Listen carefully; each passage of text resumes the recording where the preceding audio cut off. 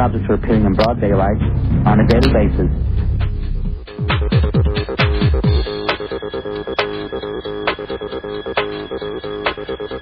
I've seen too much from the secret government.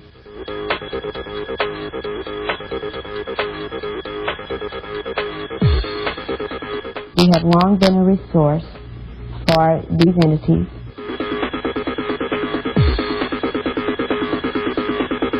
We are a resource for their benefit.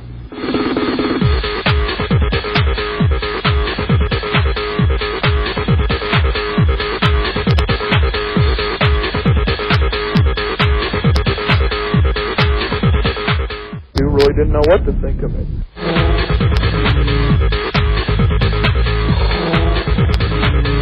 We're not exactly totally and completely sure of what is going on with this phenomenon.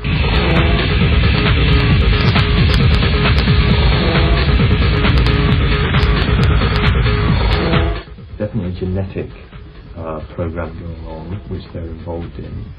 They turn around and they have stated that they come to the Earth because it has such a rich diversity of genetic material.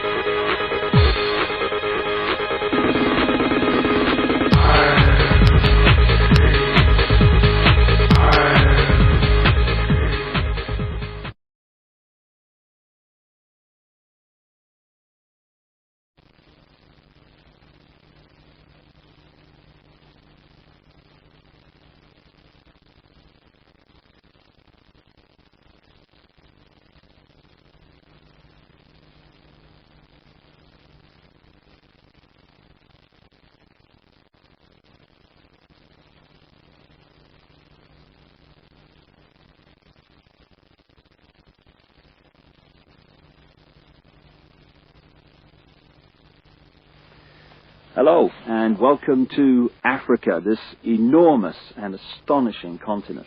South Africa, to be more precise, just a short drive outside Johannesburg. And I'm here to talk to a remarkable man, Credo Mutwa. When I first came to South Africa about 18 months ago, within 2 or 3 days, I was introduced to Credo Mutwa. I'd never heard of him at the time, but from the moment I met him, I didn't stop listening and he didn't stop talking for at least 5 hours. And within the first few minutes, I realized I wasn't just in the presence here of a man of great knowledge, and he's certainly that. I was in the presence of a genius, a unique human being. And Credo Mutwa is without doubt the most incredible man it has been my honor to meet. Credo is what some people around the world call a shaman, and some deeply, deeply ignorant people call a witch doctor. And to give him his official title, he's a Sanusi in the Zulu nation. Sanusi is the carrier, the keeper of the ancient knowledge of so much, including the ancient knowledge of history of Africa, where all this came from, where the people came from, what the truth of history is, instead of the largely nonsensical version of history that we get through the universities and the schools from very, very well-educated professors who know. There are only 2 Sanusis left in South Africa. Credo is one. And that's terrifying, because it means the true version of the history of this continent is dying. Being lost to this official nonsense that we're told is history, but is absolute garbage. History has been rewritten, and the people who can put that history together again are going out of this world as they age and are not replaced. So you're about to have, as I have, the enormous privilege of hearing this man talk and seeing his knowledge preserved for as long as the electronic medium exists. He is the official storyteller and keeper of the history, the knowledge of the Zulu people. But you know, knowledge is a very dangerous thing when you're trying to hold people down into a mind prison, you're trying to manipulate them, you're trying to control them.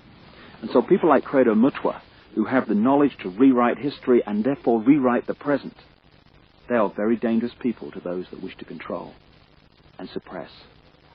This man has had endless threats to his life, endless attempts on his life, right up to the last few days. And he has upset the hierarchy of his own people as much as he's upset those others in other cultures and other races that wish also to suppress the truth for reasons of preserving their own religious domination or keeping people in ignorance. And so I've come here to talk to Credo at length about many things. And this is a series of unique videos with a unique man. And what we're going to start out with is to concentrate on a bizarre story. An off-the-wall story, you would think, but one which he is confirming at every turn from his own background, his own unique knowledge of this continent. Over the last few years, as I've been trying to uncover how the world's controlled by a few people, which it is, and who those people are, it has emerged from my research that, bizarre as it may seem, a reptilian race from another world, interbred with humanity in the far ancient world, creating hybrid crossbreed bloodlines. You see references to these in the Old Testament and into endless of the ancient texts. In the Old Testament it talks about the sons of God, which in the original is sons of the gods, plural, interbreeding with the daughters of men to create the hybrid race, the Nephilim. These gods were the literal gods of the ancient people. And they used to sacrifice people literally to the gods. And these crossbreed bloodlines, as ancient accounts tell around the world, were put into the positions of ruling royal power in the ancient world. And then, as is happening today, when you do the genealogy of the ruling families and the ruling positions of power in the world, be they the 42 presidents of the United States up to Bill Clinton, be they the British royal family, be the aristocracy of Europe, any of these key ruling elites, the top of the banking system, the top of the global business system, you hit the family lines which go back to these same ruling lines of the ancient world, royal lines, that the ancient accounts say were the crossbreeds between humanity and these reptilian gods. In other words, a reptilian extraterrestrial race has been controlling planet Earth for thousands of years to this day and putting its genetic compatible bloodlines into the positions of power as presidents, prime ministers, banking leaders, business leaders, etc. And this explains so many things. Where we get the divine right of kings from, the divine right to rule because of the bloodline, the genetics. Why these ruling families of the aristocracy and the royal families have always incessantly interbred with each other, just as the Eastern establishment families of the United States do, that produce so many presidents and banking leaders and administrators of government in the United States. And astonishingly, bizarre as I keep saying, and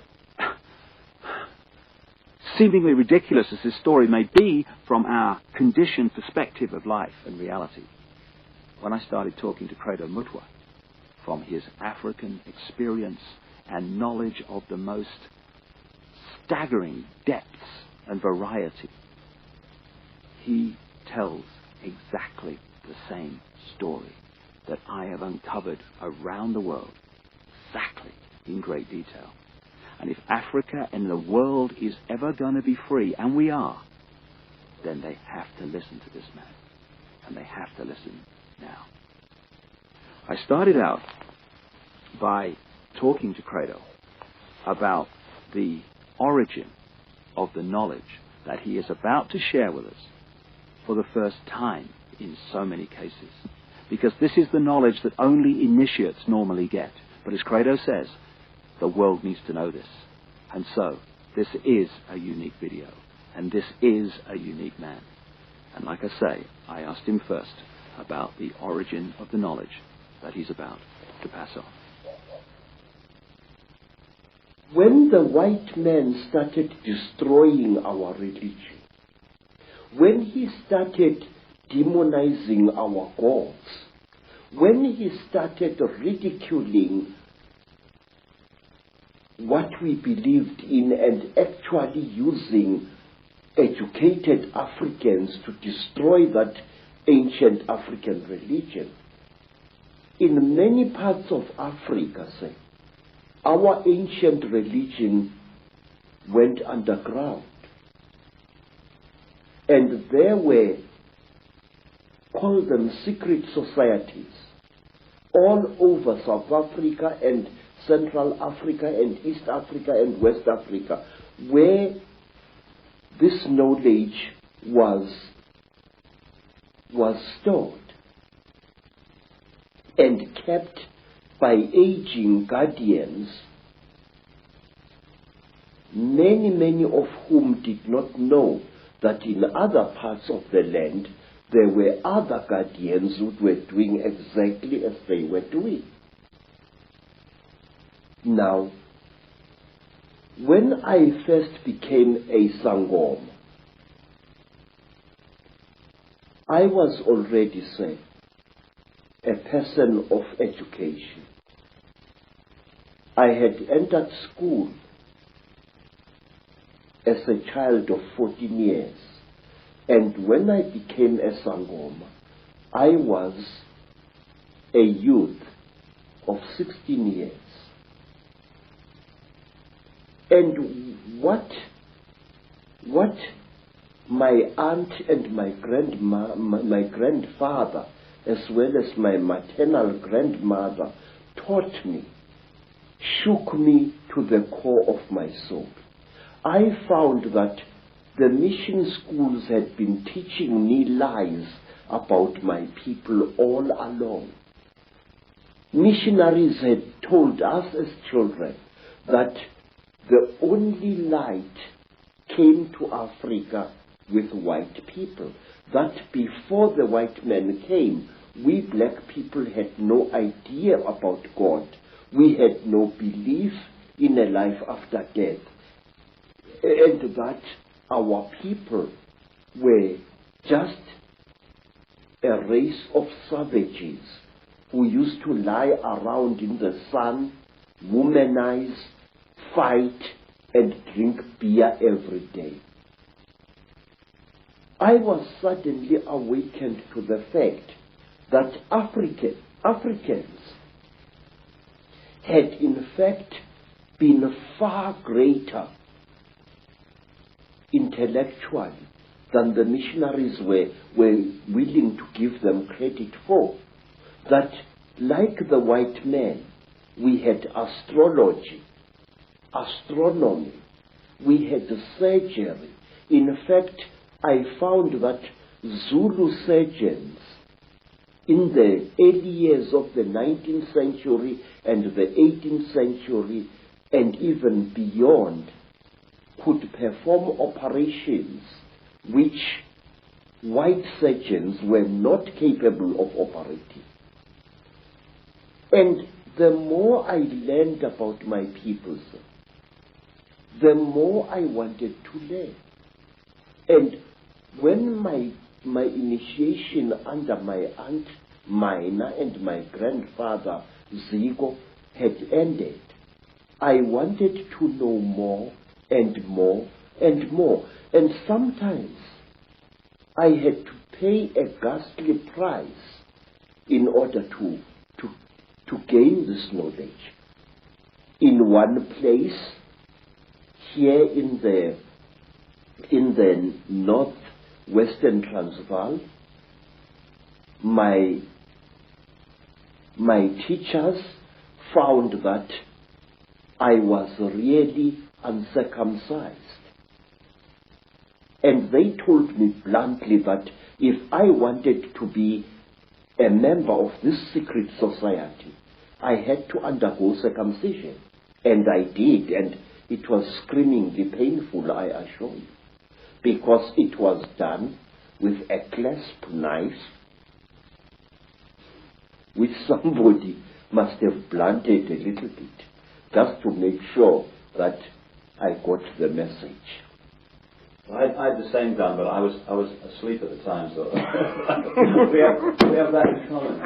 And say, in some places in southern Africa, if you wanted to learn the secrets of a certain secret society, you had to do dreadful things which I cannot repeat here. And at one time, in Barotse land, in the west of what is today Zambia,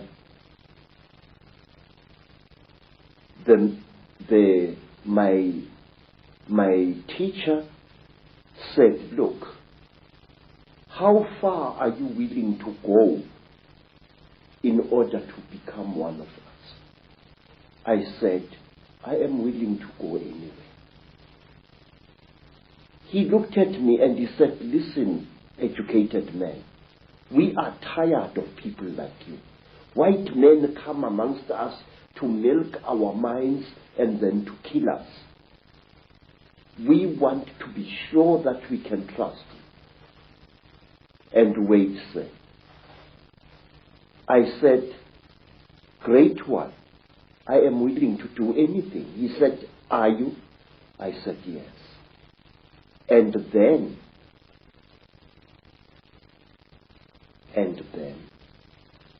they went into a graveyard, and from there they removed the hand of a corpse, dead 2 days, and they brought it and they challenged me to cook it and eat it.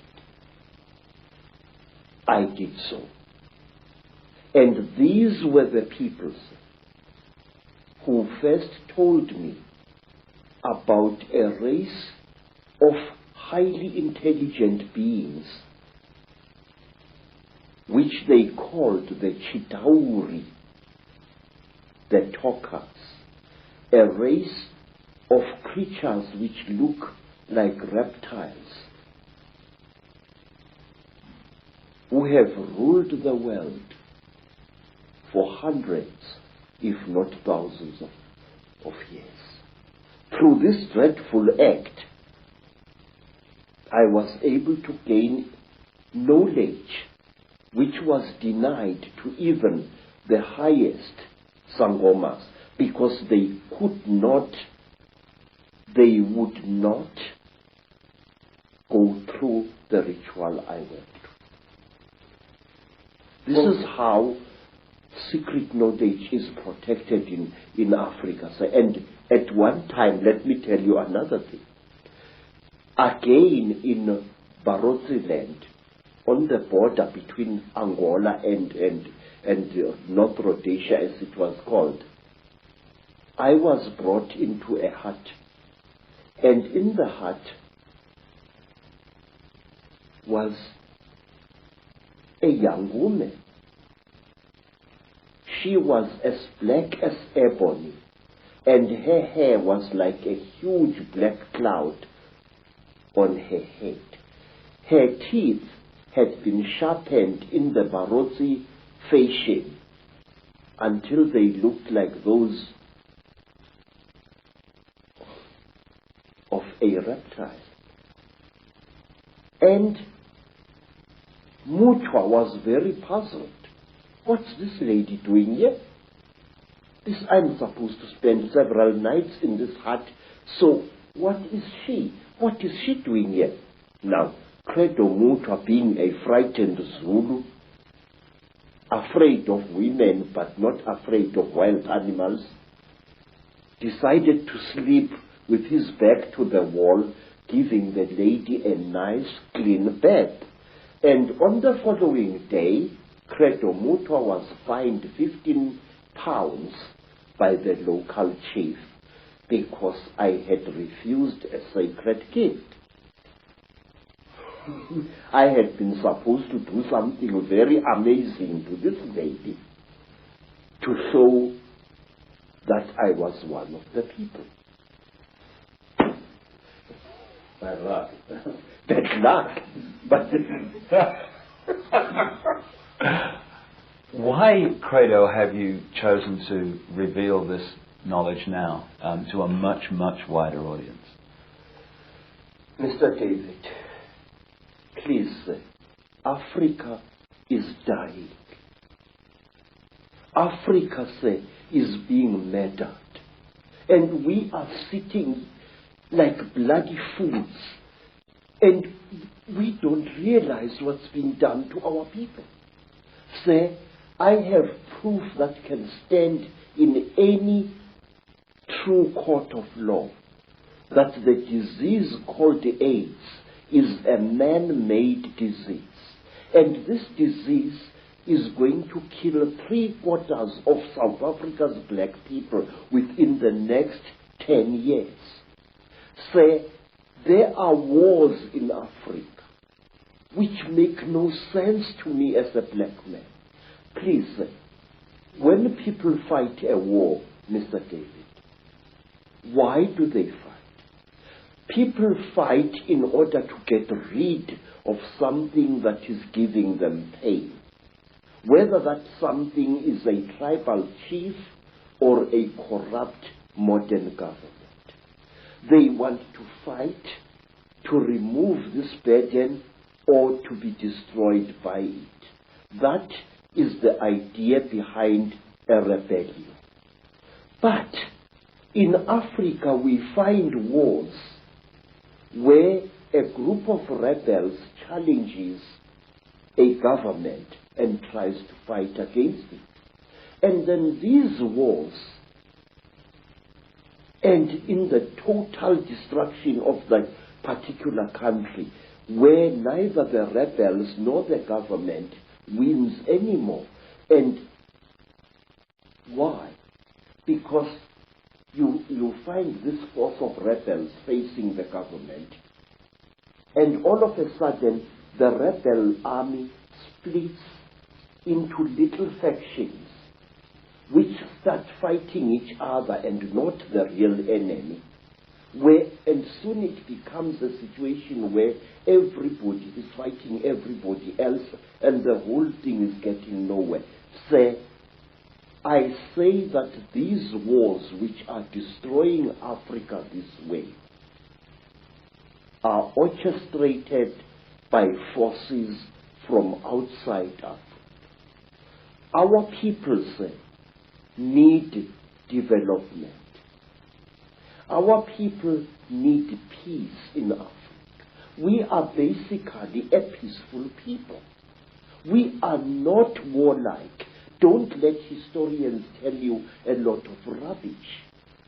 Africa is not perceived by the people outside her as she really is.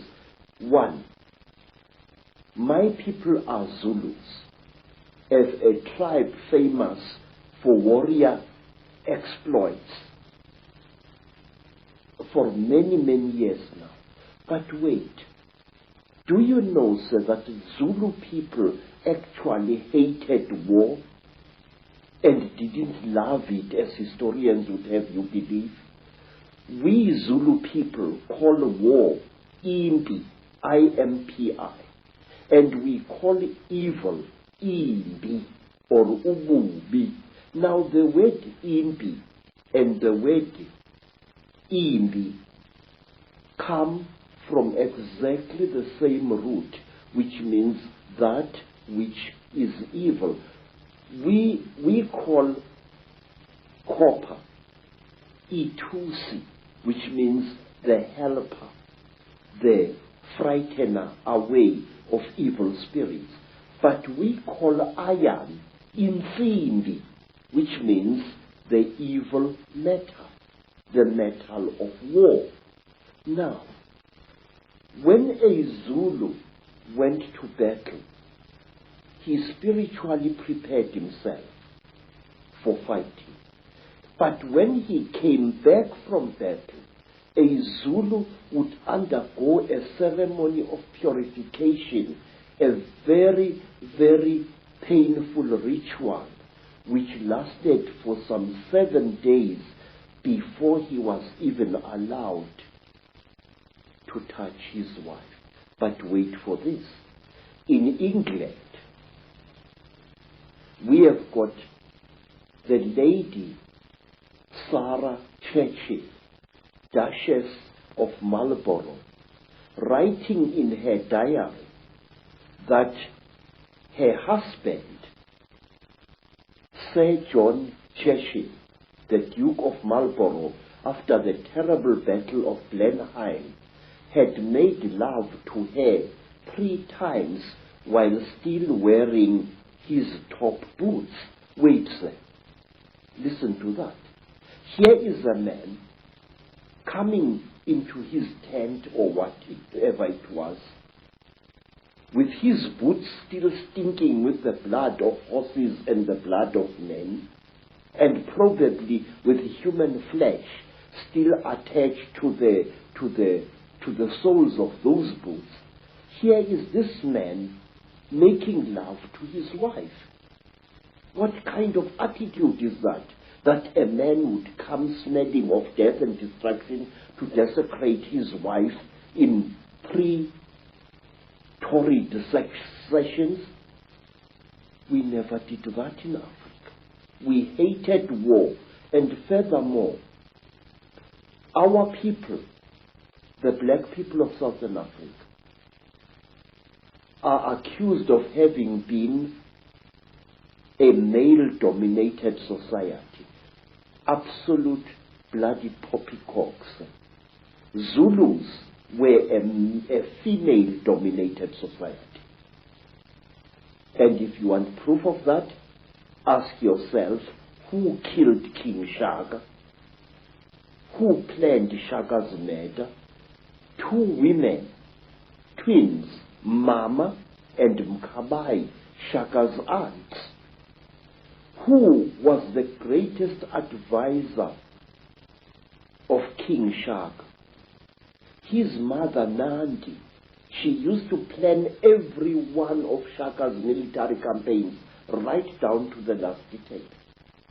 So, everywhere in South Africa, our word for great also means female, but that is something we shall discuss at another time.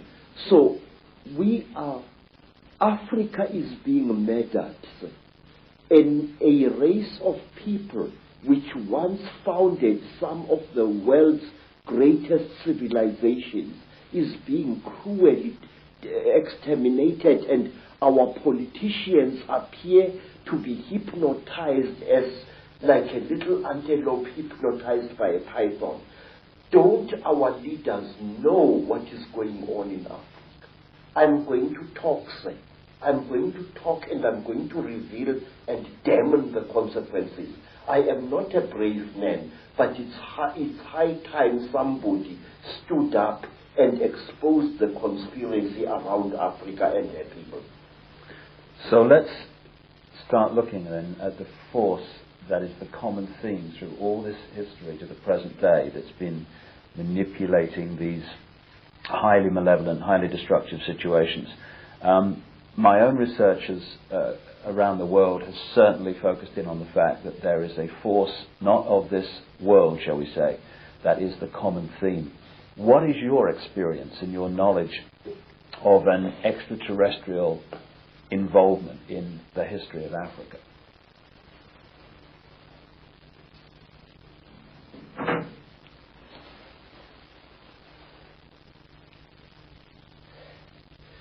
One of the most secret stories that was revealed to me, sir, is about these beings.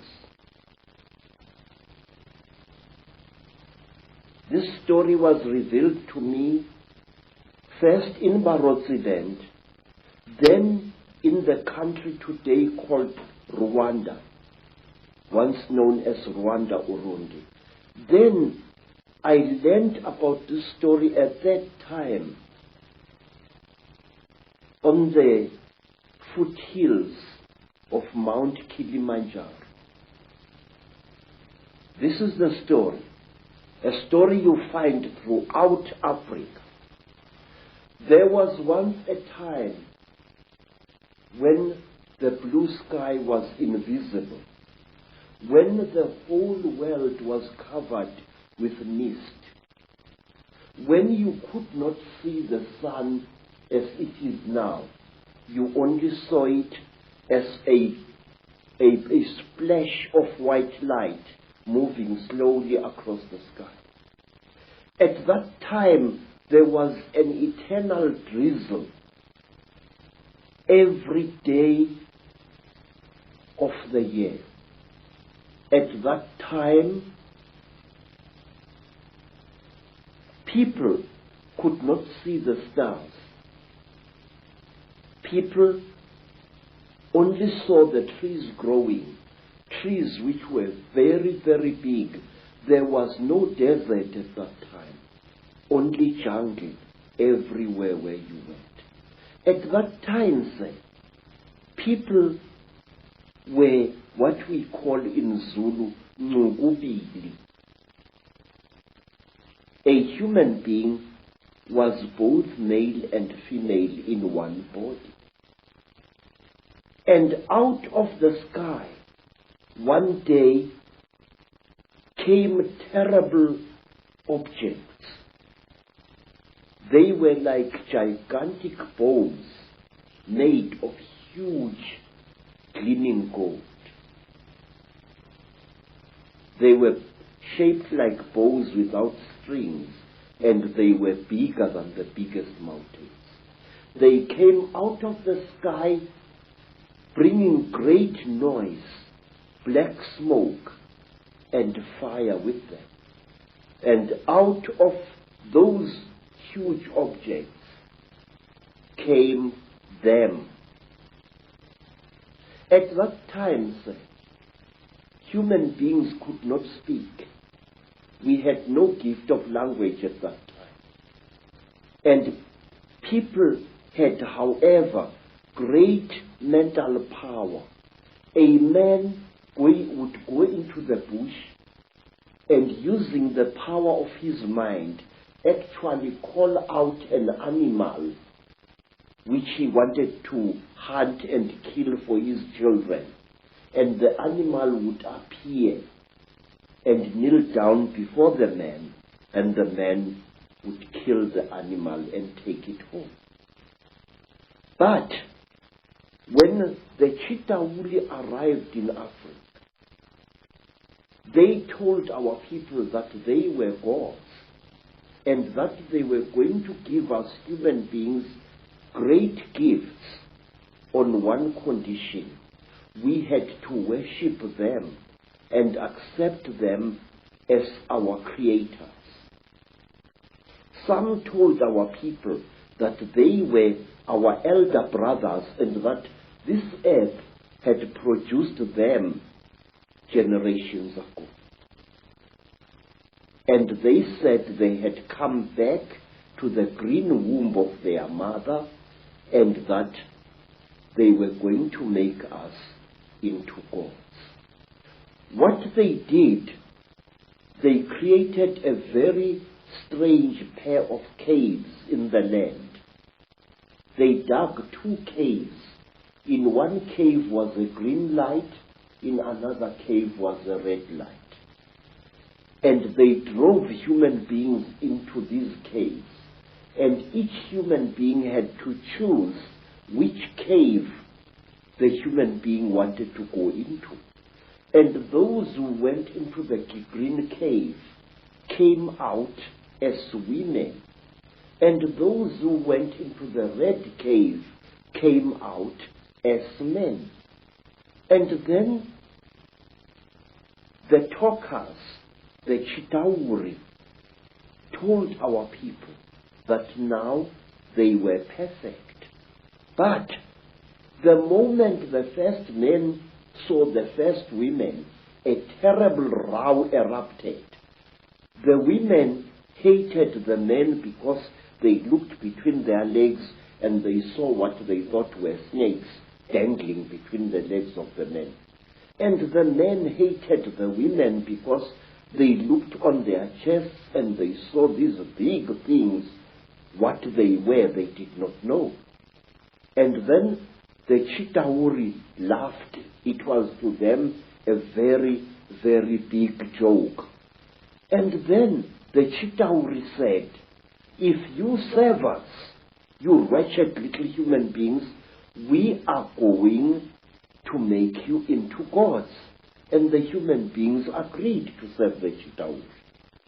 And the Chitauri gave human beings a second gift, the gift of language. People started talking with their tongues where they had talked with their minds before. And there was a big rubbish starting again, because this man did not know the language of that man. And when this man greeted that man, this man thought that he was being insulted, and so a lot of murder and culpable homicide started taking place all over the world. When our people were given language, they found to their horror that they had lost much of their mental powers. They had paid a terrible price. But the Chitauri were now the masters of human beings. They made them, the human beings, to go into holes in the ground and to mine metal, gold, copper, tin, all kinds of metal. The Chitauri forced our people to mine. And the people were very unhappy because they couldn't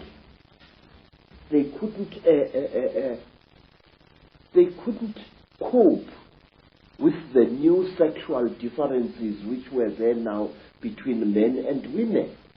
And then from amongst the Chitauri came a very good female Chitauri. Her name was Mai Nzarantwari Samahongo.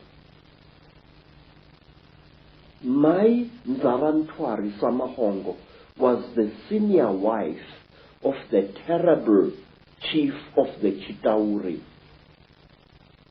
Umbaba Gorontwari Samahongo. She was sorry for human beings, this great reptile lady. She said to the poor people, "Ow, you are unhappy." And the people said, "Yes, great one. We go into the holes every day, we dig the stones and we bring it to the gods, but we are not happy." And Mai Nzarantwari scratched her scaly chin and began to think and to think. She was terribly ugly.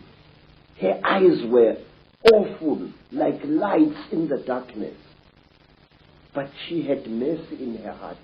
And she taught the men and the women how to make love. And she said, "Look, we divided you into males and females. Now this action is going to bring you together." But it did not, because anyone who receives a gift from the Ntwari, the children of the python, is always in trouble. What happened was that when one guy slept with his wife, he didn't find her much, so he went to steal another guy's wife, and there was a big remorse, as we say in Afrikaans, starting. So men started stealing each other's wives and each other's girlfriends, and women started stealing each other's husbands, and there was a big nonsense in the land. And King Umbaba, the terrible lord of the Ntwari, the reptile people, said, "Look what you've done, you stupid old woman. Now these people, they are making such a noise. Listen to all that screaming in the bush. They are busy making love there, and our gold is not being dug, and you are responsible for this. Zavantwari thought and thought and thought and thought, and then she got a plan, and she said, I will make them stop. When they make love to each other, the female is going to get pregnant. And when she is pregnant, the male is going to leave her alone, and that noise in the bush will not be so disturbing to you, my lord. And Baba said, you had better. There is no production here. And so all the women in the world was pregnant, and Baba was furious with his wife. And so it went on and on, until one day, Zavantwari activated a black hero called Mweru. And Mweru challenged the great chief of the serpent people to a fight. And he cut off the royal penis of the king of the snake people. And that caused a big war. Mweru ran away. But Baba, the terrible chief of the people, caught him and arrested him and brought him to his village. And there, the great chief Korontwari Baba said, look, you cut off my thing, and I have replaced it with one made of gold, and I can't make love to my wife anymore. You think too much, you wretched little human being. Now, Baba had a terrible nail in one of his hands, a claw. And with this claw, he drove the claw into poor Mweru's nostril, making a terrible hole into his brain, and he started drinking Mweru's brain, and then he threw away the corpse. To this day, we believe that the people, the Chitauri people, they eat human brains. And strangely enough, scientists have found skulls where the human brain has been removed and eaten by someone or something. Well, hearing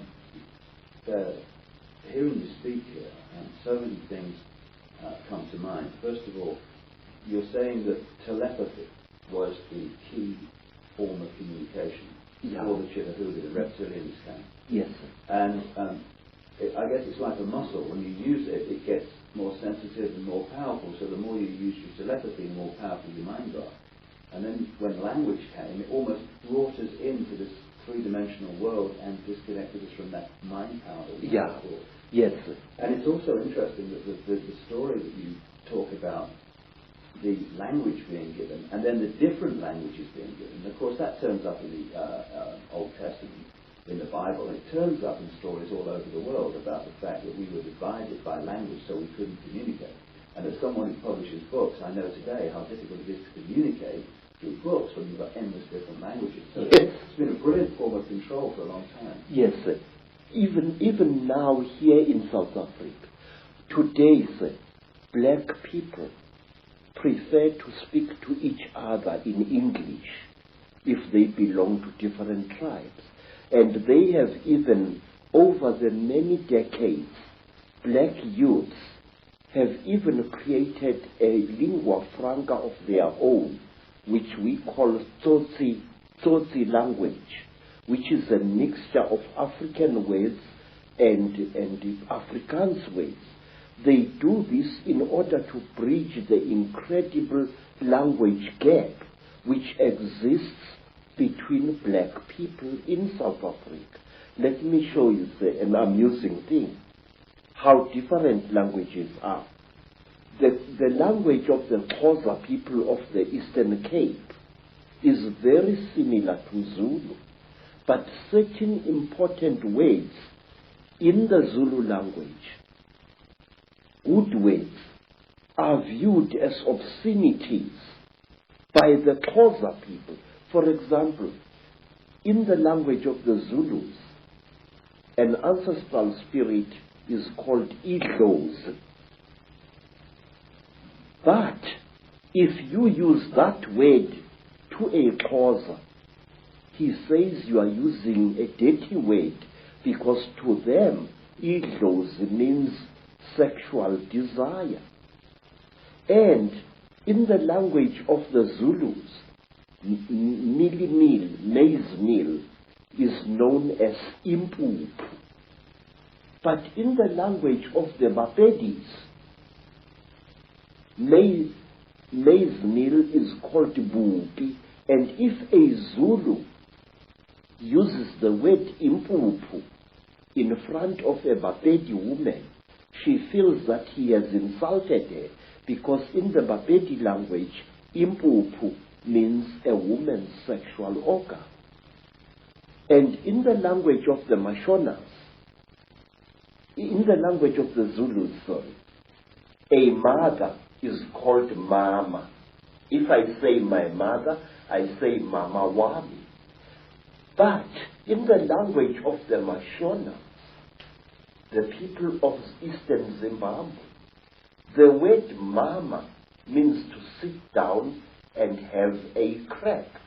So one day when I said to my Mashona host, Ngikhumbule umama, which in Zulu is, I remember my mother, I'm missing my mother, the Mashona gentleman immediately took me and directed me to his pit latrine at the back of his house. Because in the Mashona way, mother is my, not mom. So you see this terrible difficulty, this subtle problem of language is a very big obstacle to communication in Africa. So we designed languages. There's another language called Fanagalo, which is a lingua franca consisting of African words as well as nonsense words and Zulu words, which was used a lot in the mines in the 1930s, 40s and 50s. So to bridge this great language gap, we have created artificial languages in Africa. But today, English is the preferred language of communication. Some say we should learn French, also another language of communication in Africa. Some of the problems of language can be funny, but it is the same situation, the divide and rule, that is actually, in other expressions, created this tremendous turmoil in Africa and other places in the world. And we're looking from my research, and staggeringly hearing you talk, you're saying exactly the same as I've come across. It's incredible confirmation that a reptilian race from another world has been behind the manipulation of humanity for a very, very long time. Now, what do these Chitauri actually look like, the reptiles?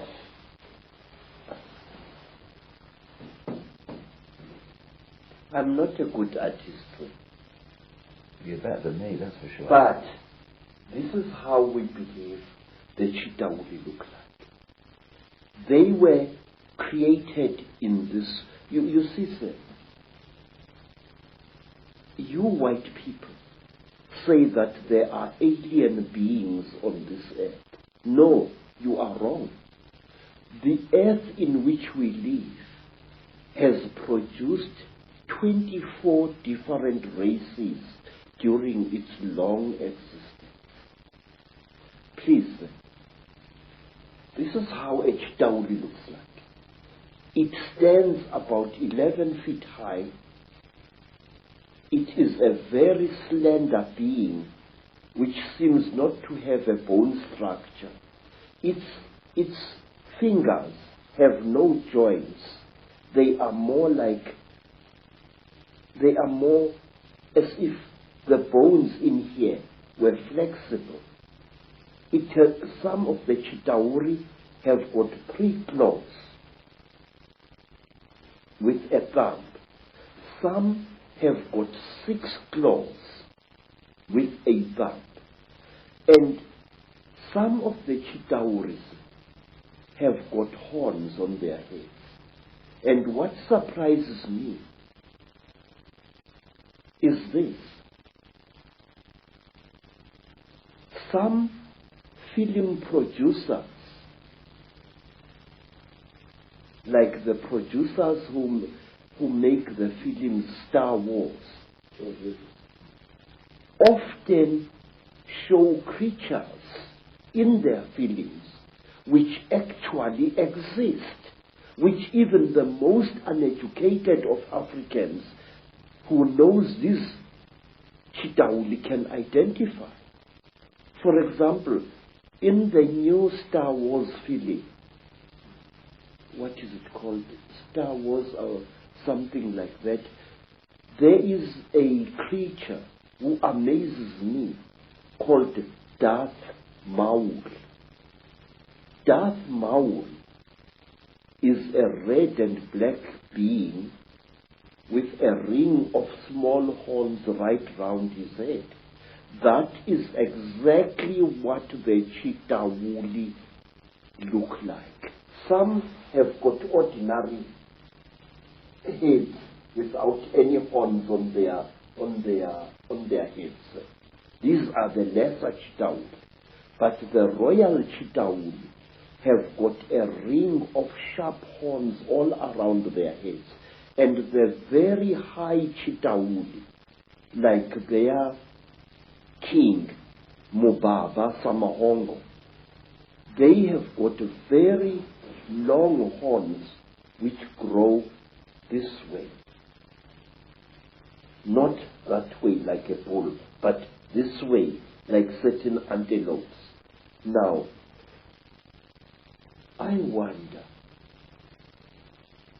just wonder where these film producers get their information from. And in one strange film, which my student called me to come and watch, the thing called Stargate 2. Mm-hmm. And in that film, there was a creature, a very slimy, cream-colored creature with heavy wrinkles on its face. It was a spitting likeness of Mubaba Samahongo, the terrible emperor of the Chitauri. Well, clearly there's a tremendous amount of knowledge of what's been going on and what is going on, which comes out symbolically through films and areas of communication like Hollywood. But the thing that I'm totally stunned the more I talk to you about this is because I've been all over the world having people give me descriptions of seeing reptilian type figures, particularly people in positions of power in the world, changing into a reptilian figure and coming back again. And what they describe seeing is exactly what the knowledge of ancient Africa talks about seeing. We're talking about the same people there, which is an astonishing confirmation. And the eyes is something that keeps coming up being described. Tell me about the eyes of the Chitauri. Say, a warrior Chitauri has got eyes like a snake. These eyes are yellowish with split pupils and they glow in darkness. So if a warrior Chitauri, one of the lesser classes, is hiding in a cave, you can see its eyes burning. But a royal Chitauri has got 3 eyes. It's got the yellow eyes, which glow in a strange, almost ice-like way, like jewels, like certain types of yellow jewel. And then They have got an eye in the center of their foreheads, an eye which doesn't close up down like a normal eye does, but which closes from side to side and which opens this way. Now this eye of the Chitauri is the eye that kills, because it can knock a man down just by the fire, the glare that comes out of it. Is this where the constant recurring theme of the evil eye comes from? Yes, sir. Yes, sir. In fact, Mubaba, the emperor of the Chitauri, who is said to be still alive today, Mubaba has got a central eye. His other two eyes were stitched shut by a jealous wife.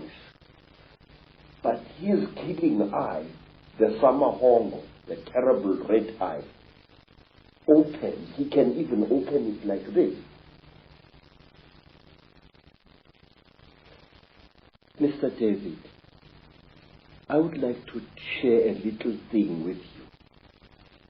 It is this: the best way to protect an evil thing is to deny its existence. And if you talk about things such as the Chitauri, if you talk about things such as the Mandinda, there are many people who say to you, rubbish, this thing does not exist. Now, in this way, this great evil is protected by being denied.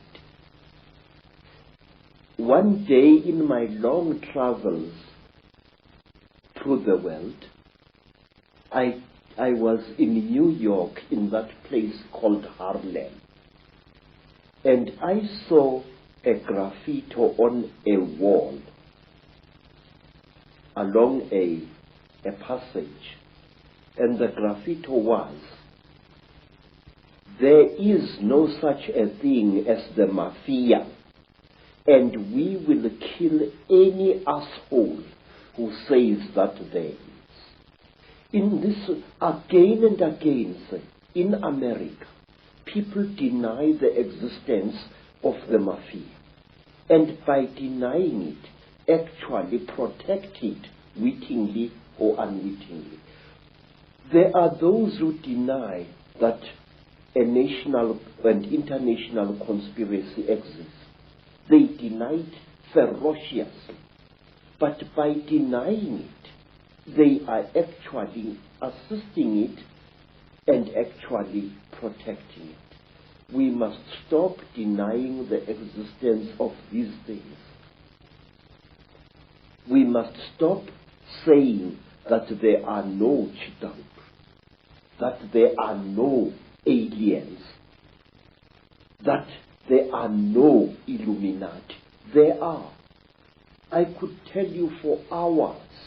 For example, do you know what we Zulu people call a person?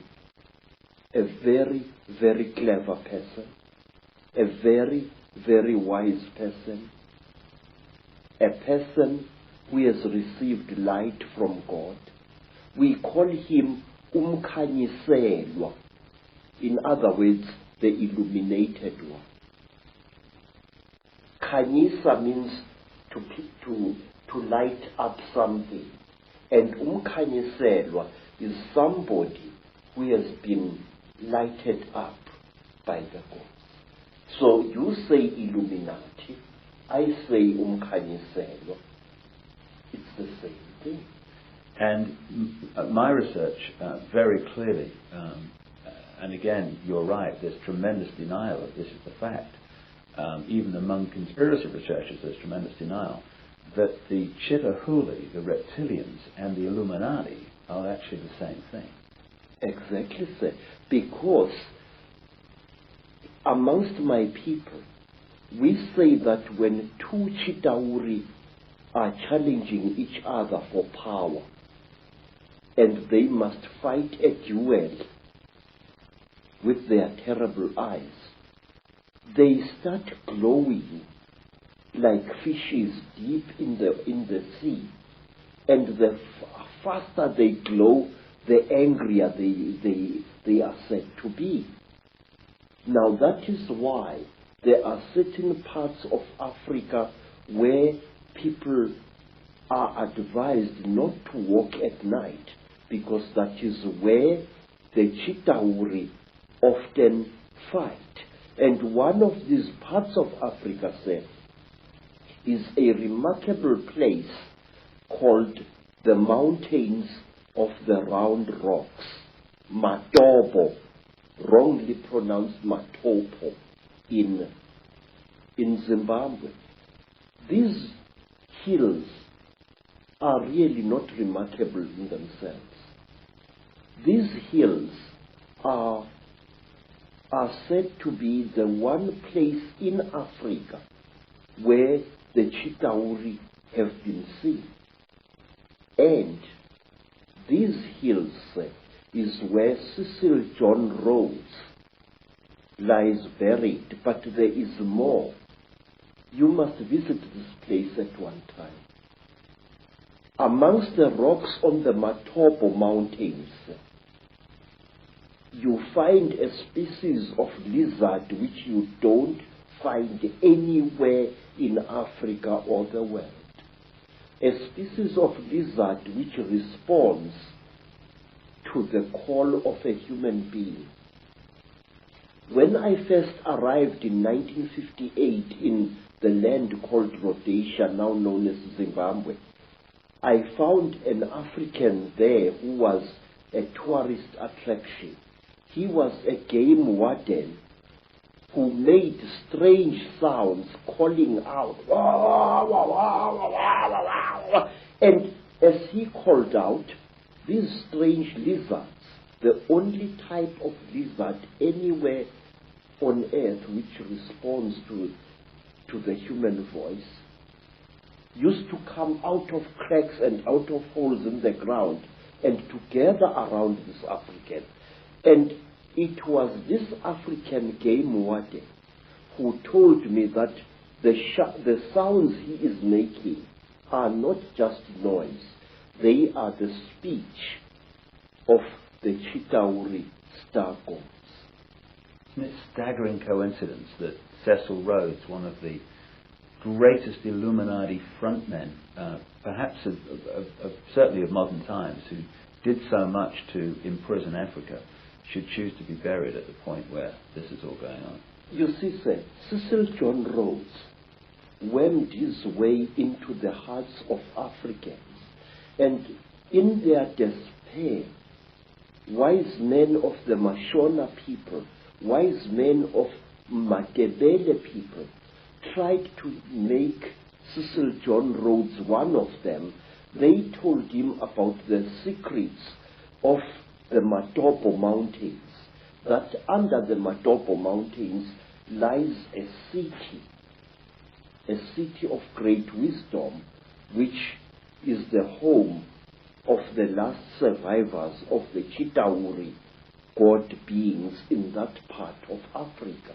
And if you go to the Matopo Mountains and you carry a 4-pound hammer and you strike certain parts of that landscape with that hammer, it gives out a hollow sound which shows you that there are caverns deep underground there.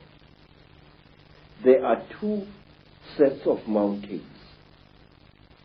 There is the Matopo Mountains, and then to the east of Zimbabwe, there are the great mountains known as the Inyangani, the Weeping Moon Mountains. There, even now, people disappear without trace.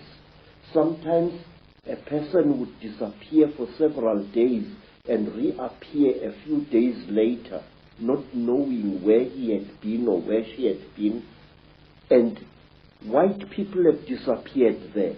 Black people in their thousands have disappeared there. It was there that I also went missing for 4 days in 1959 in one of the most traumatic experiences of my life. What happened?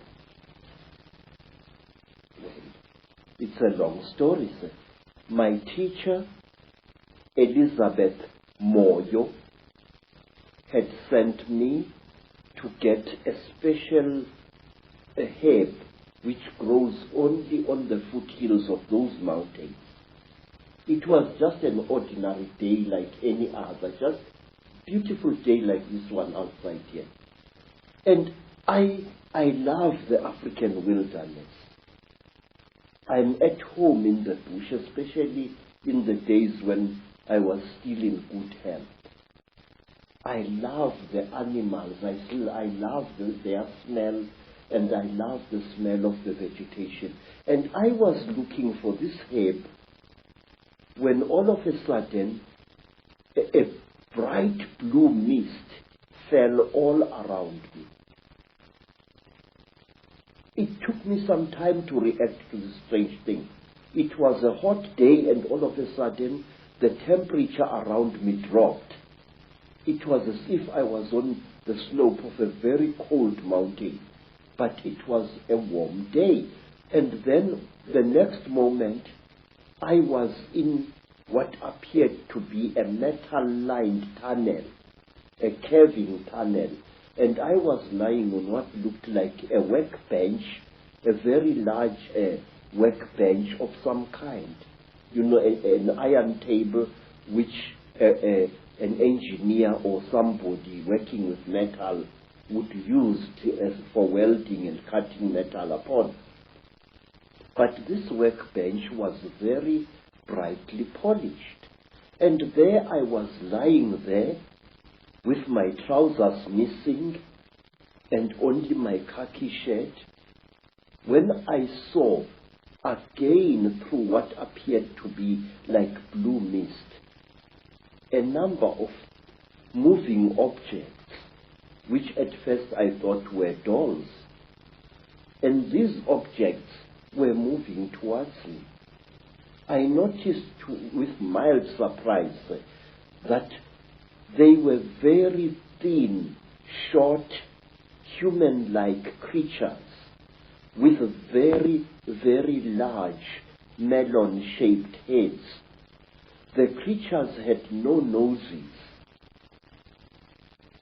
as human beings have. They had only small little holes on either side of where the nose would be, and their mouths were like knife cuts at the bottom of their faces. And these creatures were coming towards me. In color, they were gray, like certain types of fish, and they wore silvery gray garments which reached up to their necks and up to their wrists. I couldn't see whether they were wearing boots or not at that time. And while I was looking at these creatures, I suddenly was aware that something was above me, standing there, and I looked up straight into the face of one of them, a much taller one than the others.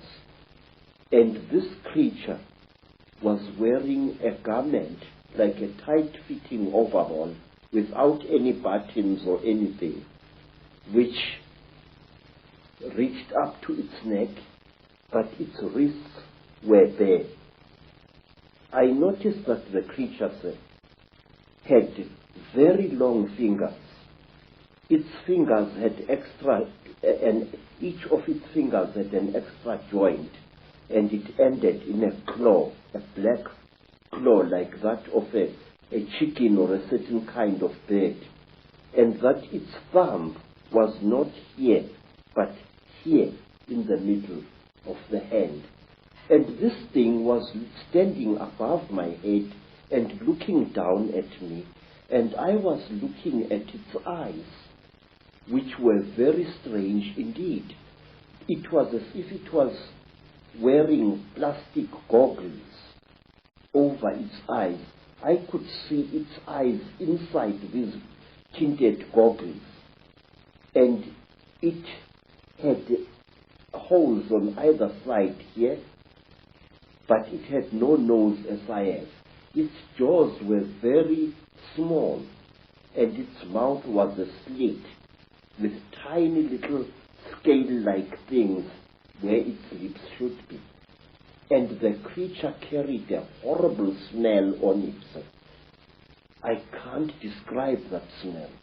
It was a metallic chemical smell which seemed to combine the smell you would smell when somebody is burning brass or copper and a very ugly chemical smell, these two smells combined.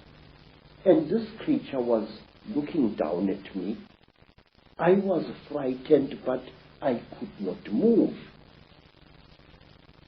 And the next thing I knew was a terrible pain on my left thigh. It was as if somebody had just stabbed me right to the bone.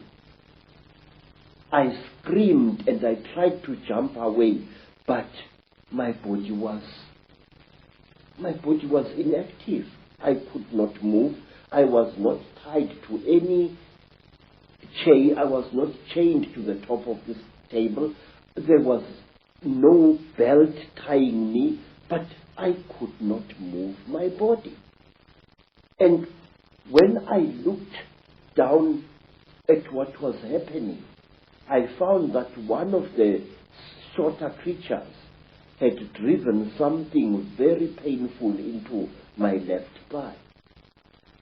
And then, while I watched, horrified, the creature pulled out this thing, and I saw that it was like a pencil made of shining metal with what appeared to be a flexible cable at the back. And before I could do anything, sir, my head was seized by the creature above me. It caught me on either side of the head like this. And then a third creature drove something into my right nostril here. It was as if I had been shot.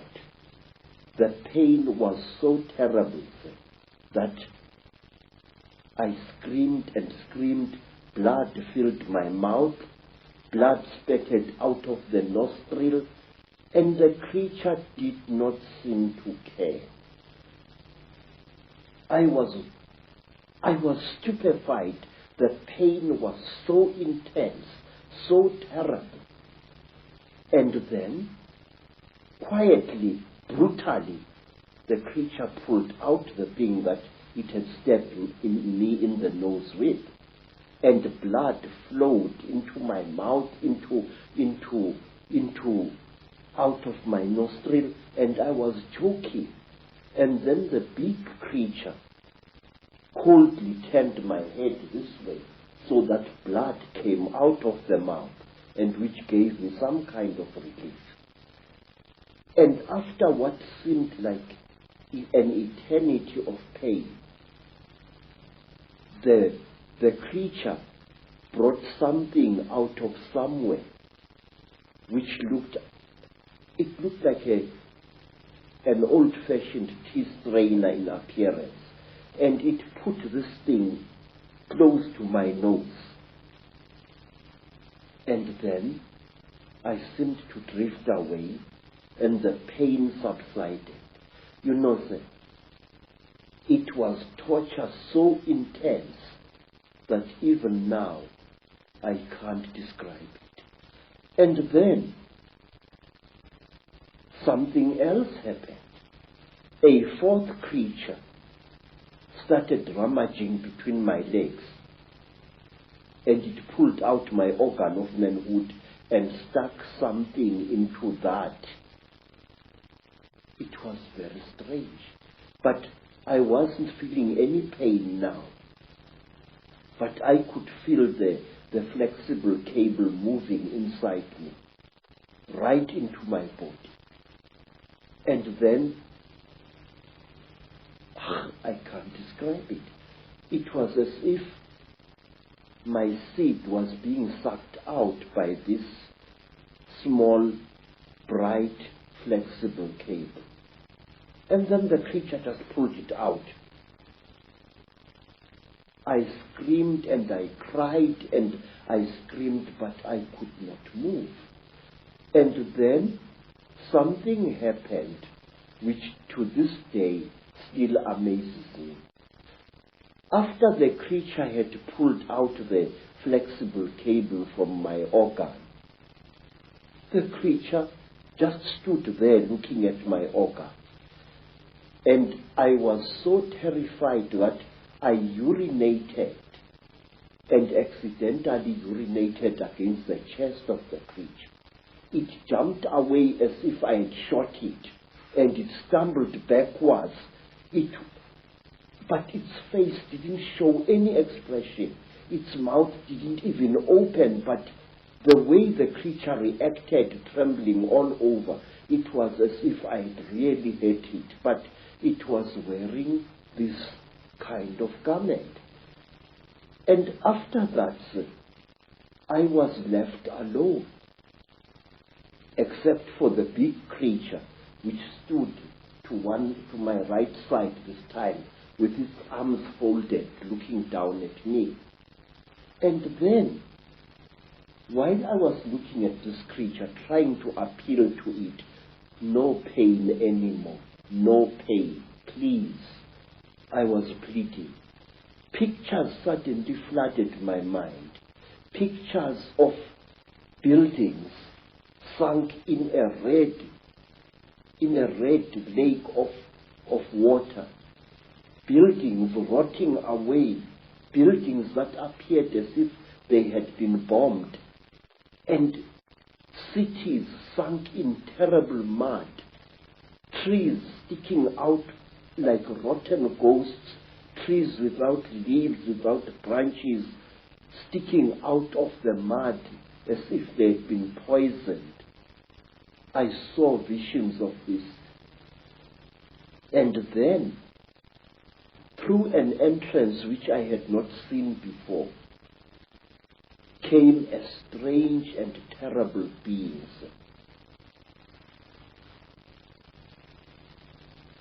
It was exactly like this. It was tall, made entirely of metal, with burning eyes and a snout. It didn't do anything. It just moved and came to stand at my left side. It didn't touch me or anything like that. It just stood there, making a strange humming sound. Wow, wow, wow, wow, wow, wow, like that.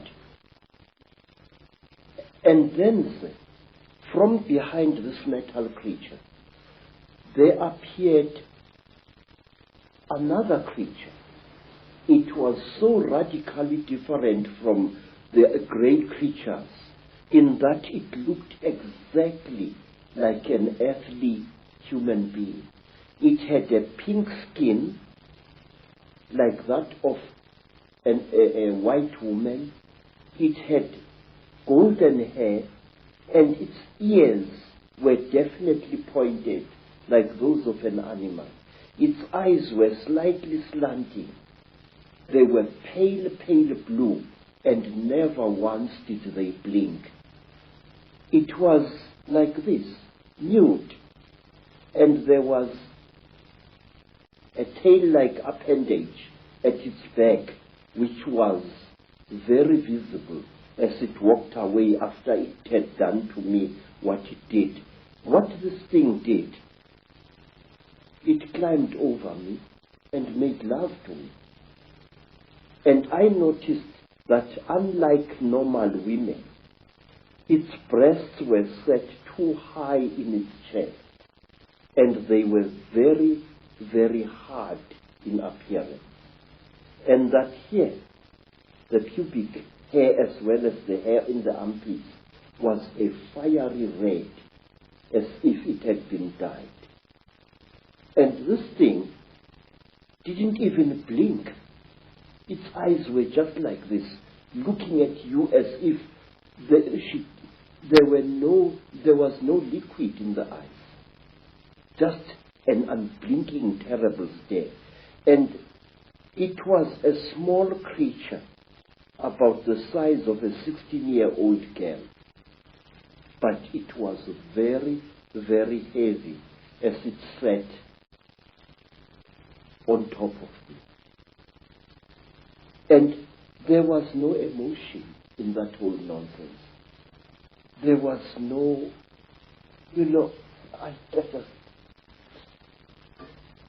and then the creatures took me out of that room after the metal creature and this pink creature had gone. This creature took me out of that room, assisted by another one. And they pushed me along a corridor which curved slowly in that direction, towards my right.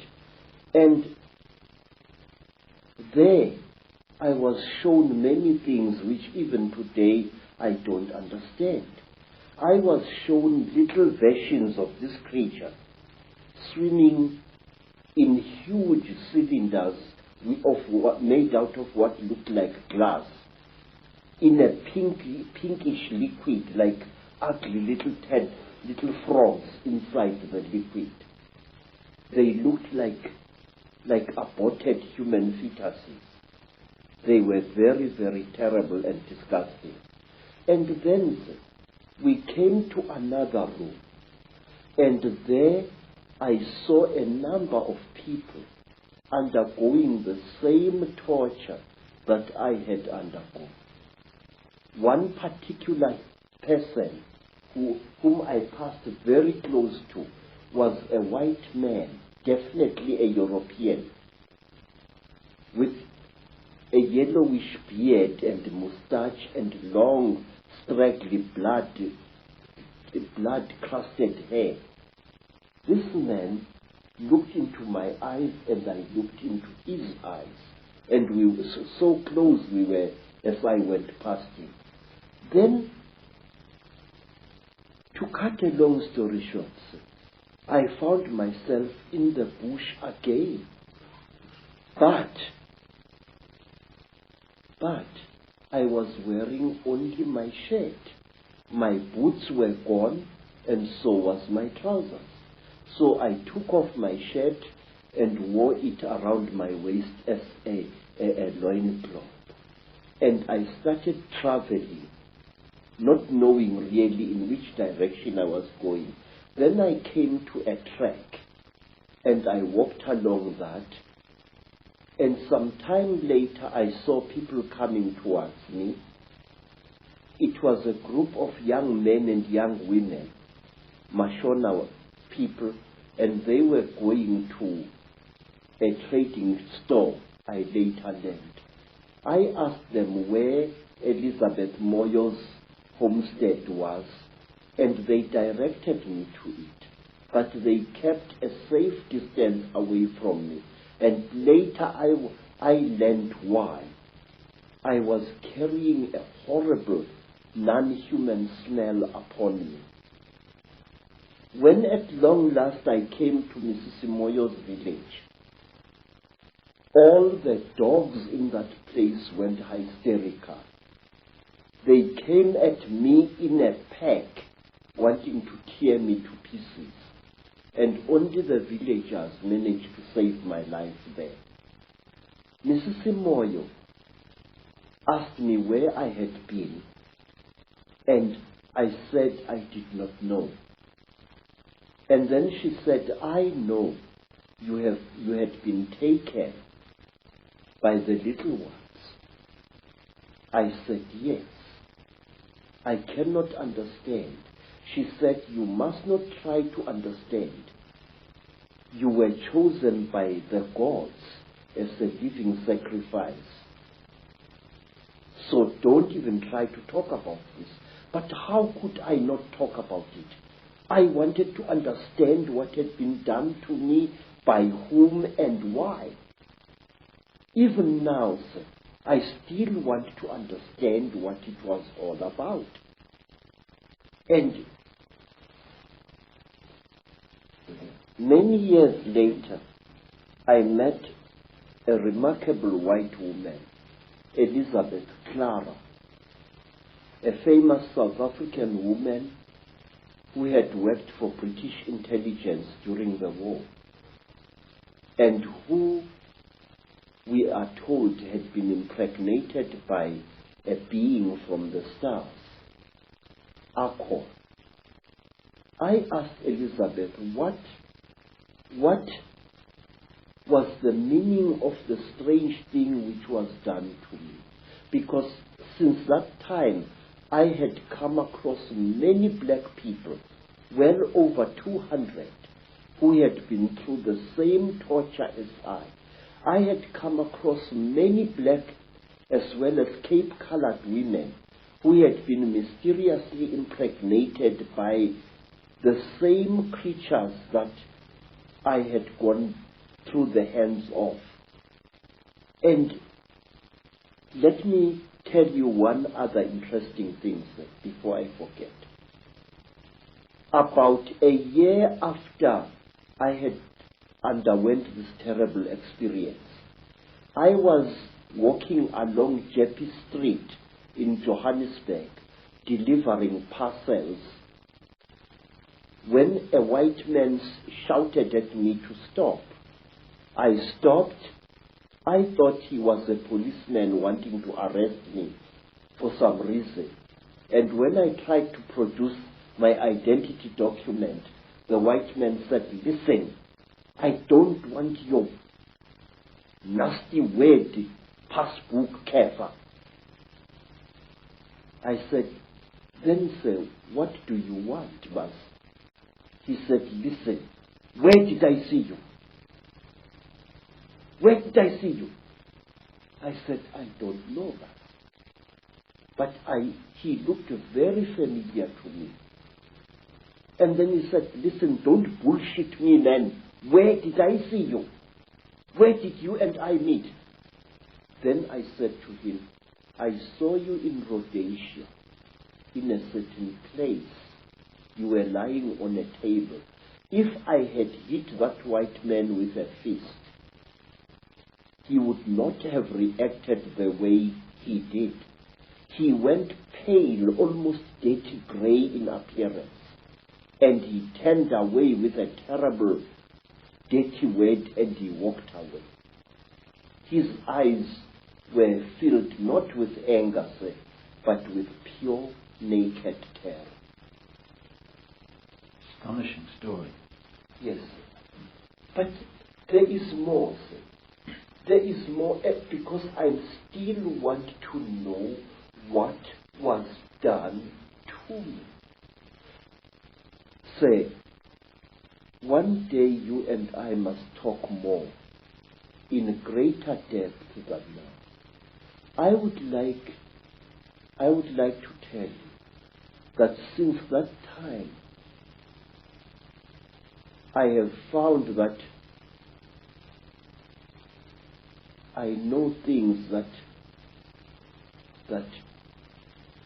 a man of my standard of education shouldn't know. These hands, and those who know me can confirm this, these hands not only have made these sculptures using ancient African metal casting secrets. These hands, believe it or not, can make guns and working jet engines. And one day I wish you to come back to South Africa and I will show you one of these things. I know things which I shouldn't know, and it started at that time. Now, you see, sir, I want to know, what am I? Since that terrible time, my life as a man was really messed up. And one day let me tell you, sir, Since that time, I have become a very confused creature.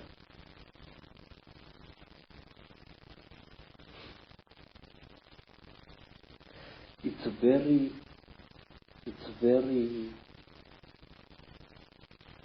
embarrassing, really.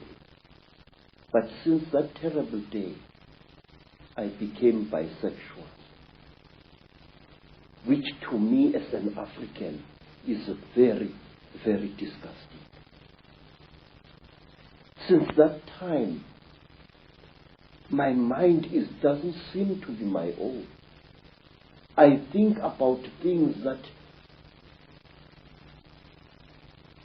a man like me shouldn't bother himself about. I worry about people. It's sickening. I have ruined my life because of worrying about people.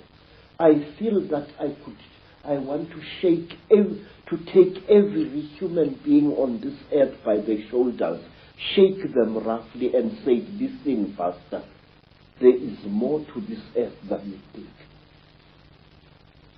Say, I have seen the Chitauri. I have smelt them.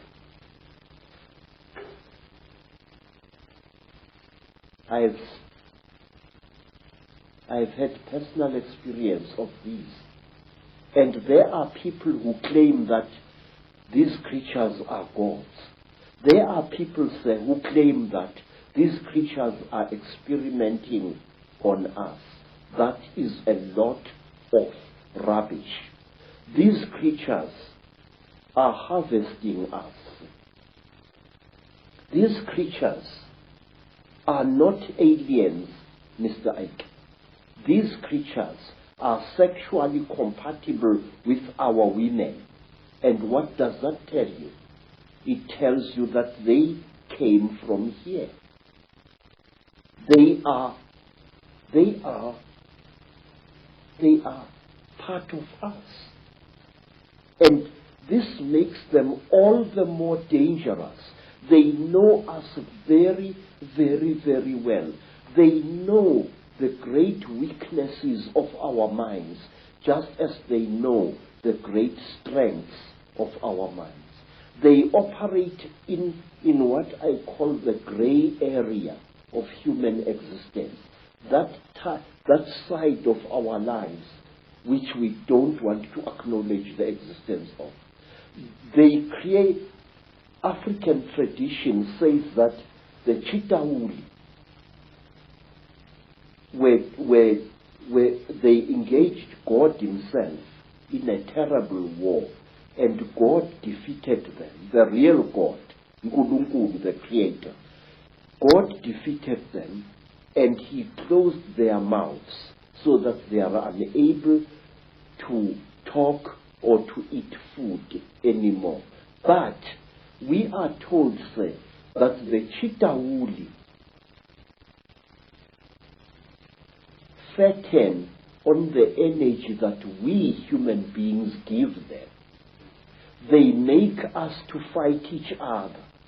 And when the whole land is drowning in death and fear and terror, when hundreds and hundreds of people are angry and afraid, the Chitauri get fat because they eat that what we call the dark power, which is brought about when human beings destroy the planet on which they live. They feed off human emotion. Yes, sir. Very, very intense human emotion.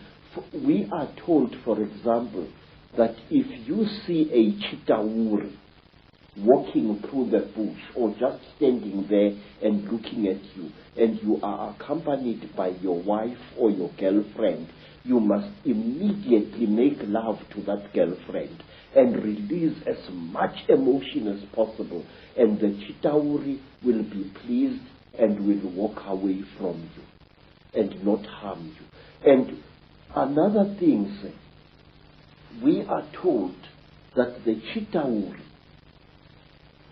eat energy which is generated when hundreds of human minds or one human mind starts thinking at certain levels. We are told that the Chitauri want us to think at certain levels. Certain wavelengths. Yes, sir. And they reward us with long life. May I ask you, sir, have you ever thought as a thinking person, why is it that in the great universities of this world you find professors who think at certain levels and who live unnaturally long lives? Albert Einstein, Raymond Dart,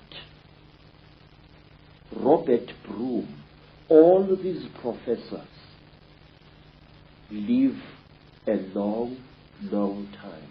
And my Aunt Mine, the last Sanusi in South Africa other than myself, is as active as a young girl, and yet she's close to her 99th year of life. My stepmother, Rose,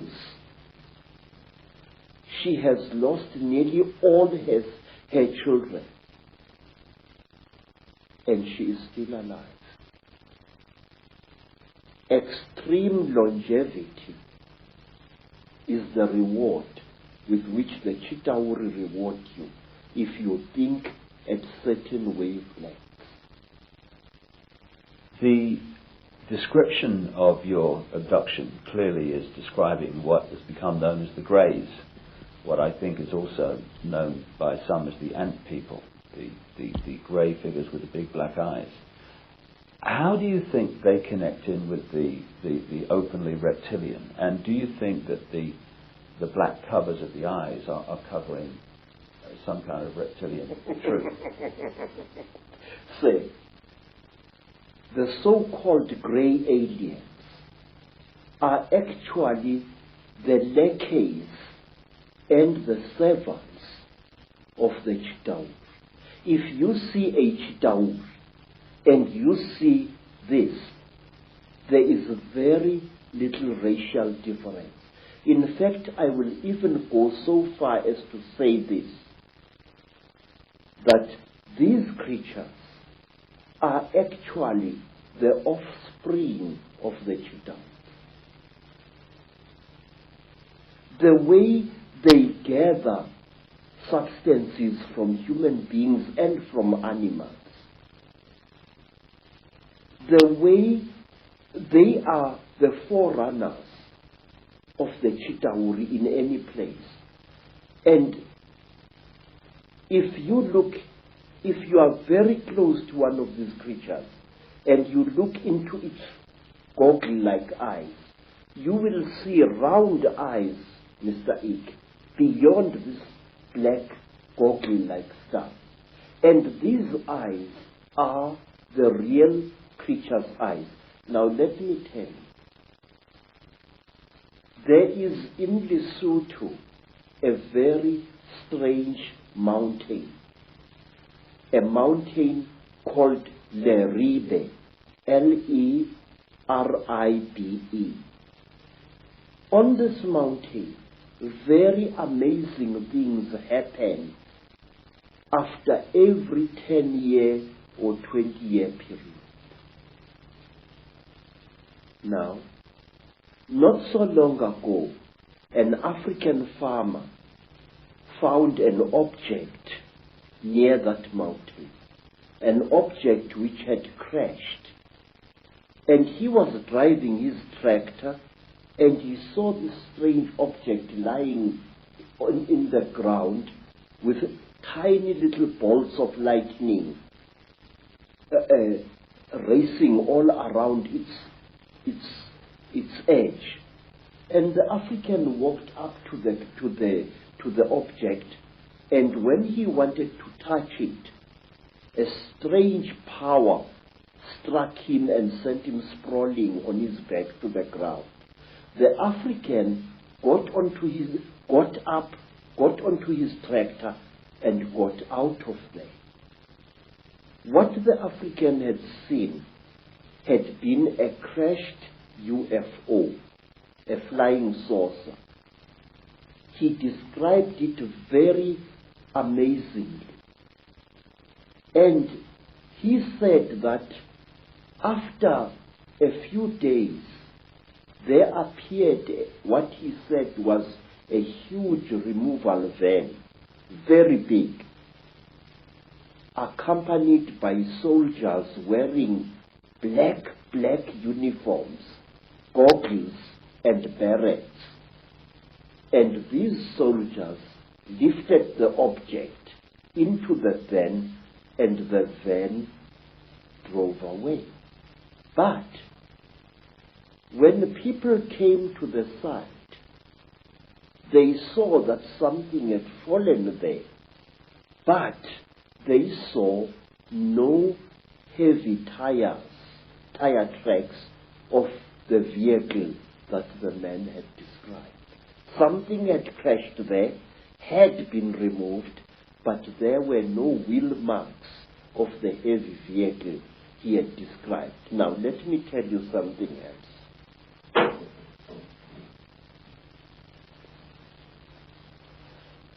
It was in 1958. In fact, I think that the incident I'm going to describe to you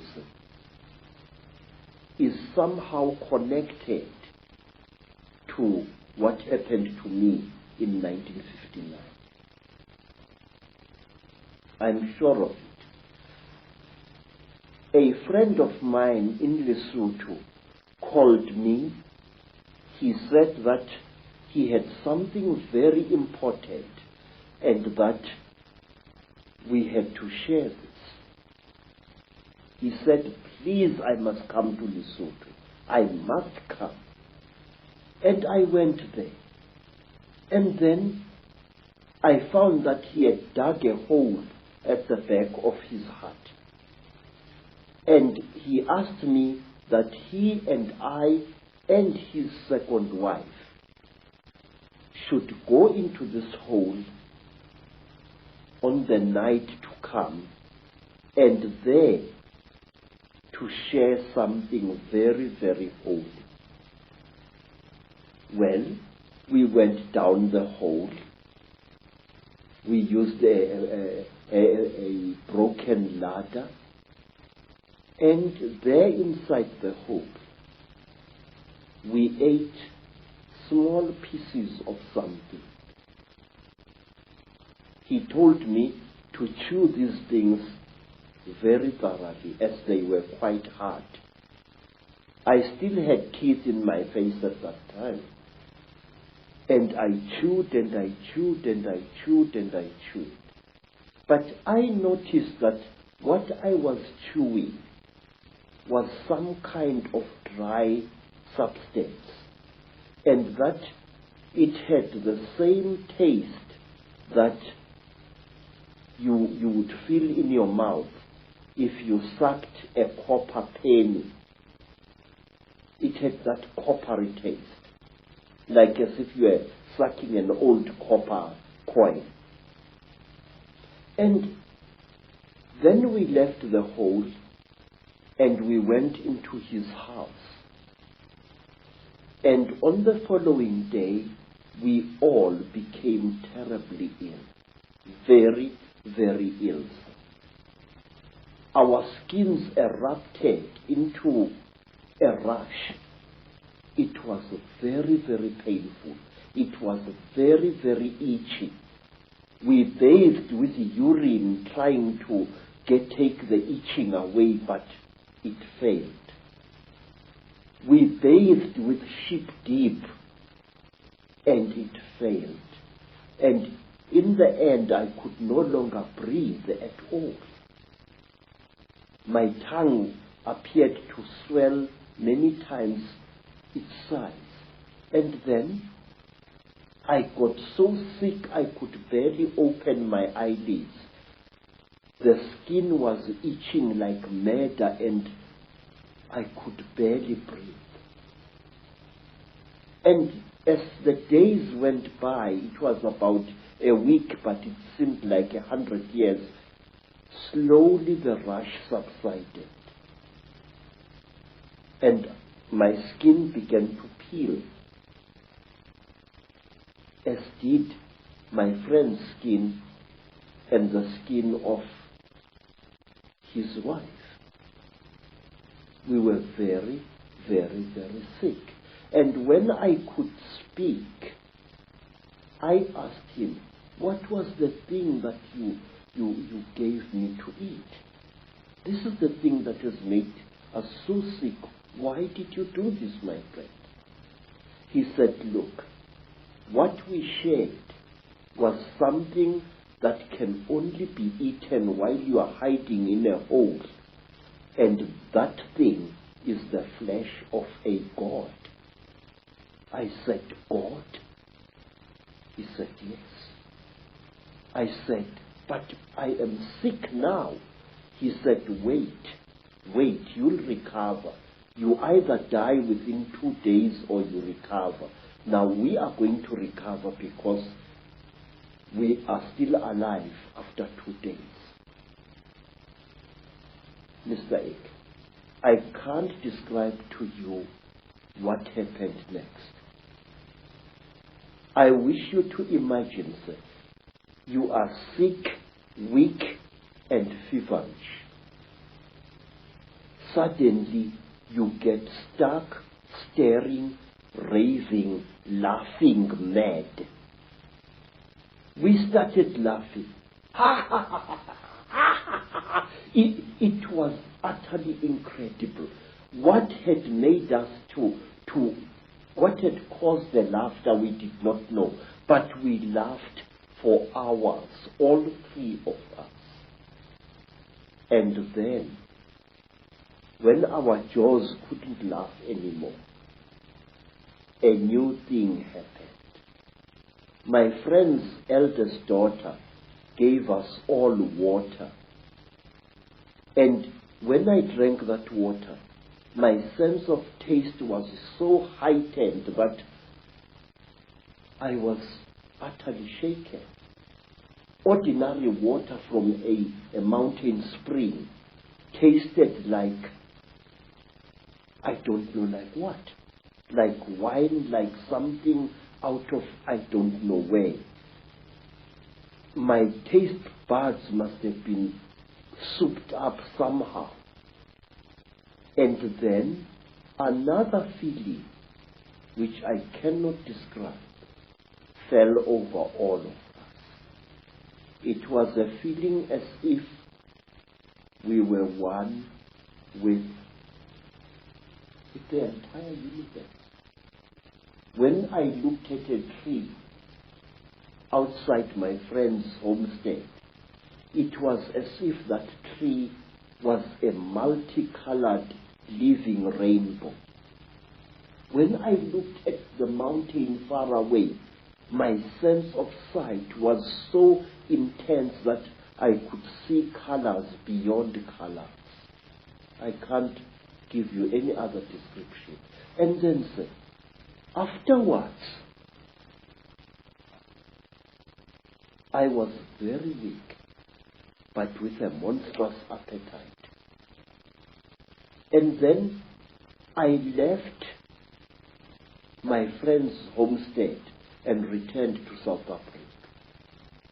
Every step of the way, I seemed like a person reborn.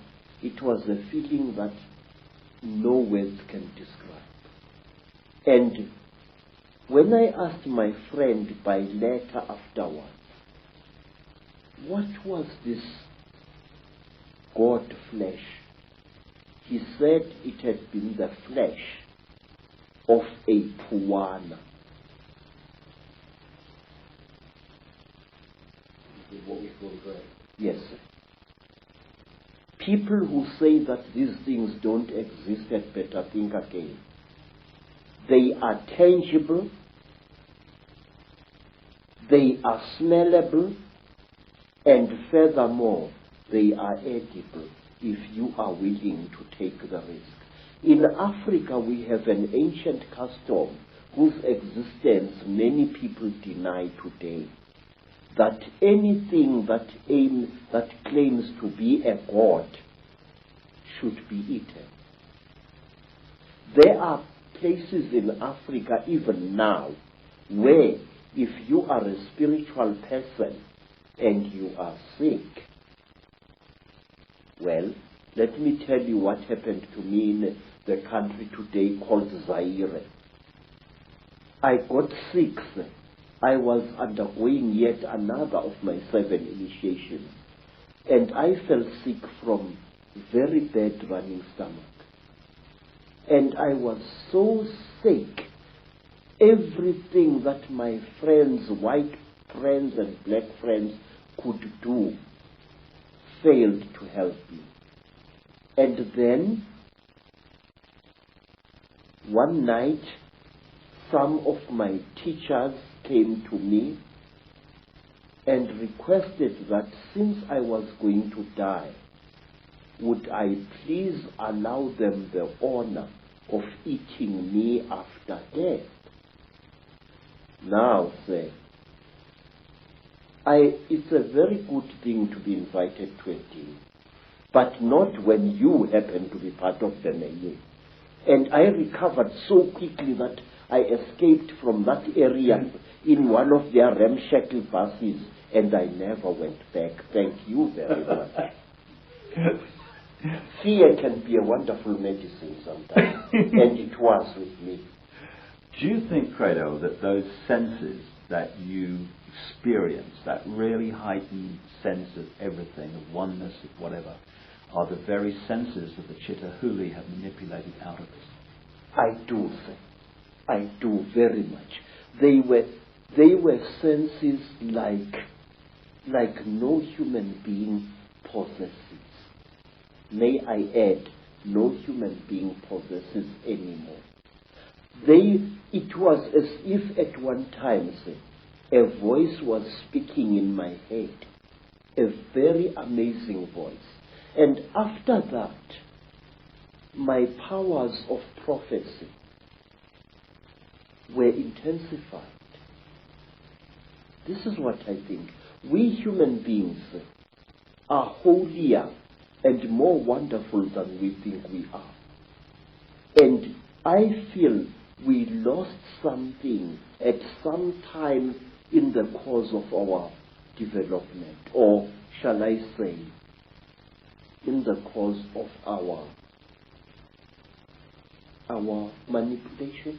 Credo, this is fascinating information, which I'm sure many people in the UFO research community will be very, very interested in. That is that these grey extraterrestrials, or grey figures, whatever they are, don't actually really look like that. They're almost in disguise. Yes, sir, they are. And I will tell you what. Grey aliens have died in various parts of Africa. They have been killed, and they are very, very quick to recover the bodies of their friends, which have fallen out of their crashed spacecraft. But sometimes African sangomas steal these bodies before they can be recovered. And believe me, sir, I have heard and I've seen that butchering a corpse of one of these creatures is extremely hard work. What you think is the skin of the creature is actually a tight-fitting costume that the creature is wearing. Under this grey costume, the creature, say, is pinkish white, like a freshly skinned animal, and its eyes are round with split pupils. These are goggles which the creature is wearing. Now, how do I know that? In order to dismember a creature like this. Incidentally, we call them Mandindane in Zulu, which means the tormentors, the torturers. In order to dismember a creature like this, you need a brand new axe from the trading store, a heavy axe sharpened to a razor's edge in order to cut through the creature's skin. The creature's skin is not adhering to the flesh. You know, my skin is clinging to my flesh, yes? But the creature, there is a gap between the creature's flesh and its supposed skin. This is a material and not a skin. So the creature is actually wearing two garments. It's wearing a completely skin-tight garment which covers its entire body. And it is wearing an overall along these lines. Very often there are no gloves. And here, to cut up a mandindane, you need very, very sharp iron. And you have got to be a strong person even to reach its flesh. But once you have cut through the cover, the close-fitting covering, you can just open the whole thing and see the dead creature's flesh underneath it. Is it reptilian? Yes, sir. It is. I will tell you how the creature looks like without its grey skin. It is like certain types of tropical fish. It's like the belly of that type of fish that is fried in South Africa to make fish and chips. That grey fish, that long grey fish. The texture of its real skin is like that. But the blood vessels are very close to the surface. In fact, not so long ago, Mr. Icke, right here in South Africa, several hundred school children, some black, some colored, were terrorized by a creature they called Pinky Pinky, a creature which looked as if it had been skinned alive. That was a mandindane without its skin or costume. It's interesting when you're talking about the black eyes of these greys being a cover for something, and then you have the stories of the men in black who seem to interact not very positively, to say the least, with people involved in UFO and UFO investigation and stuff. And these men in black have these black goggle-like sunglasses, which are almost a mirror of the same. Exactly, sir. But let me tell you that over the last 100 years or so, the men in black have become westernized, in Africa at least. In old Africa, if you killed a mandindane, one of these, you were visited by terrible beings who wore long black robes made of animal skin and deep hoods over their heads. And these creatures used to wear white masks with very, very terrible looking black eyes painted on them.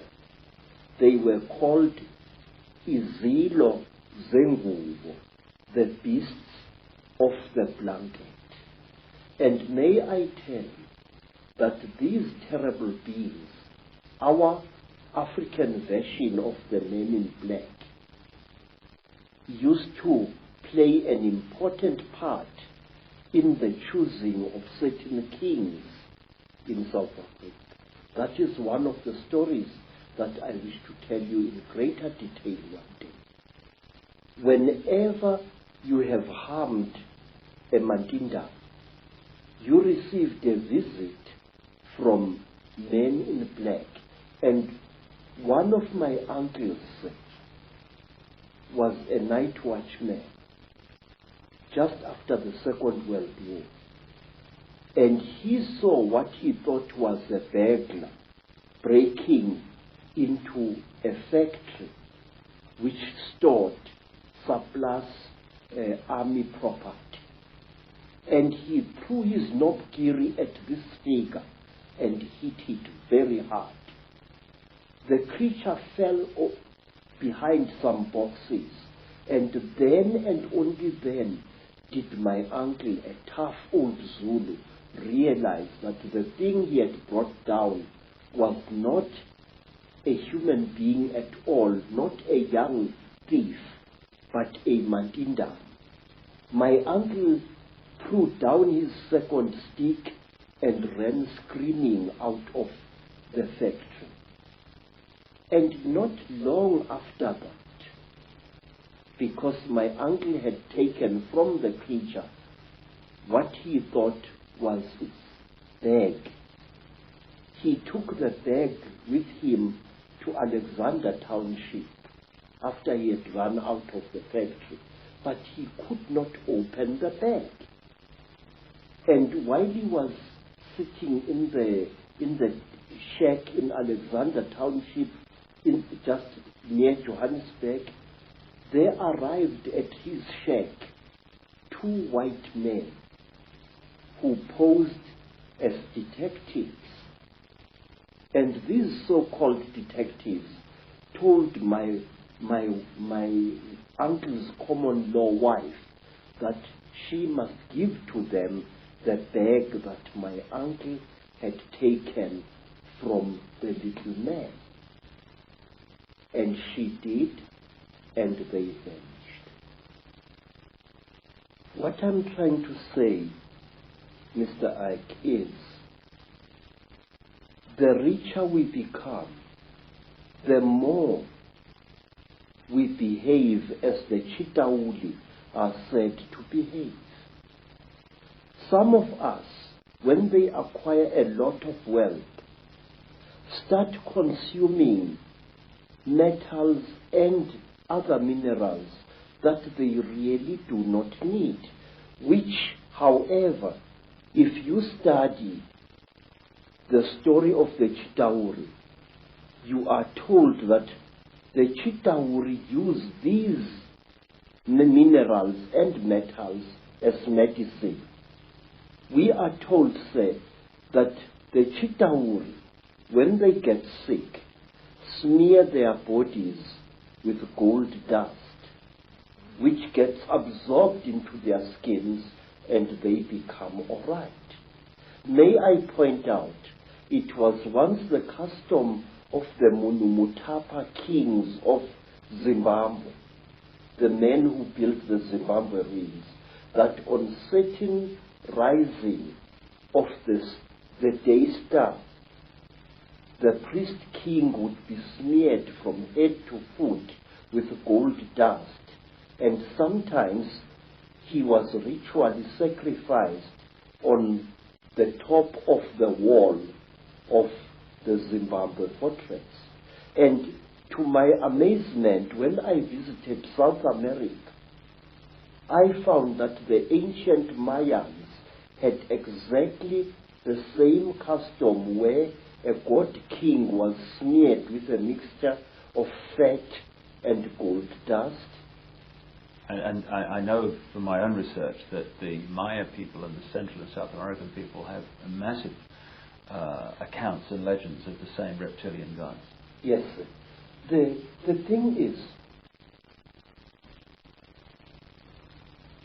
if you read the ancient stories of our people, or you listen to them spoken by the storytellers, you find that we human beings are somehow programmed to alter the world in which we live and render it uninhabitable to ourselves.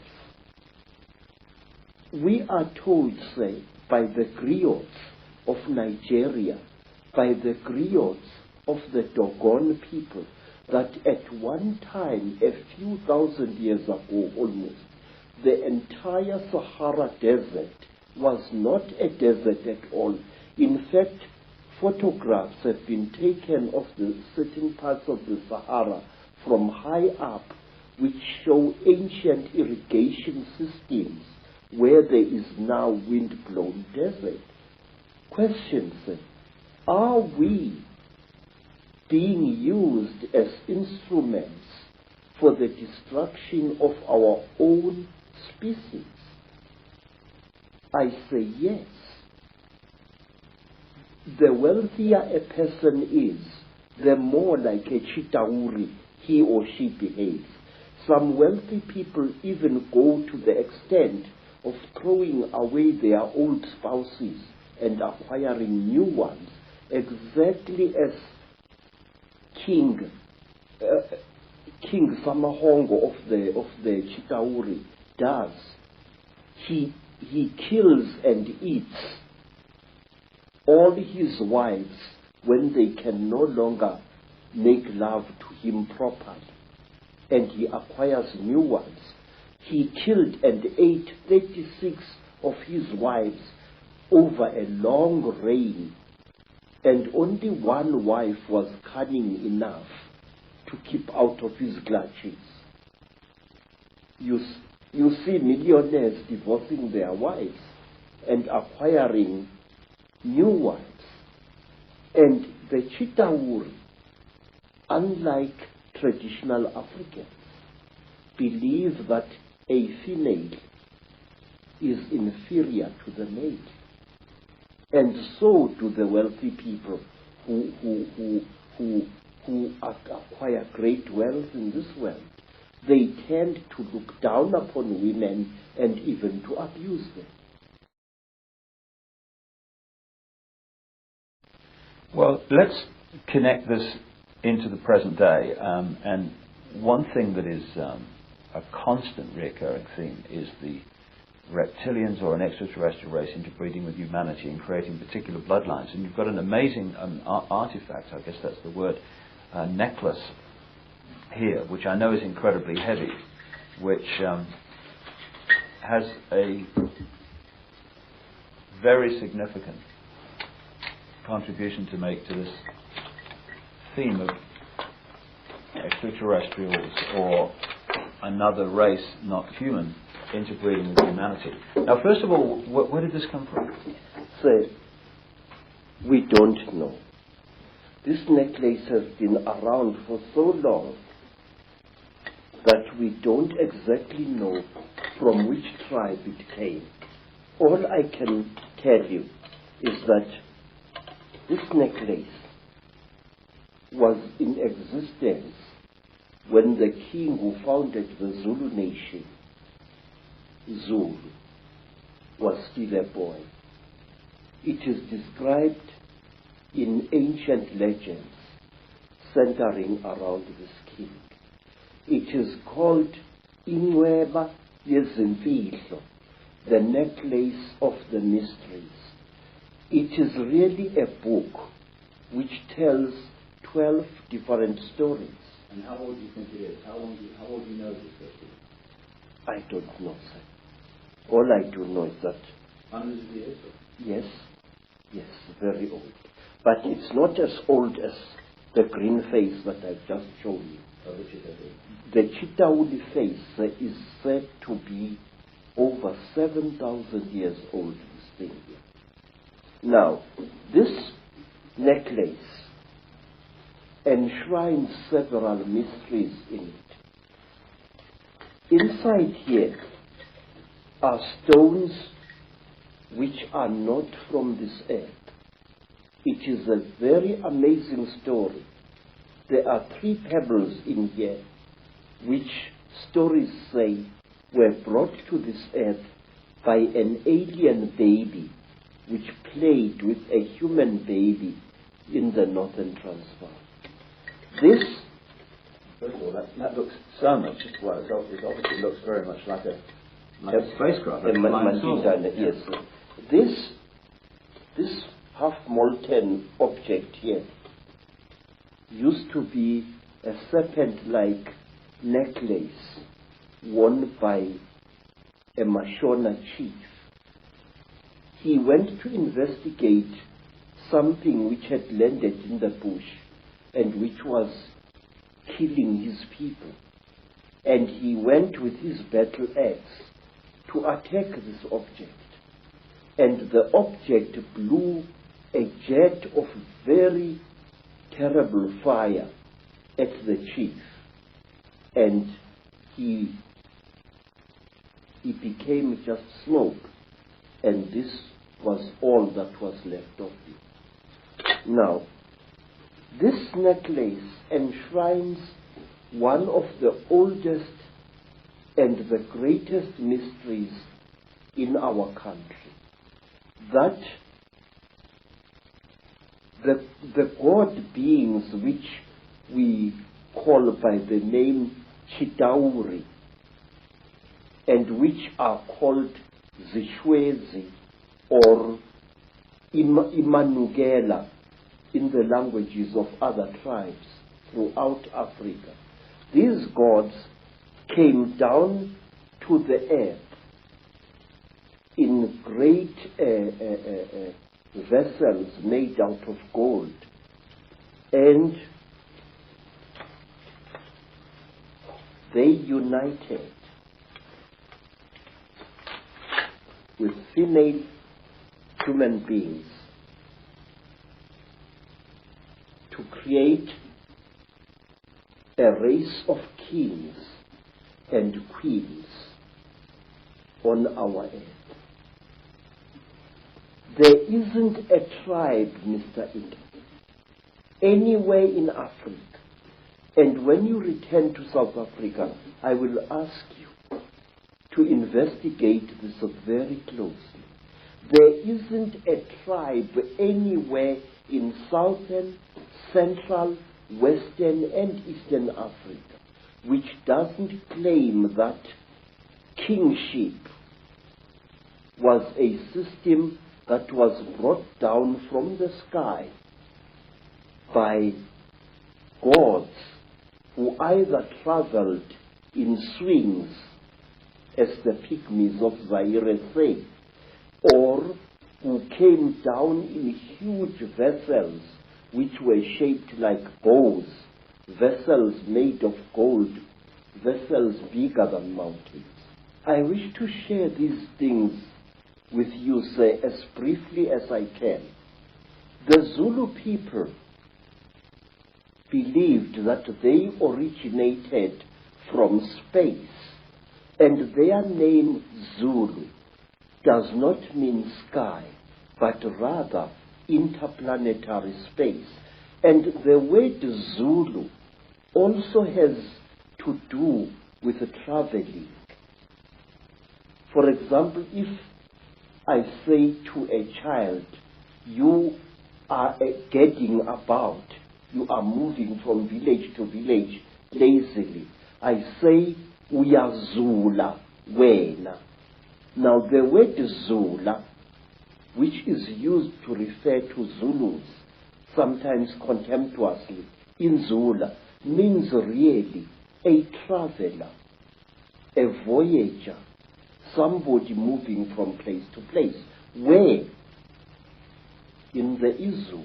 Now I ask you, how did a land-bound people like the Zulus know that you could travel in space? We are Zula, Ezulwini. You can travel in the great place of traveling. For that matter, Zulu people knew that the earth was a sphere and that it was the sun that was still in space and the various planets orbited around it. I will show you on the other necklace of knowledge.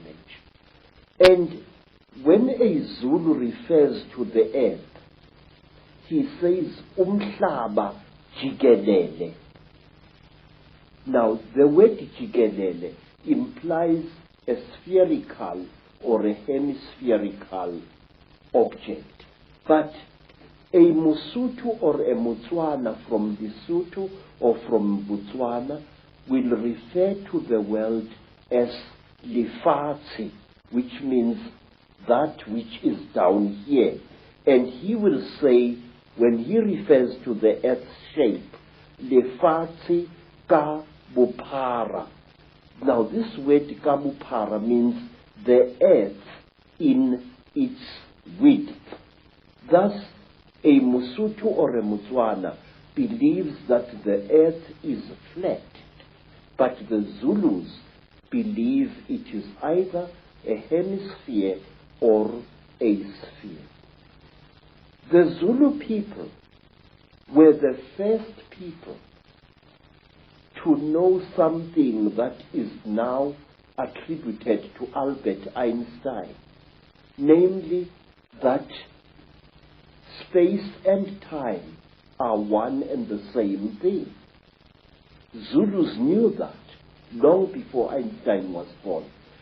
They said that one other Zulu name for space is Umkhati.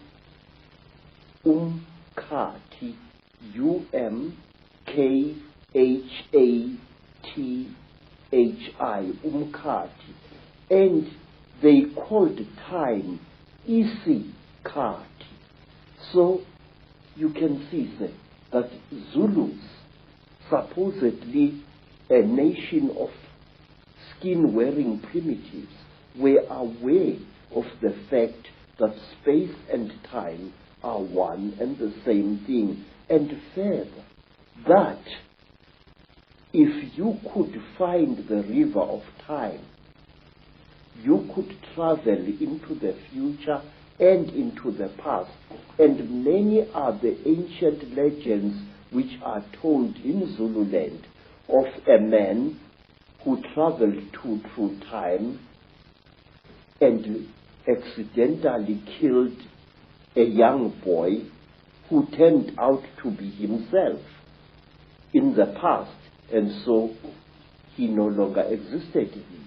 There's an indication on the necklace, I know, around the back that the Earth is round. One of the symbols is indicating that, or a sphere. Yes. But I wonder what you think, Credo, of what is taught to children and students all over the world in the universities and the fancy academic centres, that actually we are now at the cutting edge of human evolution in terms of technological knowledge and knowledge of the world and the universe, and in fact back in the ancient world, in Africa and North Africa and all over South America, they were just a primitive people. Please, that is a lot of poppycock.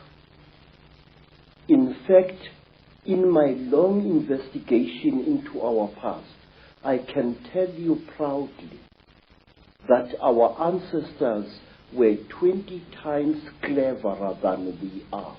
What I feel and what I think is that in the past, human beings were cleverer than we are today, and that human beings knew more than we know now. We are not progressing, Mr. I. We are simply rediscovering things that were known by better men and better women than we are thousands of years ago. I wish to offer you proof of this, some of it at least. Say, there are things that I have found in my travel through the world, things that prove to me that our ancestors were highly advanced in chemistry. Our ancestors had become so clever that they could take science and reduce it to such a simple level that they were able to help hundreds of starving human beings after some traumatic happening in the past. Let's concentrate on some of the images on the necklace and the symbols, because that leaves no doubt that a lot of knowledge has been around for a very much longer time than we are ever told. First of all, on the hand, I'm seeing the eye. Now, the all-seeing eye and the symbol of the eye is one the Illuminati use all the time. And it's one, of course, that was a very big symbol of ancient Egypt, the eye of Ra and what have you. Why is that eye there on that hand? That represents the terrible eye of the Chitauri, the eye which sees everything, the eye which knows everything. It is said that when a Chitauri dies, he passes his third eye onto his next of kin. And to the Chitauri, an eye is a very, very powerful symbol. This is the eye of the Chitauri. But there is more to this thing. Here there is a hole that goes right through the copper. Now, if you put water in that hole, you end up with a simple magnifying microscope, and you can see germs through that water. The magnification is amazing.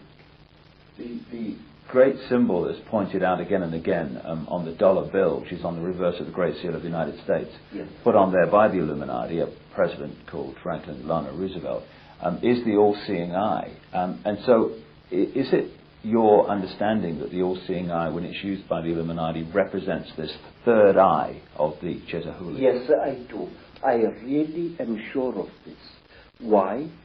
Because in Africa, even ordinary human eyes are regarded as very powerful devices of magic. If an African shows you respect, he mustn't stare at you, but he must stare at a point beyond one of your shoulders. Now, we call this hlonipa, which means deny me your eyes.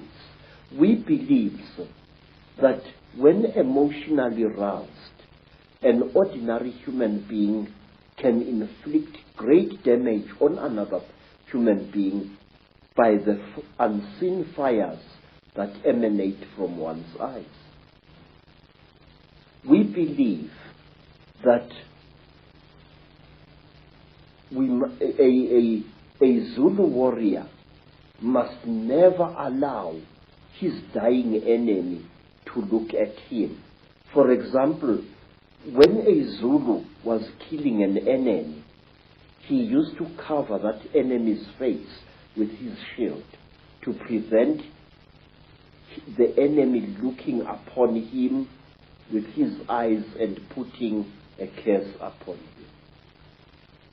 It's interesting. People who experienced the Chitauri, the reptilians, in relationship to the British royal family and others at various rituals, have said that at the point of sacrifice, the point of death in the sacrifice, that these reptilians stare into the eyes of the person dying, which would kind of fit why those warriors were very concerned about that. Yes, sir. What are they doing then?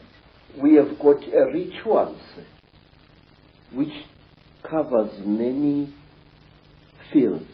A ritual which is called ukuthatha umoya, taking away the soul, where when a king is dying and he is fighting to pass on his knowledge and his courage to his successor, he would demand that the successor should stare heavily into the dying king's eyes. And also, when a creature is being sacrificed in Africa, whether it's a human being or an animal, that creature must be stared at by the sacrificer so that its spiritual characteristics are drunk in by the one sacrificing it. I have seen many times on hunting expeditions in Kenya, Tanzania, and other parts of Africa, when a lion is just about to breathe its last, the hunter, one of the hunters, will stare into the lion's eyes until the lion's eyes start glazing in death. It is drinking in the soul. We believe that the eyes are not just for seeing, that they are for taking as well. Now, on the hand here is what looks like the symbol of the constellation of Orion. What's the significance of that? Say, people throughout Africa believe that the original human beings either came from Orion or the gods for whom read the Chitauri and many other alien nasties actually come from that constellation. We call it the constellation of Umhambi, the one who travels very, very far away. And we call this constellation also the constellation of Matsieng, the giant who was sent by God to this earth to create the first human beings. Matsieng was accompanied by a male lion with a very black mane, and he was also accompanied by his dog. And he traveled throughout the world.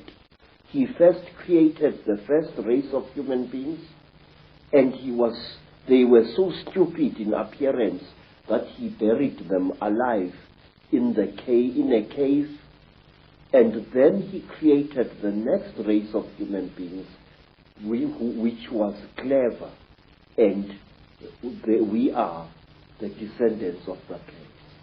Also on the hand is what we would call today the Star of David, which of course is not actually a Jewish symbol. It started being used quite relatively recently in that sense, but it's actually a symbol that's been found all over the ancient world. What's the significance of that being on the hand? There are several interpretations of this very powerful magical symbol.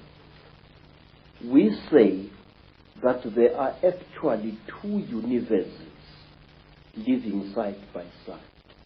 A female universe, which is our universe, and a male universe.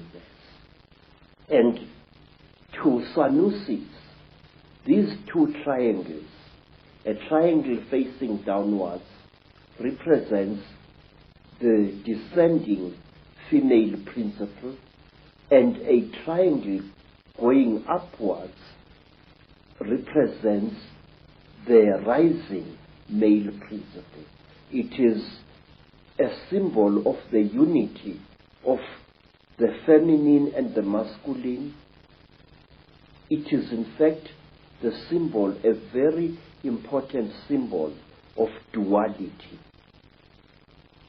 Is this the kind of shape of spacecraft, etc., or flying craft that the beings from other planets were supposed to have flown in, or not? No. This, you see, there are various shapes. There are spacecrafts which are shaped like boomerangs or bows. These are very, very, very big.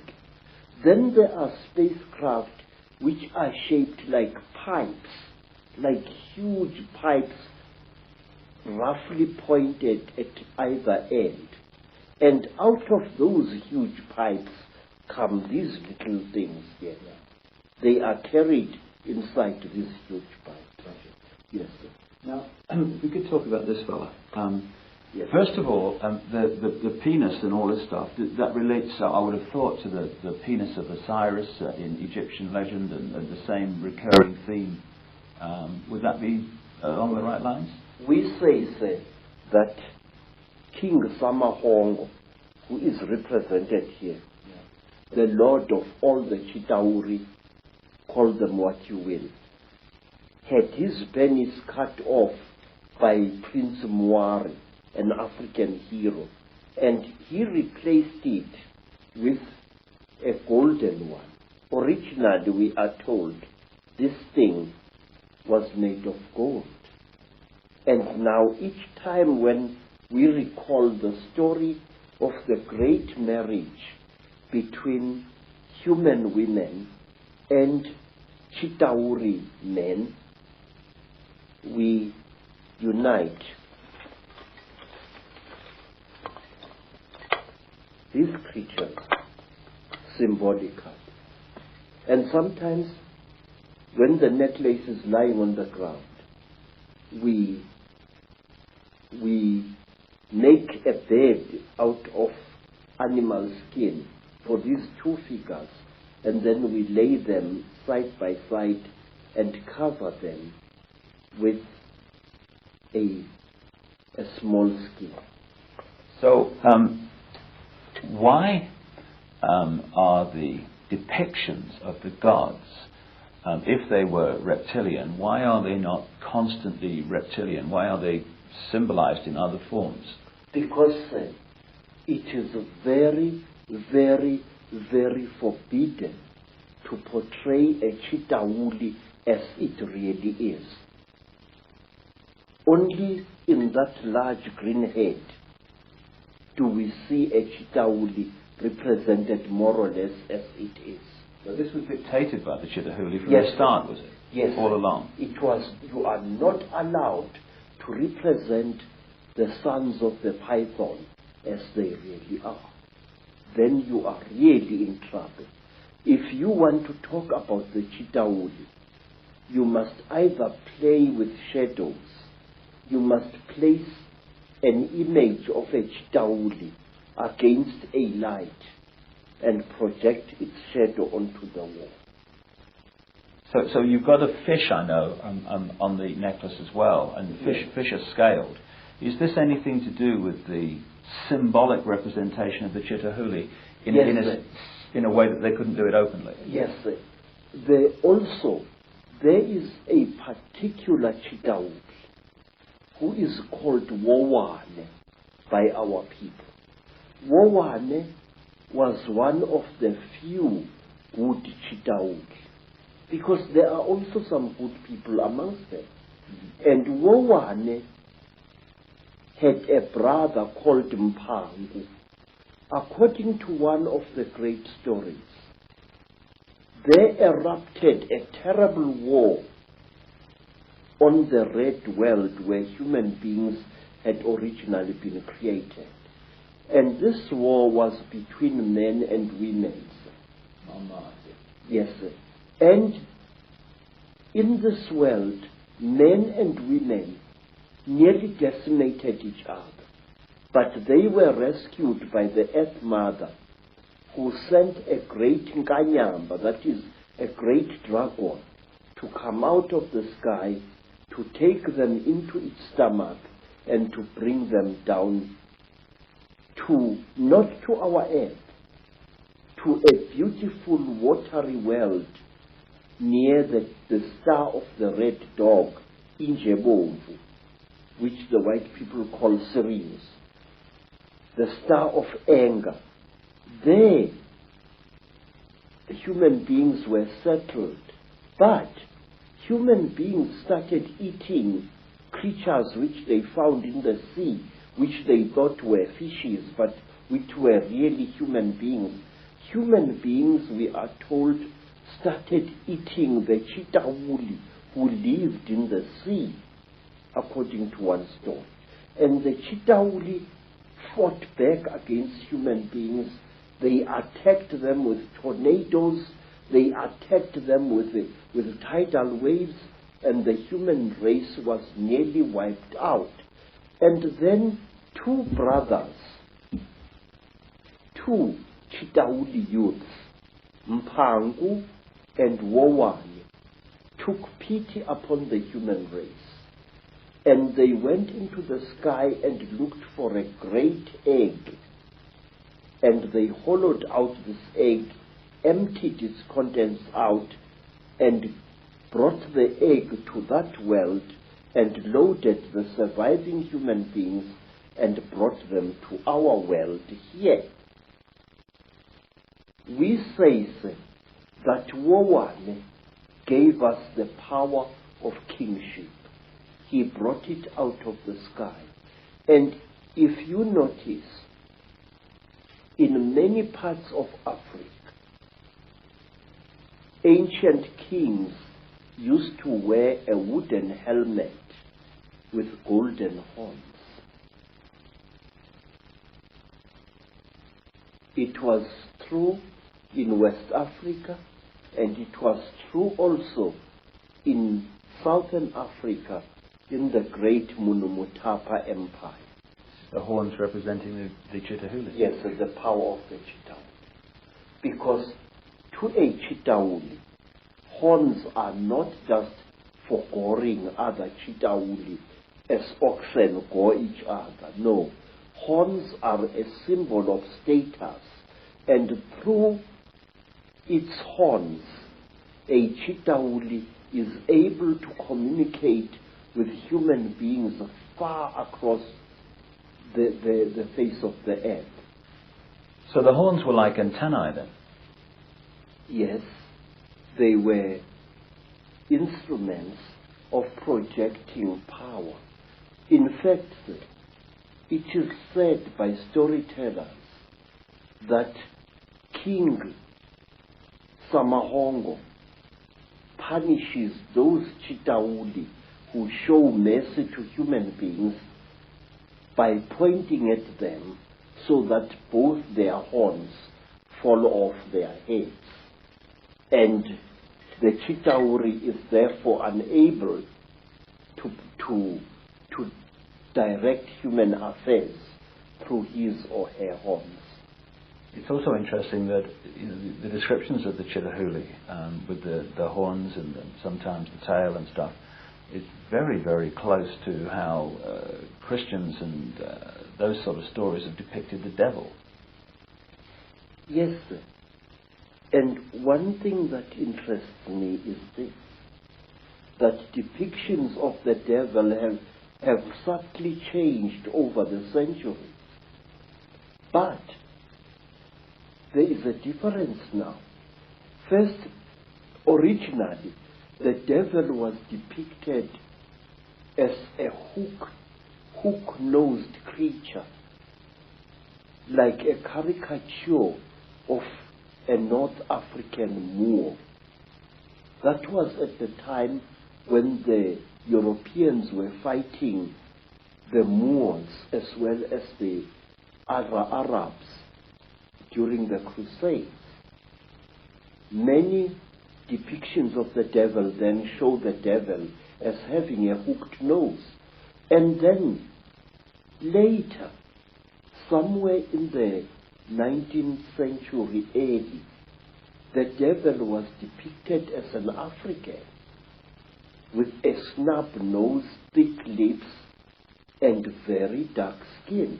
But what amazes me is that now, more than ever before, the devil is represented as a Chitauri. What concerns me, sir, is this, that these alien creatures are now about to reveal themselves, and they are making us aware of how they look like. If you look, for example, at bioscope films which were made in the 1950s, the 30s, and so on, depictions of space aliens of that time are ridiculous, very laughable, but not anymore, sir. Today, we are having films that depict the grey aliens exactly as they really are, and the Chitauri exactly as they really are. My question is why? Are we being prepared for a major event? And let me share this with you.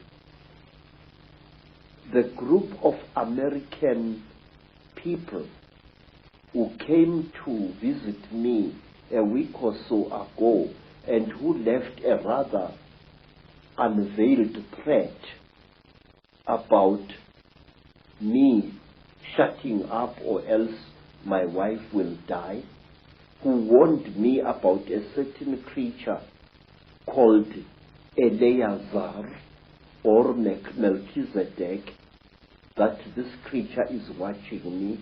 These people said this, that on Lake Titicaca there is a hidden beam of light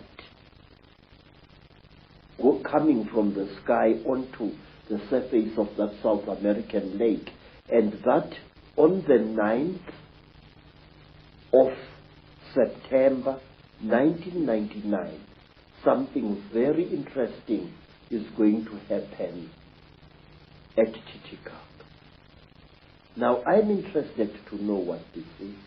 Well, I know from my own travels to that area that there are endless sightings of craft and beings in that area. I've been there twice myself, and I do think, from my own research, Credo, that we are being prepared for these beings to openly be seen.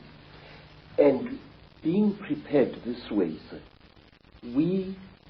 when we do see the nasties, we are not going to react to them with the fear that we would otherwise have reacted. Because now what game is someone playing? I think, sir, that they are playing the game that whoever they are, that we should accept these beings and welcome them with open arms and make them our masters. Yet again. You see, sir, there has been a steady build-up in books, in children's comics, and in other things of the fact that we must accept these creatures. It started with the film E.T., where a cute little alien creature got lost on Earth and fought hard to be accepted by human beings. I think the same thing is on the cards here. The question is why? One other thing I would just like to raise before we move into the bloodlines and their connections to the Illuminati is one thing that keeps coming up in my work is that some of these Chitauri, these reptilians, at a high level of their hierarchy are actually white. Have you come across that? Yes. They are not white like white people. If you take white cardboard and you soak it in dirty water, that is the color you will get. That is the color of the Chitauri. And wait, sir, let us think carefully about this. According to African storytellers, the Chitauri have got cold blood. They feel cold very quickly. And where they dwell under the earth, where the great sun god banished them, they dwell there surrounded by great fires because their blood is cold. They freeze eternally. And so if you come across them in their caves, there are many, many cooking fires lit there. That's interesting, with the symbolism of the devil being in the fires of hell. Yes, sir. Yes, sir. And there is another thing. The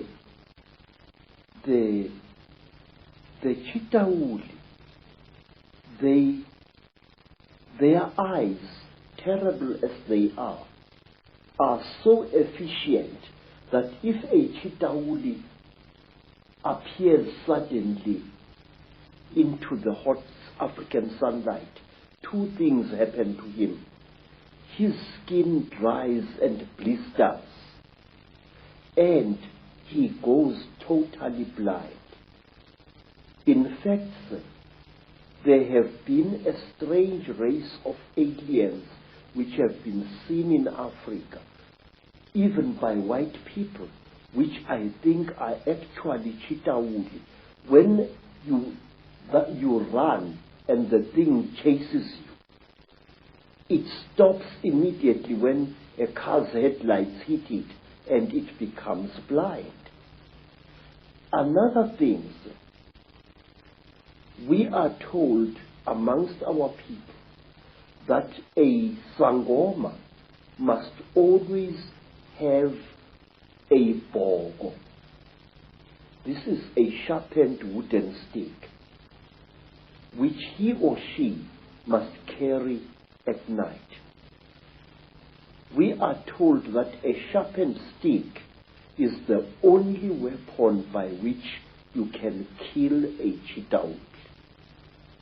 Well, of course, again and again as you speak, what comes to mind is the story of Dracula.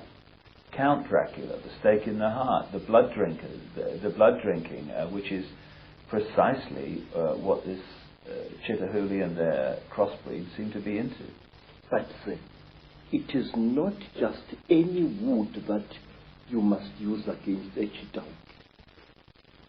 We believe that Rhodesian teak, a wood which has got a strange bitter taste, is the one type of wood that is poisonous to the Chitauri.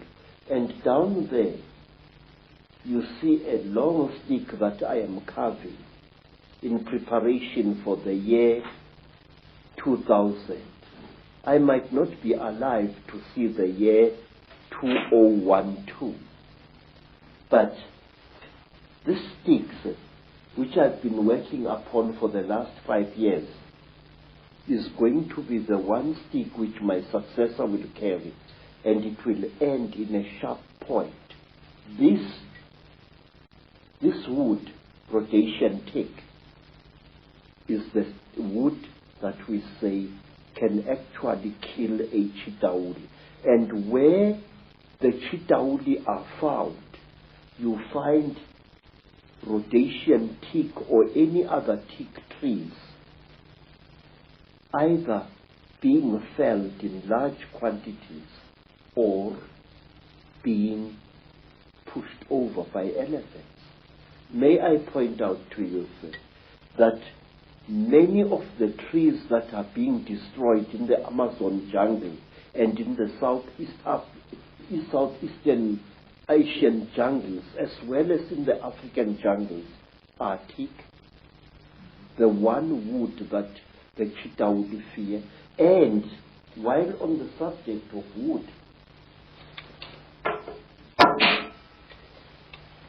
the only mask that can protect you against the Chitauri is a mask made of teak. And in some of the flea markets around Johannesburg, I'm seeing more and more masks carved in Mozambique and in Zimbabwe, representing a Chitauri. The eyes are huge, round, with slits through which a person can see, and the lips are non-existent, and so is the nose. I've seen hundreds of such masks being sold by curio sellers in the streets. One of the other things that comes up in terms of the way they look is the domed head. Now, I was in Egypt recently and saw depictions of Nefertiti and the Akhenaten family, and they had big domed heads. Is this a connection? Yes, sir.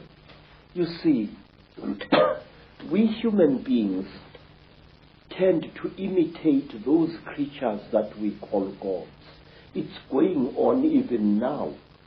When African women saw white people, they named them Abelul, which literally means the gods. And today, in America and in Africa, black women and some black men are going out of their way to give themselves hair which is European and not African in current. Now this thing it dates back thousands of years. First of all, the one race of the Chitauri, the ones that are called Nomo or Nomo by the Dogoni people, are depicted as having beard-like growths of the same type that look like the beards of Egyptian pharaohs. They are shown having, it is said that when a Chitauri gets very old, after tens of thousands of years, he or she develops a bone-like growth under the chin which twists around like the horn of that kind of fish-like creature I saw in Europe in a picture called a narwhal. And this thing curls up this way. Now, Egyptian pharaohs used to wear beards like that. And some African kings wore beards like that, real beards or even false beards made out of ivory or out of the tusk of a warthog. And there was a time definitely in history when African kings as well as Egyptian pharaohs went out of their way to imitate the appearance of the Chitauri. Queens like Nefertiti had their faces misrepresented by the court painters. They looked exactly like the Chitauri as near as possible. The high cheekbones, the drooping chin, the unusually large head.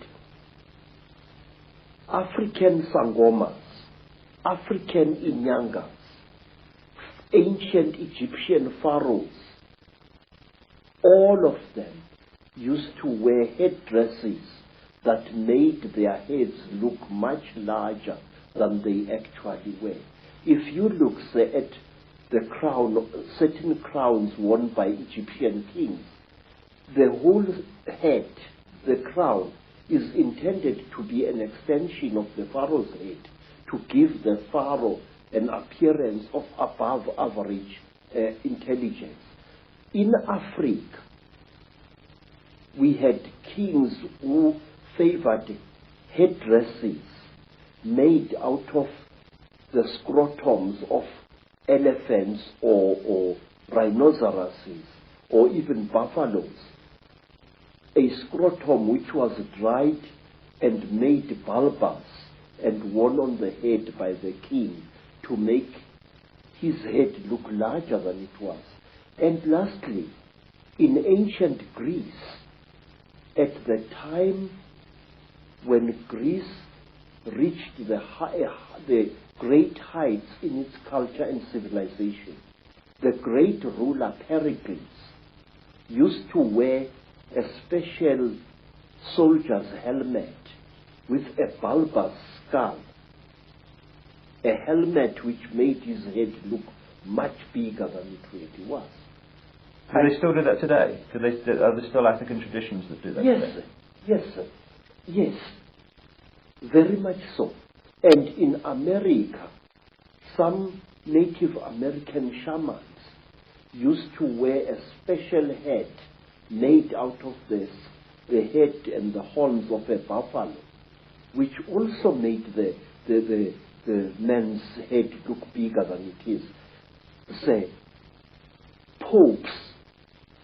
the Pope in Rome wears a hat which is intended to show him as having a brain bigger than average.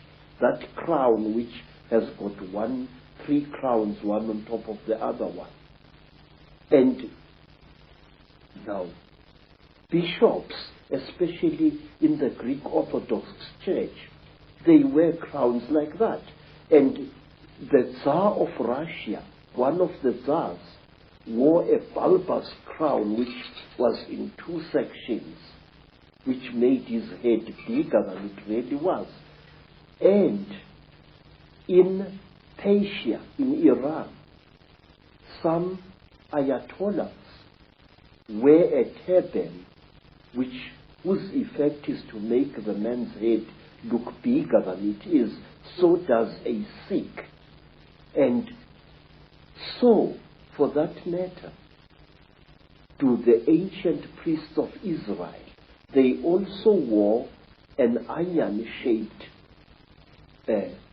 headdress, whose impression was to give him a far and above size head. Aren't there also traditions in which they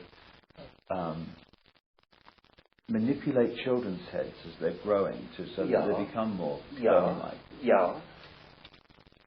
During my travels in Africa, sir, I came across an amazing people whom you must visit. They are called the Mangbetu people, and they live near Lake Rudolph in Central Africa. They are a beautiful, aristocratic people. And what they don't know about the universe is just not worth knowing. The Mangbetu people believe that an elongated skull with a flattened forehead pleases the gods. They flatten the skulls of their children, causing constant headaches to the child, even when the child has grown into adulthood. And I asked a beautiful Mangbetu woman, "Madam, why do you torture your children this way?" The woman, the wife of a senior chief, said to me, "Look, the gods want us to be like this." The story that you're telling, Credo, from the African perspective, is it in effect the same story as told in the tens of thousands of clay tablets found in what we now call Iraq, become known as the Sumerian tablets, that talk about a race of gods called the Anunaki, who came in and brought knowledge, ruled the people, and interbred them? Yes. Do you say, therefore, that the Anunaki in those stories that have increasingly, of course, been translated in a number of books, they were reptilian, you say? Sir, all I do know is this, that here in South Africa, amongst the Xhosa people, amongst the Zulu people, there are beings who are very revered even now, and they are called Amanuna or Amanono. Amanono is Zulu, Amanuna is Xhosa. Now these beings are godlike beings, we are told. They can change their faces. They can change their appearance. Yes, sir. They are shape shifters. A manuna, now if a Xhosa man has married a very beautiful wife, a wife whose face seems to change every day, he teases that wife by calling her his inuna, linuna lam. In other words, a shape shifter. It is said that the people who are closest to the hearts of the Manuna gods are women. And why? Because the women give to the Manuna the power of, they worship the Manuna, they hero worship them, which explains why Nefertiti wanted herself to look like one of them. and her children too. She was actually hero worshipping these creatures, and the how do you say, women are copycats, and I'm not being sexist when I say this. Women will copycat any being that they think is supreme. In Egypt also, you have the python-like headdresses, which are pretty obvious when you look at them, that the pharaohs were connected with. Yes, sir. And the reptile has played an unusually strange part in the culture of all African tribes. For example, it is my suspicion that we black people of Southern Africa are going to be deprived of our nationhood in the very near future, and that we are going to be ruled by people of Uganda. But wait, what is the real meaning of the word Baganda? Baganda. And what is the creature that you see depicted on the walls of houses and on the roofs of houses of some of the greatest empires in Africa? It is the python. There was a golden python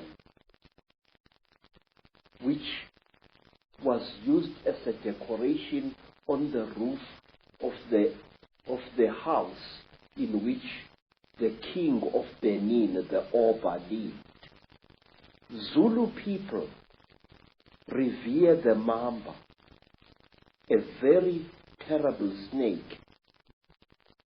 Zulu people revere other snakes as well. And in Venda, in the northern Transvaal, the Venda people regard the snake as well as the crocodile as sacred. And they, even today, their girls dance at initiation, a long, rather sinuous dance representing the movements of a python. And they call that dance the Domba dance. And Domba is the ancient name for a female python. Well, wherever you look, all over the world, whether it's the Maya of Central America, you look at South America, Africa, anywhere, the symbolism of the snake, the crocodile, the representation of the reptilian is there. You go into Europe, and the Illuminati created cathedrals like Notre Dame in Paris. You've got the stately homes of the aristocracy, etc., with the gargoyles, the reptilian figures. It's been in our face, but we just somehow have had a blind spot to see it. We human beings have idolized the reptile since the very supposed birth of our history. Go even further, much further. What was the creature which was honored by the ancient Greeks in their Delphic oracle? The python. What is the creature that stands next to the figures of the goddess Athena? The python. No matter where you look, go to China, where I once went. Who are the principal characters who brought wisdom to humankind?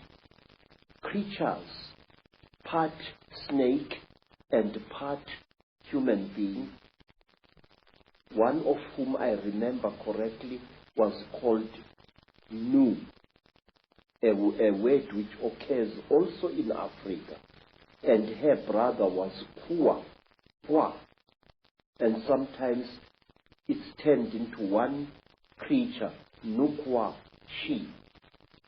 Everywhere we human beings have sacrificed our dignity as a species and attributed great intellect and great glory to reptiles, tortoises, turtles, lizards, snakes. Why? And even now, our fascination with the reptile and the amphibian has not stopped. In fact, it's growing.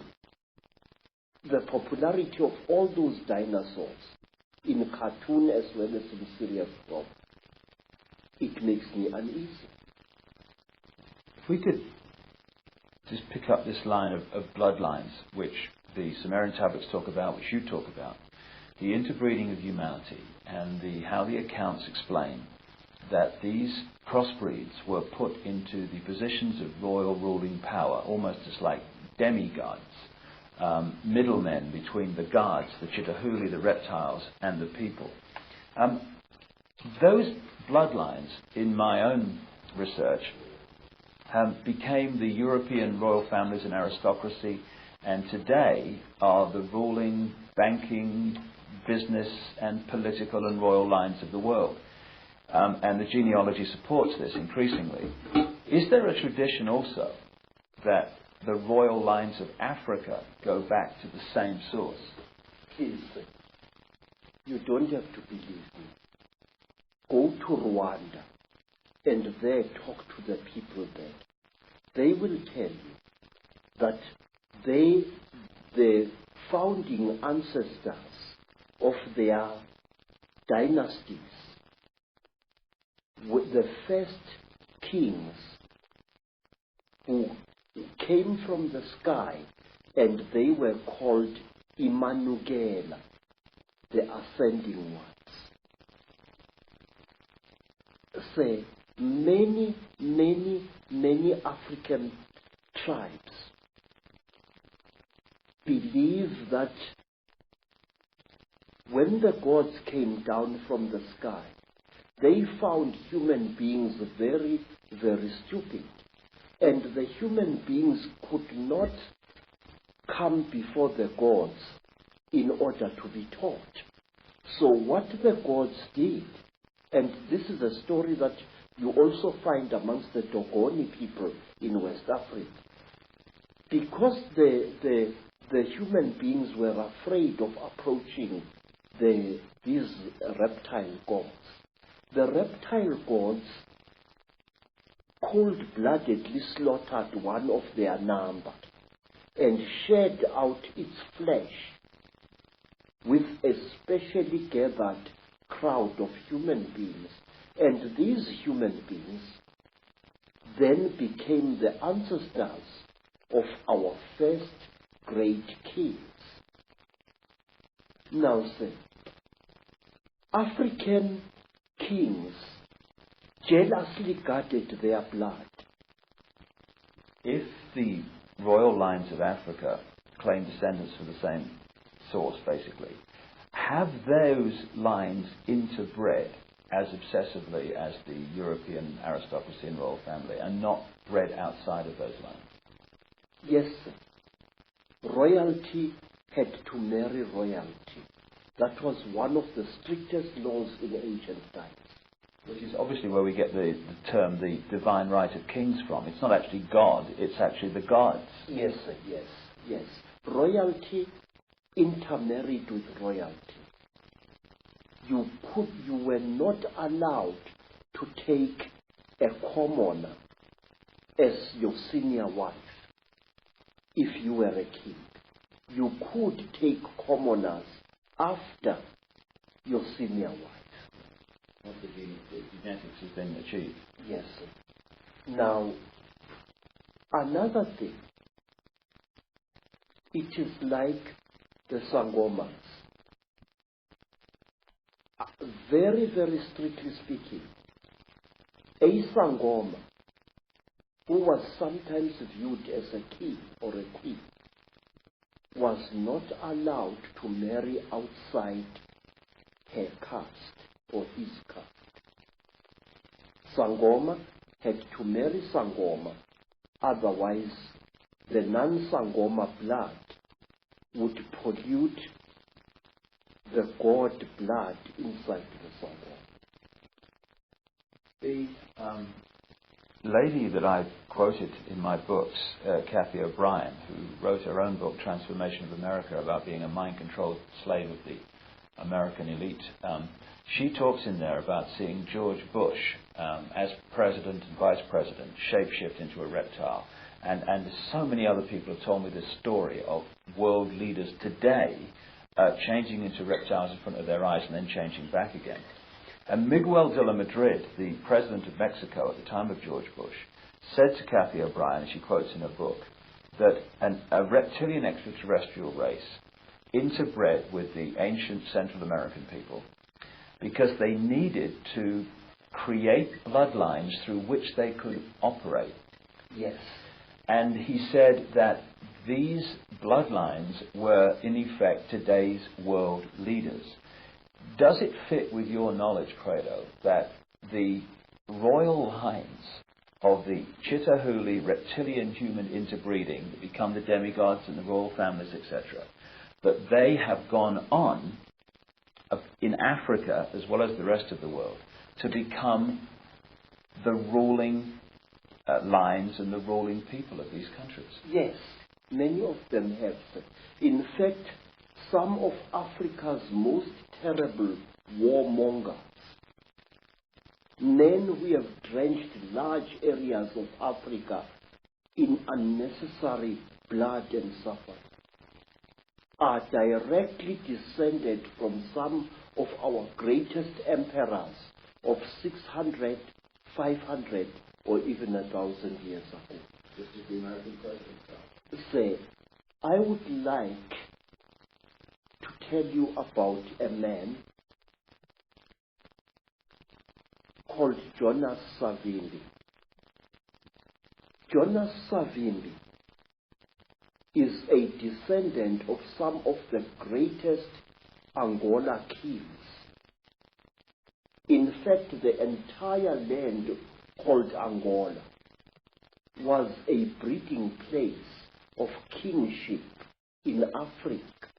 The word Ngola means a king, and Angola means land of many kings.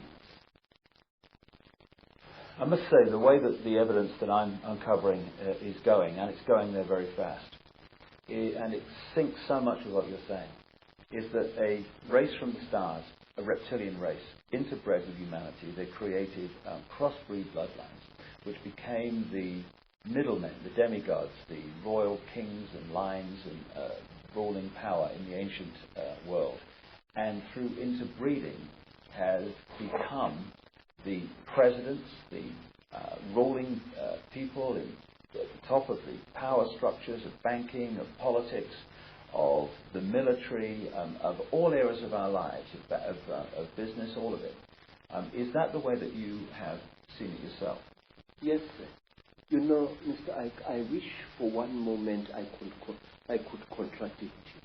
But for the last 40 years, I have observed an extremely disconcerting phenomenon in South Africa and in other parts of Africa as well. And this is the phenomenon.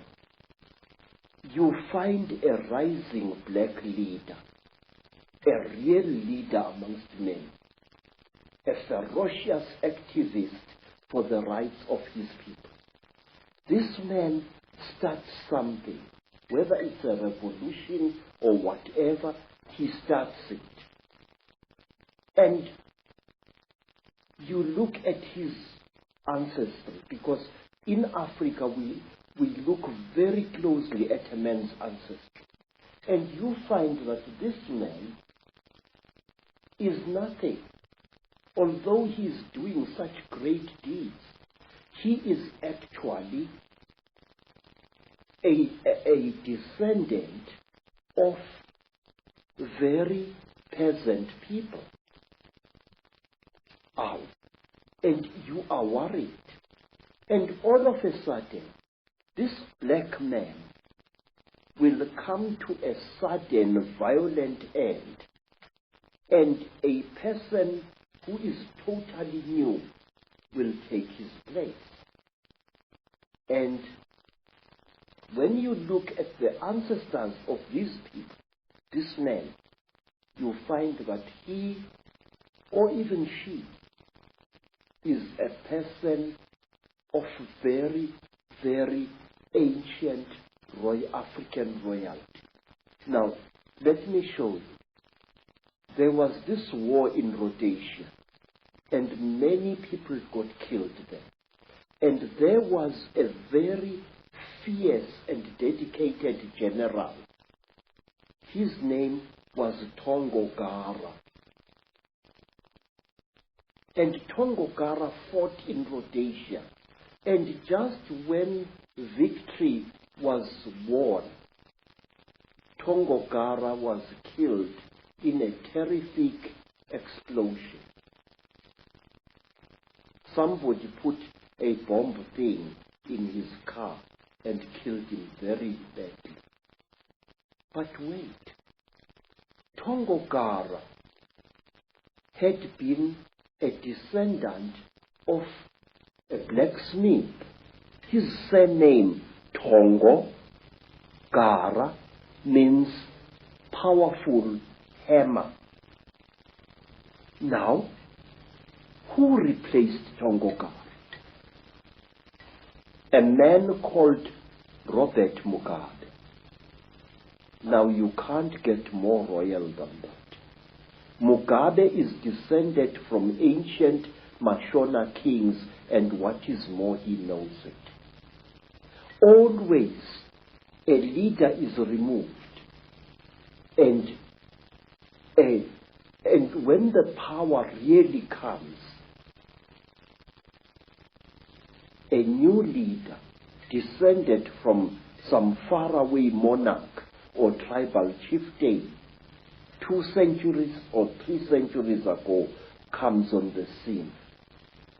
Again and again there seems to be this particular force which elevates its descendants over ordinary human beings. I can give you hundreds of cases of this. Now, say, talk about a tradition of shape-shifting. African kings, even now, and even ordinary tribal chieftains, especially in times of crisis, often spread the story through the land that they are able to change shape at will. There was a time when the South African government created the various Bantu homelands. And these homelands were ruled by those tribal chiefs who were agreeable to the apartheid system. Now, some of these chiefs were very unpopular with the people on the ground. And so, to build a charisma around themselves, these chiefs used to tell people that they are capable of changing shape at will. It was spoken about a certain African chief in the Transkei who became one of the first rulers of one of several black homelands there, that one day his enemies were looking for him to assassinate him, and when they broke into his house, they found a huge lion sitting on the floor, and this lion growled at them. And because of that story, because even today word of mouth is a very powerful media of communication in black communities, all enemies of that particular chief left him well alone because they feared his shape-changing powers. The final question on this particular video, Credo, because we've got a lot more to say on others. Why is it that if the Chitauri are all around us, which I certainly feel they are, and they're operating certain bloodlines, now some people see them shapeshift. That's absolutely without doubt. I mean, so many people I've met all over the world have seen it. Into reptiles and then back again, the George Bushes, the Henry Kissingers, these key people. Why don't most people see it? First of all, I have said to you, Mr. Icke, that we human beings have got a blind spot in our brains, and this is what the Chitauri and other alien nasty boys are exploiting. Look, sir, if we are a crowd and we are standing on a city street, we will see a man suddenly grow an extra arm, and many of us will see that, but will refuse to accept what they will see. I have seen, sir, people going through severe trauma in train accidents, in car accidents, but they refuse to accept what they went through. I have seen women who have been raped several times, ferociously refusing to admit what they underwent. I've seen it many times. And these alien creatures know our weakness. They know that very often we human beings tend to censor what we see.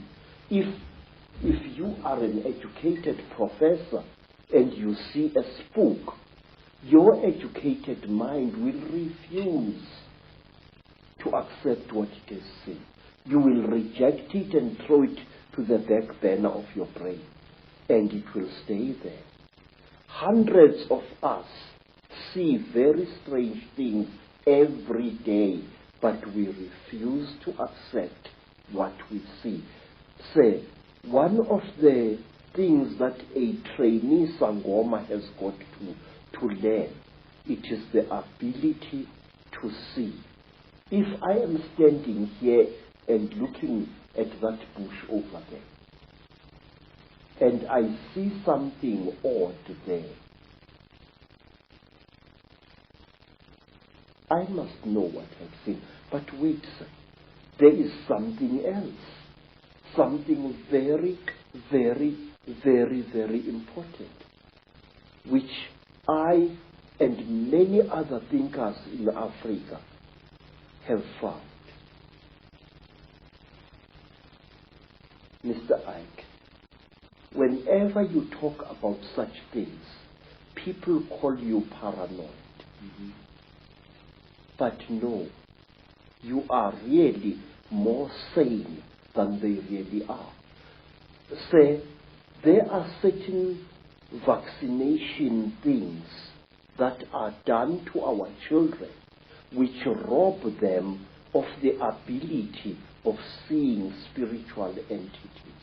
Believe me, I can prove this. In Zululand, we were sometimes called before our chiefs, our Inkos, and we were told that there is a great smallpox coming to the land and that all children must be vaccinated. Do you know that my mother's father, my grandfather, used to dodge that? He said that the white man's job, the white man's vaccination, makes you blind. And if you are to look after my cattle, you must not go to the trading store to get your vaccination. But wait, the school inspectors used to come into the land and check each child for signs of vaccination or lack of it. Now, do you know what we used to do, Mr. David? Our grandmothers used to give us great pain in order to save our spiritual eyes. They used to heat grains of maize, and then they would heat this grain of maize, and using a piece of wood as tweezers, place it firmly against the skin of the child. So when the school inspector came, he saw these blisters and assumed that the child had been vaccinated. but in fact it had not. And this was done to us many, many times. And I noticed that school children in mission schools who had been vaccinated for smallpox or for measles could not see spiritual entities at all. A ndondo, that is a flying saucer, a sputnik, would fly through the sky at great speed and be seen by many men and women. But the child who had been vaccinated would see nothing. And I noticed this hundreds of times. Well, what you just said about the vaccines and their effect, shutting us down spiritually and multidimensionally, is fantastic, given that no matter what your background, creed, culture, parents on every inch of the planet almost are being pressurized to have their children vaccinated more and more and more. And to summarize what you've been saying, and indeed it's so much in line with what I've come to the conclusion about as well, an extraterrestrial race, reptilian race, disconnected us from our true magnificent senses in a long, long ancient world. They've been manipulating us ever since, and the more that time has passed, the less we've realized this is going on. And now we're at a point where we are in a prison without bars, a massive prison, and we don't even know we're in prison. We don't even know who the jailers are. Indeed, when the jailers are exposed, people just laugh and ridicule and all that stuff. So we're in an unbelievable situation. And we're in a jail we deny we're in. And there are jailers we deny exist. And we call it freedom. Yes, sir. Yes. You know, Mr. David, one of the reasons why I've joined forces with you is because I have serious reason to believe, and I will repeat these words until somebody shuts my mouth in death. I have serious reason to believe that on this planet things are coming to a head, and our invisible jailers are going to fight tooth and nail to prevent this. Say, our people say that the blackest night often heralds the brightest dawn. The human being, captive as he is, slave as it is trying to fight back. And this is where the crunch is going to come. I believe that we are not far away from the bloodiest crunch in the world. And I will tell you, my visions tell me that we are going to be struck with the most terrible sword of all, the sword of money. Something is going to be done to money which will bring us all to the level of beggars. And do you know why, sir? Let me tell you. I used to work for big game hunters in Kenya. And one of them was an Italian gentleman. This Italian gentleman was such a powerful hunter, a white hunter. He used to shoot 2 bull elephants a day in Kenya, and he used to celebrate the shooting with a huge bottle. He called it a magnum of wine. I remember him pouring some of the wine onto the heads of the dead elephants. And then, one day we went with this man to the land now called Rwanda, which used to be called Rwanda Urundi.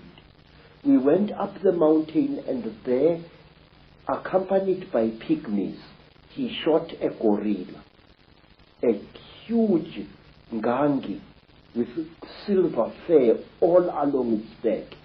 And the great beast died so bravely that this Italian hunter started weeping like a woman. He fired us, told us that the job is finished, and he never hunted again.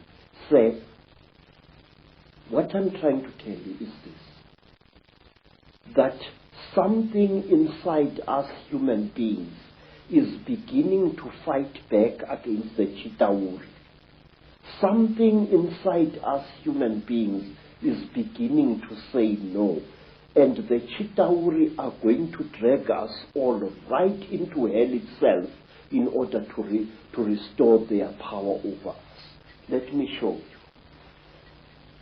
Who would have thought in the 1950s, during the time of the Cold War, when everybody was expecting a bloody Third World War between Stalinist Russia and the Western nations, when British, American, and even Russian nuclear bombs were exploding all over the place, who would have thought that a few decades after that, there would come a time when a group of young men and women, the people of Greenpeace, would sail their ship, the Greenpeace Warrior, into a nuclear zone to prevent the French from testing one more atomic bomb.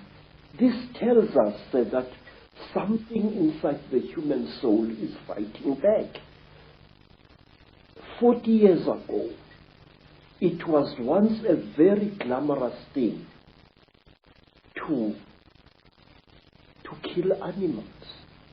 Today, a big game hunter like my Italian friend would never dare show himself in some hotels. He would be spat at and he would be beaten up by people because the hero of yesterday, the Bwana Banduki, the gun Bwana of 40 years ago, is today a murderer. Now, things are coming to a crunch. 40 years ago, nobody cared a damn about the environment. People did not even know that there existed such a thing as an environment or a food chain. Today, there are people who would rather lose their lives than not save a buck which is drowning in a river. A God is being born inside us, all of us. But herein lies the danger. We must be aware of the Chitauri. They are real entities. They leave scars on human bodies. They kill people. They are murdering South Africa even as we are talking now. Every word you and I are speaking now is spoken too late, Mr. David Icke. AIDS is rampaging through our communities. And I have found a new disease in Botswana, which nobody is talking about even. It is 20 times more vicious than AIDS. It is called Ebola. Oh my God. And we must please be aware. Let nobody laugh when we talk about conspiracy theories. But there is one thing, sir, that I beg that you and others like you should discard. Una momento, as they say in South America. Stop calling the conspiracy a theory, sir. Theories do not kill people, Mr. David. Theories do not murder innocent children. Theories do not put multiple murderers of Kabila's stripe into power in countries. Absolutely. Theories are just ideas floating in the air. The conspiracy is real. It is there and it kills. The staggeringly intelligent, the staggeringly wise, and the staggeringly knowledgeable Credo Mutwa. and his knowledge the world needs to know. Not only is Credo a man who has gathered this enormous knowledge together, he's a man with the courage and the foresight and the wisdom to know that the world needs to hear this, even though most of the world, particularly those who run the world, don't want anyone to hear this.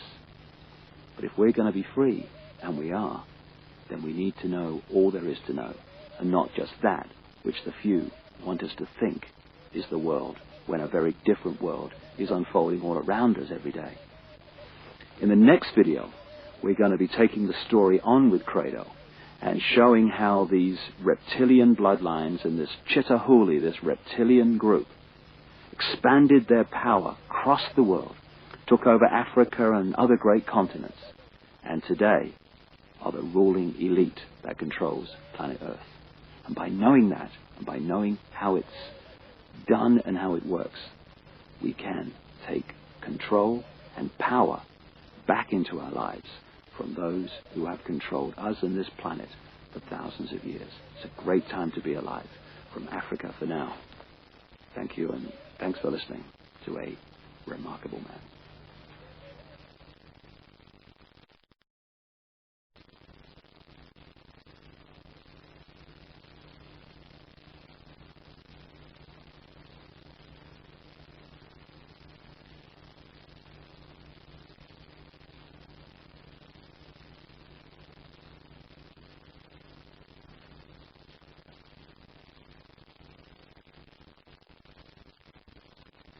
Hello and welcome for a second time to Africa, the countryside of South Africa, just outside Johannesburg, for the second in our series with Credo Mutwa, the Zulu Sanusi, or Shaman, as many people around the world would call him, the keeper of the history, the true history of Africa and the Zulu people, and the official storyteller, in other words, the carrier of the knowledge and the symbolic stories of the Zulu nation. He is, without any question in my mind whatsoever, the most remarkable, astonishing man it's been my honor to meet. And to share his incredible knowledge has been a time I personally will never forget. In the first of these videos, we discussed with Credo the story of the Chitauri, the reptilian extraterrestrial race from another world that came to the earth in the far ancient world, that brought advanced knowledge which built many of the, according to conventional history, unexplainable, magnificent structures all across the world, thousands and thousands of years old, and also interbred with humanity, creating hybrid crossbreed bloodlines.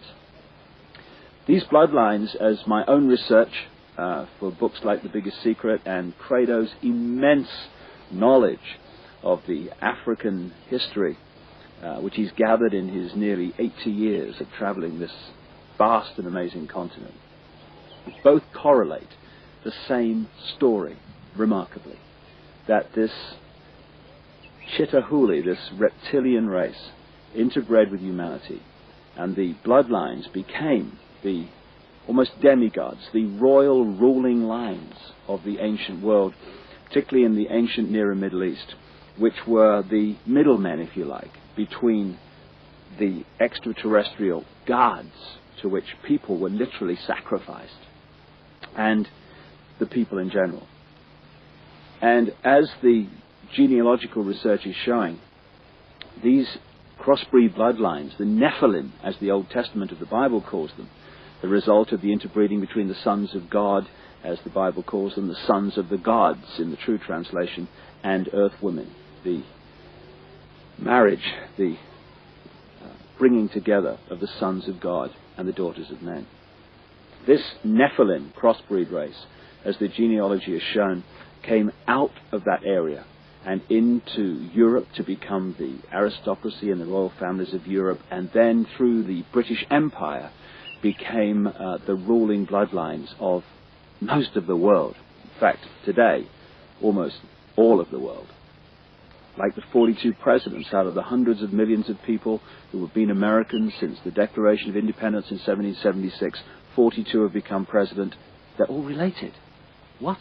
And they go back to these ruling aristocratic families, which eventually go back to the crossbreed, interrelationship, intercourse between the Chitauri, the Anunaki, as some accounts call them, and human beings. And it's the British Empire that we're going to talk about now in its relationship to taking over the planet in a way that today is now global. The British Empire became the British Empire because this network of bloodlines, which had become known as the Illuminati, centered itself in London at operational level, particularly after the arrival from Holland of William of Orange, who became King of England in 1689. And from that time, he signed the charter that created the Bank of England, and the banking system as we know it started to expand and emerge. But from that time, the British Empire and the other European empires came into being, and they took the planet over. Now, one immensely important area that they completely controlled and raped was the fantastic continent of Africa.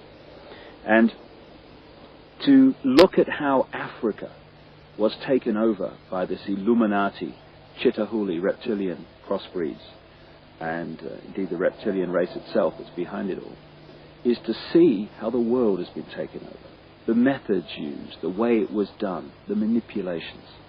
And what we're going to talk to Credo about now, among many other things, is the way that the continent of Africa was hijacked by the Illuminati.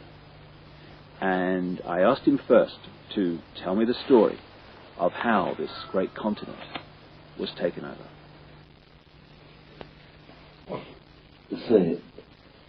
There are mysteries in this world that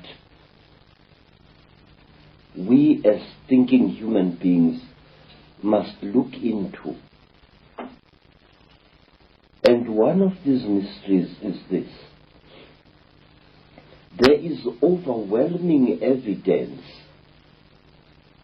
of the fact that before Africa was actually colonized by the white people from Europe, it was first prepared by strange people for this colonization. When the first Portuguese ships started sailing around the Cape of Good Hope,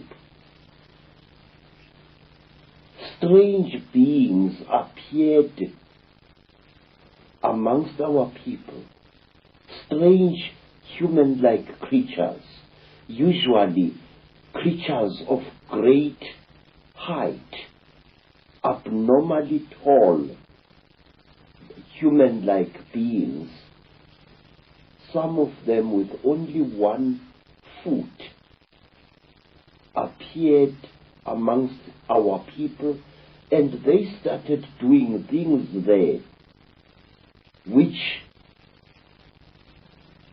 made it easier for the colonialists to invade us and to conquer us. What were they like in terms of their color and skin, Credo? We do not know, but there are those who described them as very, very white, chalk white in appearance. This went on for so often that it became traditional to our people to represent these beings with white chalk. You found masks amongst our mask makers which were smeared entirely in white chalk to represent these creatures. These creatures were usually about 8 feet tall, very, very slender, and they used to wear robes made of the tanned hides of certain type of antelope, usually the intensely black sable antelope. What name did the people give to them? We gave them the name Izilo Zengubo, the beasts of the terrible blanket. These creatures were dressed exactly like Christian monks, with hoods and long robes. In fact, I will draw you a likeness of one of them as it is shown in a rock painting. Now, these creatures used to live in holes in the ground, or in underground caverns, or in gullies over which a roof of logs and vegetation as well as sods was placed. And it may be of interest to you, sir, that Portuguese explorers and Portuguese seamen used to see these one-legged creatures hopping about and sometimes disappearing into the ground as if by magic. And these creatures were called by the Portuguese sailors monopods. They wore a long robe that reached down to their ankles, and they appeared as they moved through the bush as if they only had one leg. Monopods were seen in Africa, and they were also seen in America before America was colonized by the white people. Among the Native Americans? Yes, sir. One of the things that amaze me is that the story of America and the story of Africa was the same. It is said, sir, that these monopods introduced certain knowledge to our people. They actually prepared our people mentally for what was to come. For example, these monopods, these beasts of the terrible blanket, used to wear a cross-like ornament on their chests as a charm, a cross made of either gold or silver.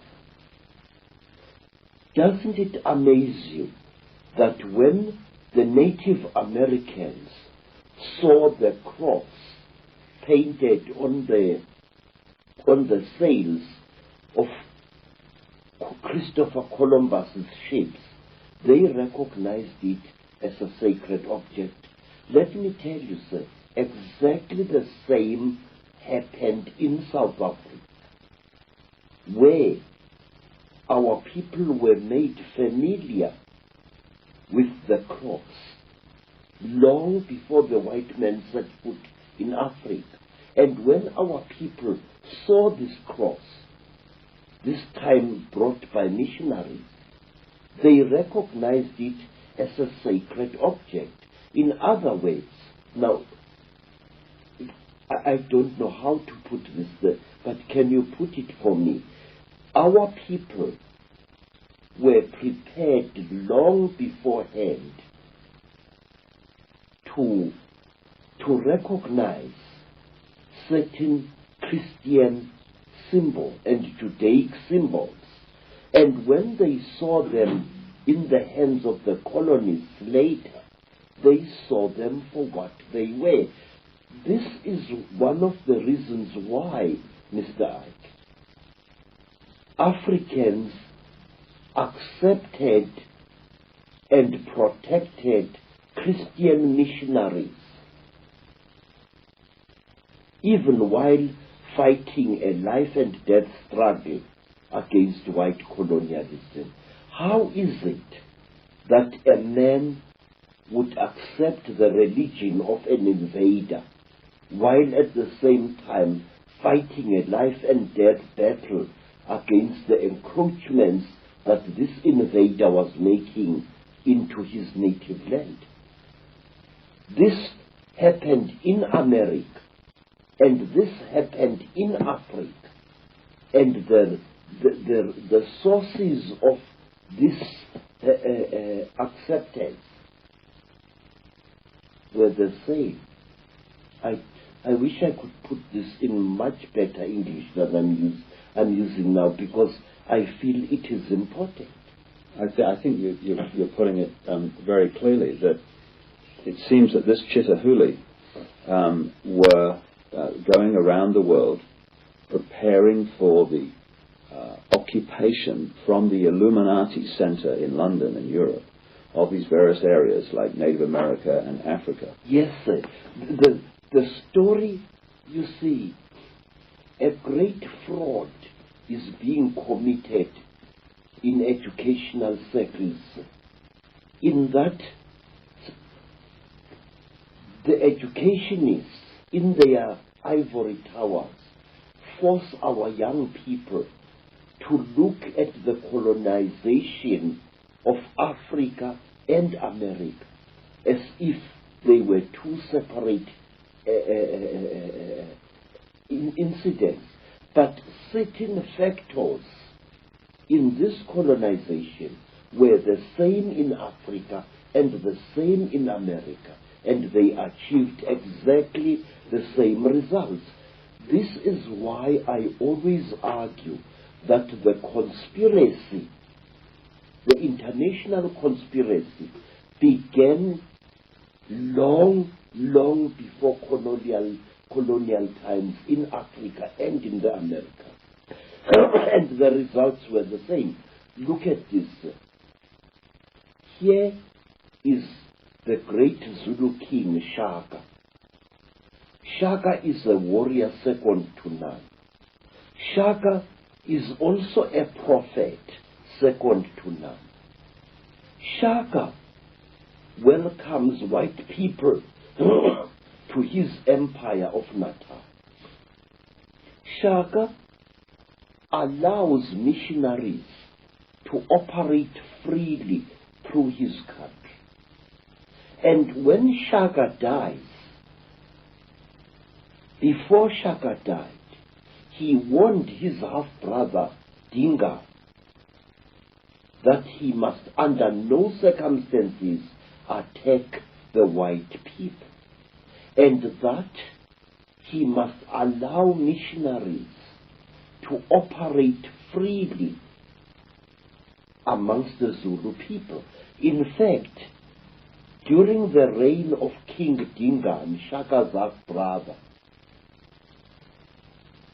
two missionaries, Reverend Halstead and Reverend Owen, had a mission station within sight of King Dinga's great village.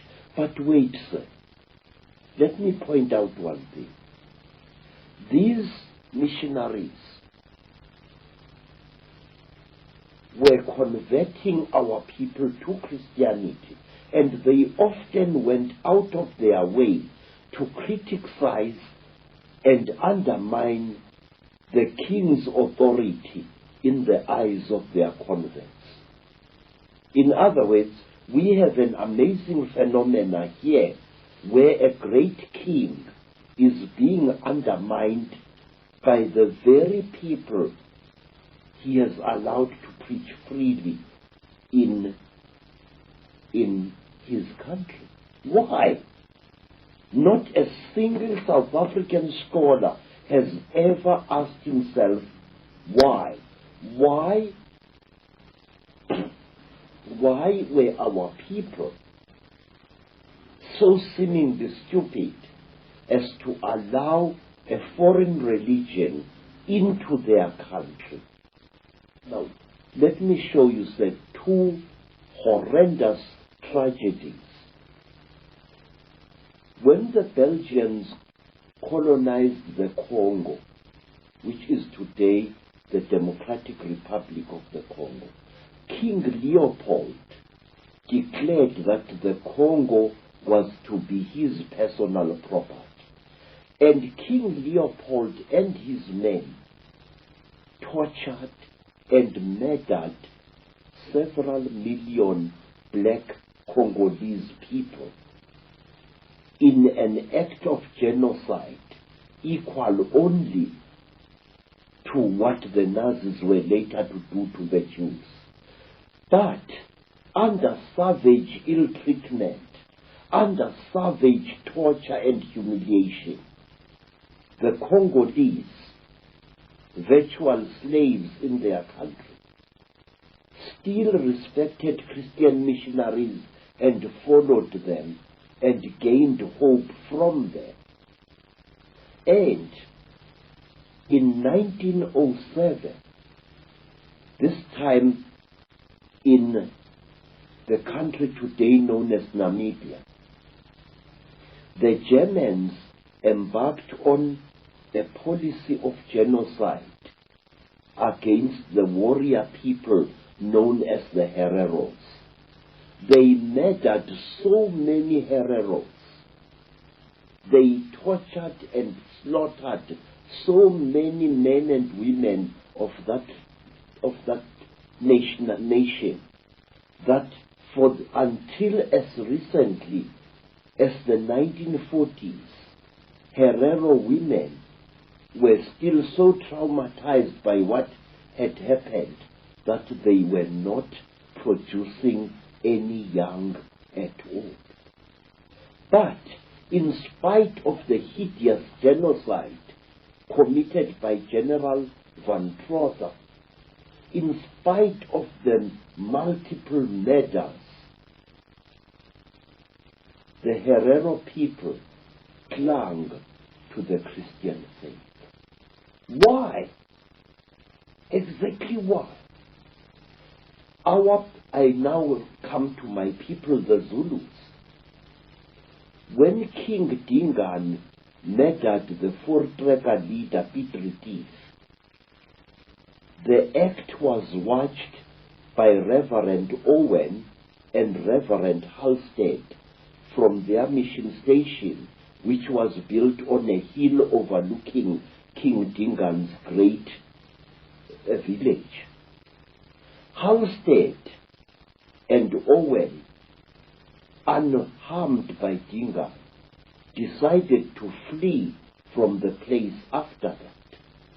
And Dingaan was deeply sorrowed that his favorite preachers had decided to leave him. And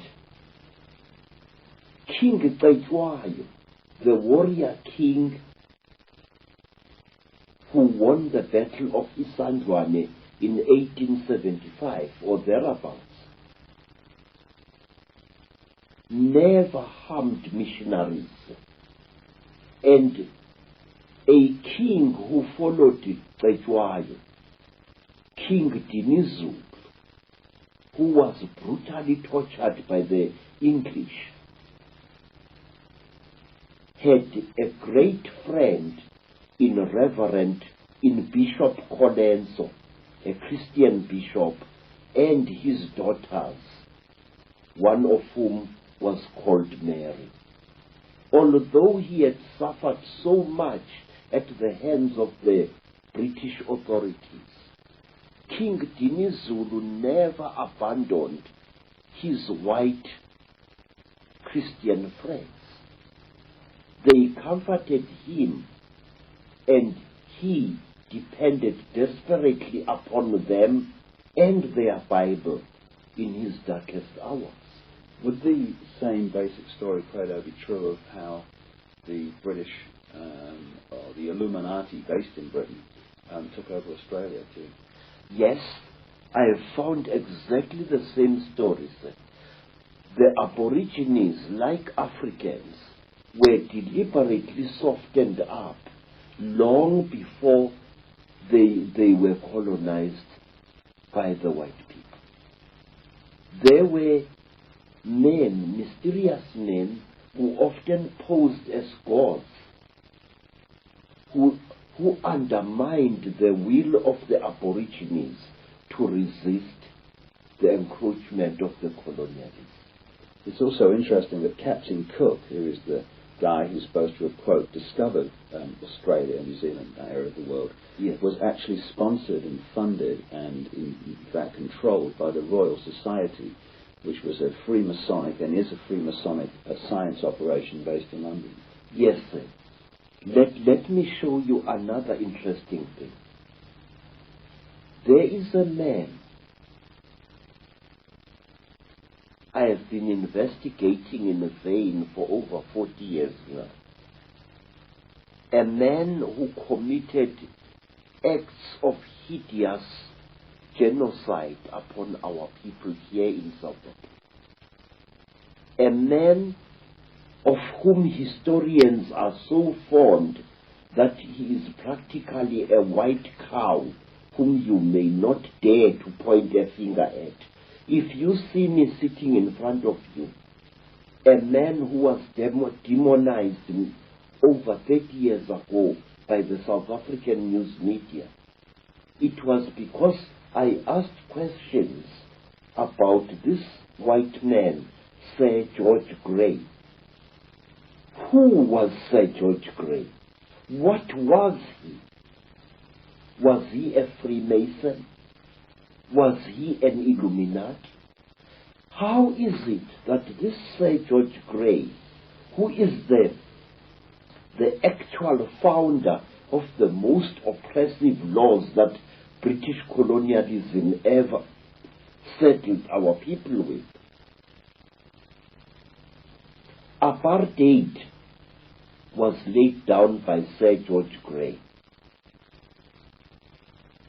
The carrying of identity papers was laid down by Sir George Grey in the 1850s, in the last century. And Sir George Grey dealt our kings a mortal blow. But let me first tell you, this man was sent from London to quell a Maori rebellion in New Zealand, which had defeated the efforts of military men. The Maori were unstoppable. Their rebellion was blazing like a bushfire through New Zealand. But when George Grey was sent to New Zealand, he managed to quell this rebellion with very, very little loss of life. What did George Grey do? I have never been able to find a book which tells me exactly what did George Grey do in New Zealand in order to pacify the Maoris who had beaten the efforts of the British soldiers. Because that same George Grey was brought from New Zealand to South Africa in order to quell a great rebellion by the Xhosa people. And George Grey used outright trickery in order to force the Xhosa people to actually destroy themselves. George Grey deliberately and cold-bloodedly tricked the Xhosa people into slaughtering their own cattle, burning their own crops. It is one of the saddest stories of our country's blood-drenched history. And almost overnight, George Grey reduced the Xhosa people of the Eastern Cape into a nation of dying skeletal starvelings. Because after George Grey had manipulated the Xhosas with raw trickery into destroying their crops destroying their cattle. He practically had them on the plate. Hunger, raw hunger and starvation, achieved what military might had failed to achieve after many embattled decades.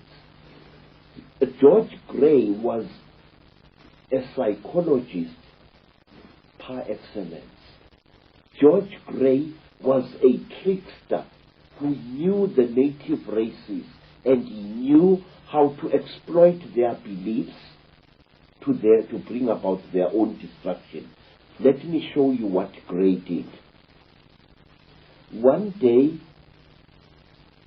when great tension was boiling up in the Cape, and when the colonialists were threatened by yet another border war between themselves and the Xhosa people, a number of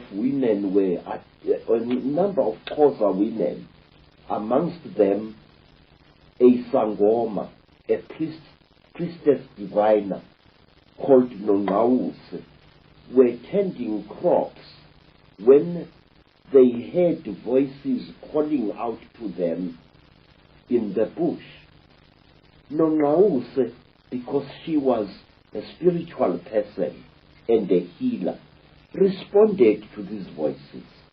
She went together with her sister Nonteto to investigate, and they found a deep hollow in the ground, and from this hollow they heard the voices coming.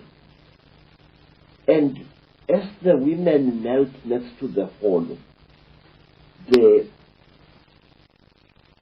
three amazing figures emerged from the grass. Tall men wearing long black robes made of animal skin, with very big hoods on their heads, appeared out of the hollow. And one of their faces were painted white, or so it seemed to the terrified Xhosa women. And these men were unusually tall.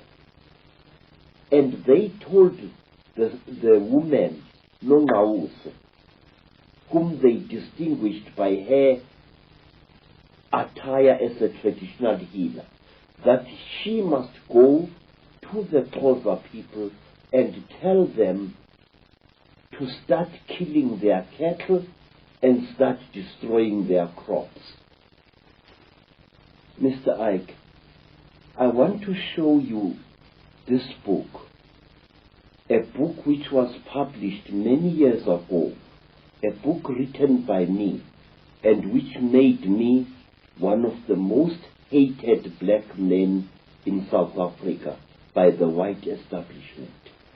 In this book, I write, amongst other things, about a man called Sir George Gray. And in this book, I questioned certain things about this man, because Sir George Gray was the creator of race discrimination and apartheid in South Africa. Apartheid was not really created by the Afrikaners. It was created by this man many years ago. Well, Sir George Gray was Illuminati, a black magician, and fits the bill exactly with what happened in all these other countries you're talking about. Say, when I raised questions in this book about Sir George Gray, I was savagely attacked by nearly every professor in various universities of South Africa. The intellectual prostitutes. Yes.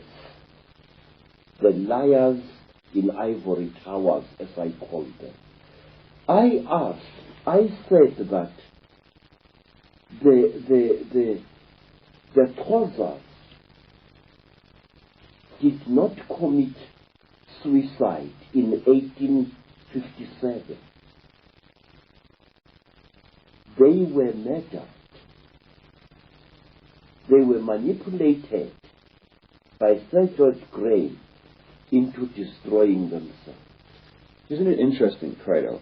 I've noticed this myself, that the story you've just told about how those people were manipulated to kill their cattle and what have you, is mirrored again and again in the story that has spawned religion after religion. I mean, whether it's Mohammed or whether it's Joseph Smith with the Mormons, again and again, the initiator has a vision or an interaction with some guard figure or angel, and bingo, they get told to do certain things, and the rest is history. Yes, sir. And what is most interesting is that these interesting angels have suddenly disappeared in recent times. You no longer hear of an angel coming to tell some prophet to establish a new religion. No. Where have they gone? They carefully choose certain times. Now, Sir George Grey, so let me go back to him. He manipulated the Xhosa people into killing themselves.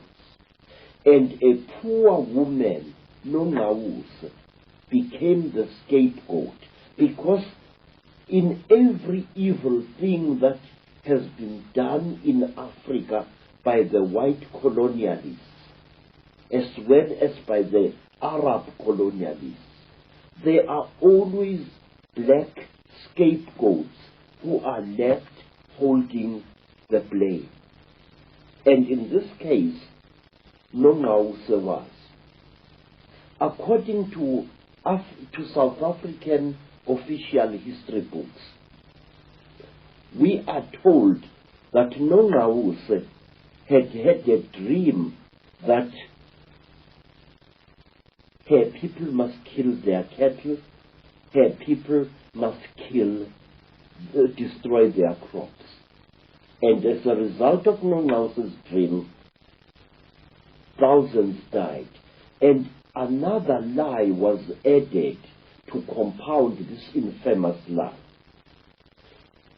We were told that Nongaus had been a child when she had this dream. But that's a lie, sir. Photographs of Nongaus taken after the terrible disaster show her as a mature woman who is wearing a beaded blanket, and on that beaded blanket it is shown clearly in beaded patterns that she was a Sangoma who had undergone several initiations. She was not a girl, but a spinster woman in her 25th year. And Nongaus had not had a dream whatsoever. She had seen apparitions. She had seen men who posed as gods, who were disguised as supernatural beings, and she had not been alone. And another thing, the Xhosa people would never have listened to the word of any mature child on a serious matter like this, because to all African people, cattle and crops were not regarded as their property, but rather as the property of the ancestral spirits. Now, Nongaus became a scapegoat. For a long, long time, our people hated Nongaus for the dream she had supposedly had. And after I had brought questions about this story, after I had been torn apart by newspaper men, Nongaus's story was suddenly changed and totally omitted in South African history books. I can show you some of these books where this story doesn't occur at all. Taylor, is this a story that you're telling in this one incident? Can you repeat that again and again across southern Africa as the Europeans took over? Was it a method they constantly used? Yes, sir. Yes. You see, I can tell you a lot of things that were done. Some of the bloody wars which were started in South Africa between white men and black men were actually engineered by supposedly ancestral spirits, where a king suddenly saw an apparition. Now let me tell you, sir, one of these amazing stories, of which there are well over 100. And it is a true story that is known to every student of history in the land known as Lesotho. There was a great king, sir. The king's name was Muhlomi. Muhlomi was a priest king. He was a man who was both a healer and a king.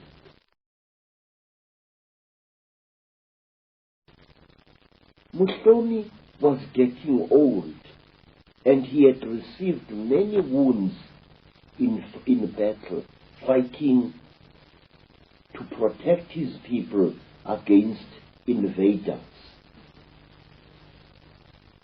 One day, Muhlomi was in his house when somebody knocked on the door frame of the house. And Muhlomi asked the intruder to come in. And into their hut there came a frightening being. A being whose face was as white as the face of death. A being which wore a hood over its head. A being with unnaturally wide shoulders. A being who wore a long robe of sable antelope skin. This being squatted near the entrance of the hut in which Muhlomi was. And the being told Muhlomi that he was to take one of his golden earrings, the earrings of kingship, and go on foot for a long distance to find a young man known as Depopulation, and to give him this earring. But what are you saying, great one? Said Muhlomi, utterly terrified by this unearthly being. You are saying that I, Muhlomi, must go and find this boy and make him my successor? And the being said, yes, we, your forefathers, order you to do this. Muhlomi was thunderstruck. He tried to argue, because Muhlomi had sons whom he was hoping would succeed him after death. Now he was now being told to go and seek out a strange young man and make him future king of the Basotho people. And as Muhlomi tried to speak, the terrible tall being stood up in the hut and threw a handful of black powder on into the fireplace, there was a terrible flash, a burst of white smoke, and as Mhlomi shielded his eyes, the being left the hut. On the following day, Mhlomi told his people this in a council meeting, and the people advised Mhlomi to obey. You are the king, Mhlomi. You have been our king for a long time. You are blameless and you are as brave as a lion. But against the gods, what can you do? And thus it was that King Mhlomi was given a tame ox by his people, and he rode on the back of this ox, accompanied by 2 of his best warriors, and he went out to seek this strange boy whom he had been ordered to make the future king of the Basutus. He found the boy with his companions high up on a mountain. The boy was a bandit. He lived by stealing cattle from rich men. He was a typical black Robin Hood. And Mhlomi greeted this boy, Depopulation, and he pinned his golden earring to Depopulation's right ear and said, I am commanded by the spirits of my forefathers to appoint you, Depopulation, future king of the Basutu. I am told that you are going to make this nation great. I am told that you are going to protect it. I, Mhlomi, the armed one, have spoken. Mhlomi left Depopulation, and Mhlomi sickened and died some time later. And the man named Depopulation, a young man, a cattle-stealing bandit,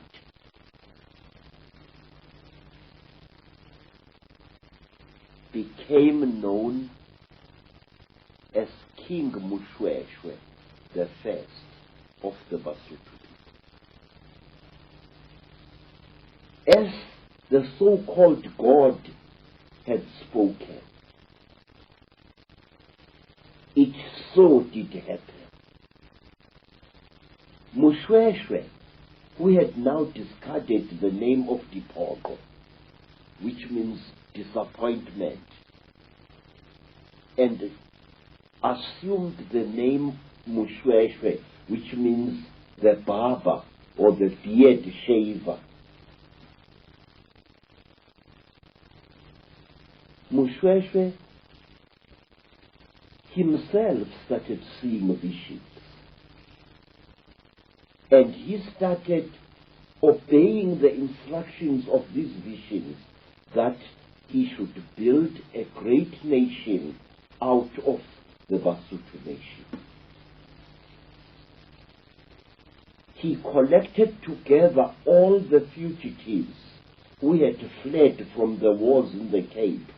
He collected together all the refugees who had fled from the wars by Shaka in Natal, and he molded them into the nation known as the Basutu nation, which today inhabits the land called Lesotho. But wait, there is more to the story of Mhloshwe. Mhloshwe was under attack by the Afrikaners, And one day he received another vision, a vision that told him that if his people were to be saved,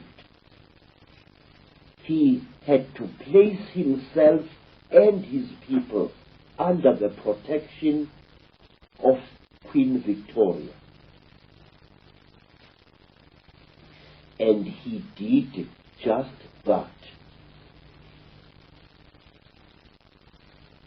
When I was a child, when I was a young scholar, the land today known as Lesotho was known as the Basotho Land Protectorate. Here was a king actually destroying his sovereignty as a ruler. Mushweshwe enjoyed the loyalty of his people. Mushweshwe was greatly loved by the nation that he had formed. Mushweshwe had not really needed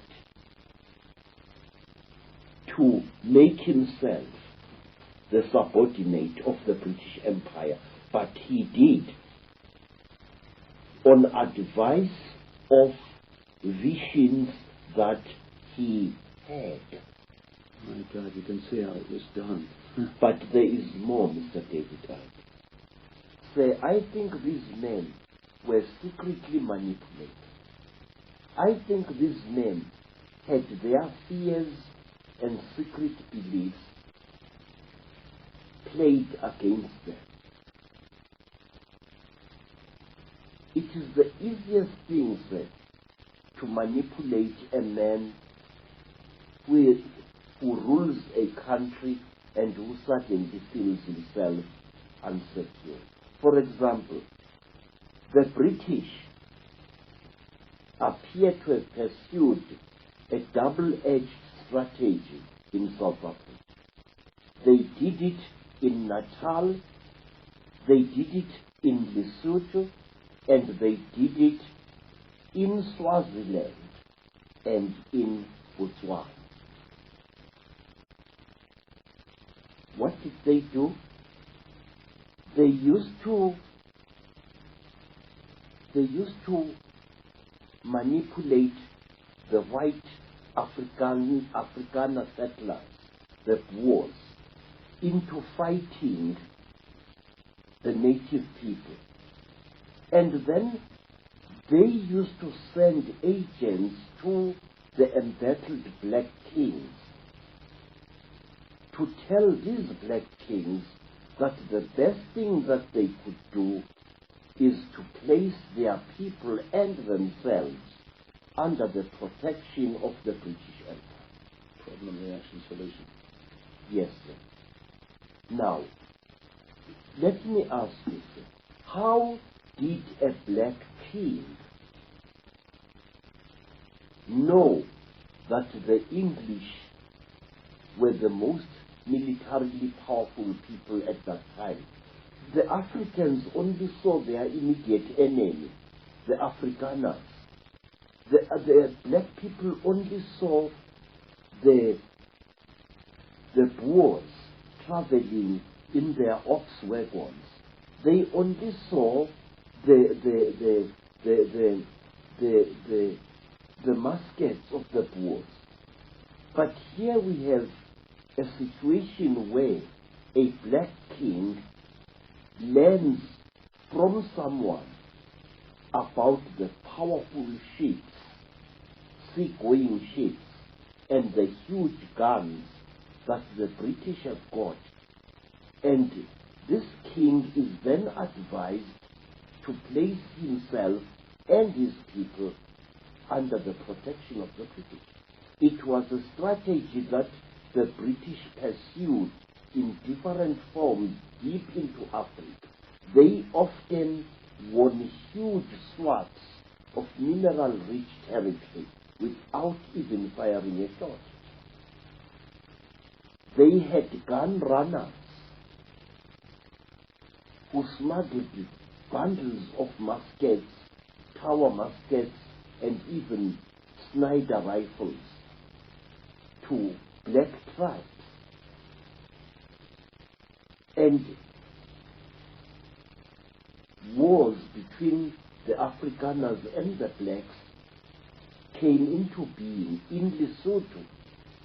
One of the reasons that forced Moshoeshoe to make Lesotho a protectorate under Great Britain was because he feared the repeated attacks which the angry Boers were launching against him, because some of his people were attacking the Boer farmers and stealing their cattle.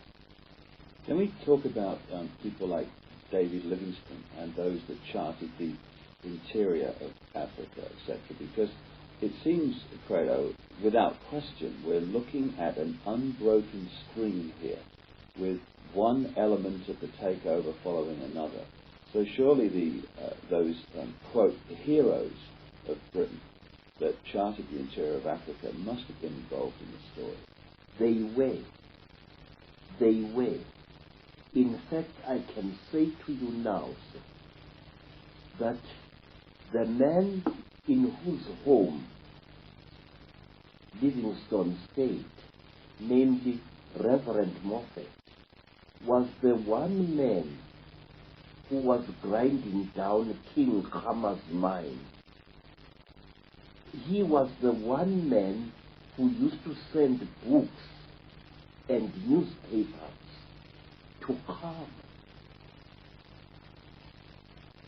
They were living in the land of the Botswana, and they lived alone, a missionary and his wife. Reverend Moffat had a family of children at Kuruman in the Northern Cape. And Reverend Moffat received Livingstone. Reverend Moffat, because he was viewed by the Botswana as a man of God, could do what he liked in the land of the Botswana. He carved himself a huge stretch of land. He planted any vegetables or fruits there that he chose. Early in his arrival, he found that area teeming with buffaloes, which is why it is called Kuruma. It's really a corruption of the Botswana word Udumane, the gathering place of the buffalo. Moffat used to welcome explorers and hunters, many of whom traveled alone through South Africa. And these hunters and adventurers, people like Reverend Campbell and others, were going through South Africa, exploring. Some of them wrote books about the local customs and the local tribes that they encountered. And I think these explorers were much more than what they seemed. So how was Christianity used? We talked about the fact that the beasts of the terrible blanket, these strange people that appeared before the Europeans, had introduced all the symbols and what have you that prepared people for Christianity in Africa. How was it used once the Christianity people, the Christian religion, arrived? I will tell you, sir, from what I saw as a young child.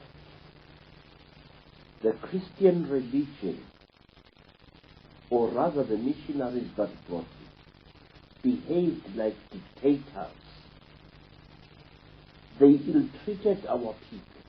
They humiliated them. And they stole huge tracts of land from our people using the name of Jesus Christ. I want to give you this historical fact, sir.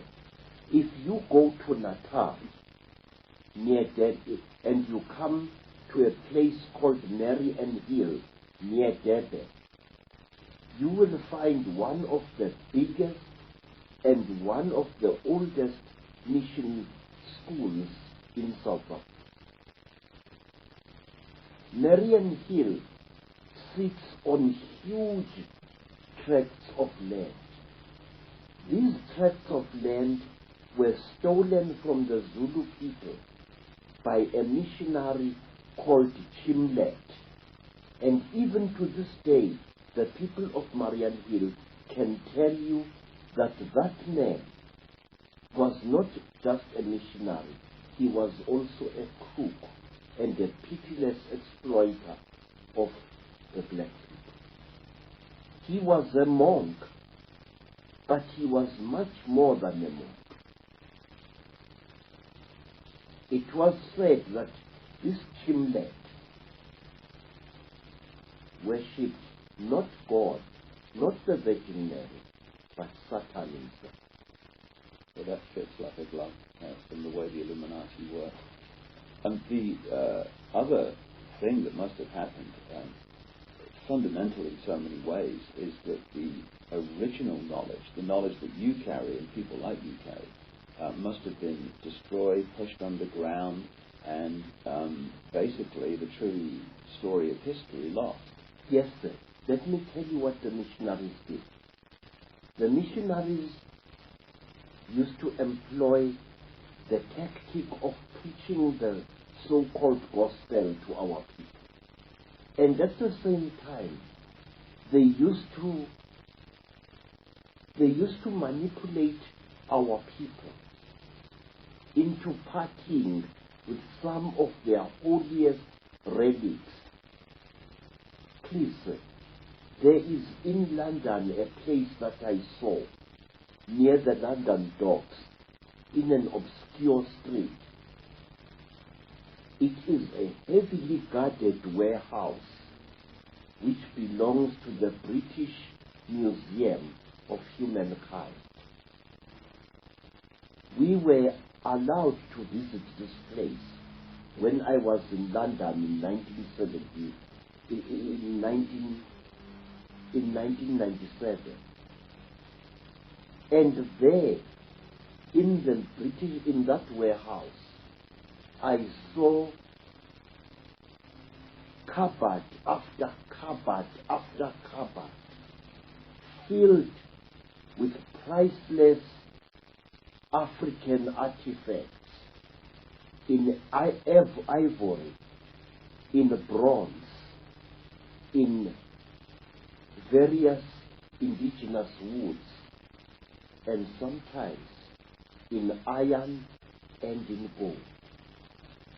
I saw royal bangles from dead kings, bangles made of brass and bronze, bangles which showed every sign that they had been removed by force from the arms of dead men and dead women. All these things, I was told, had been collected by Theophilus Chepstone and the London Missionary Society and were sent to this museum where no African is allowed to view them. I was lucky because I was accompanied by a white woman whose father, I suspect, was a Freemason.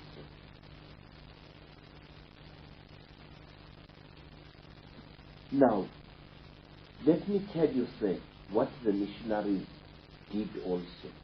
The missionaries established hospitals in their mission station.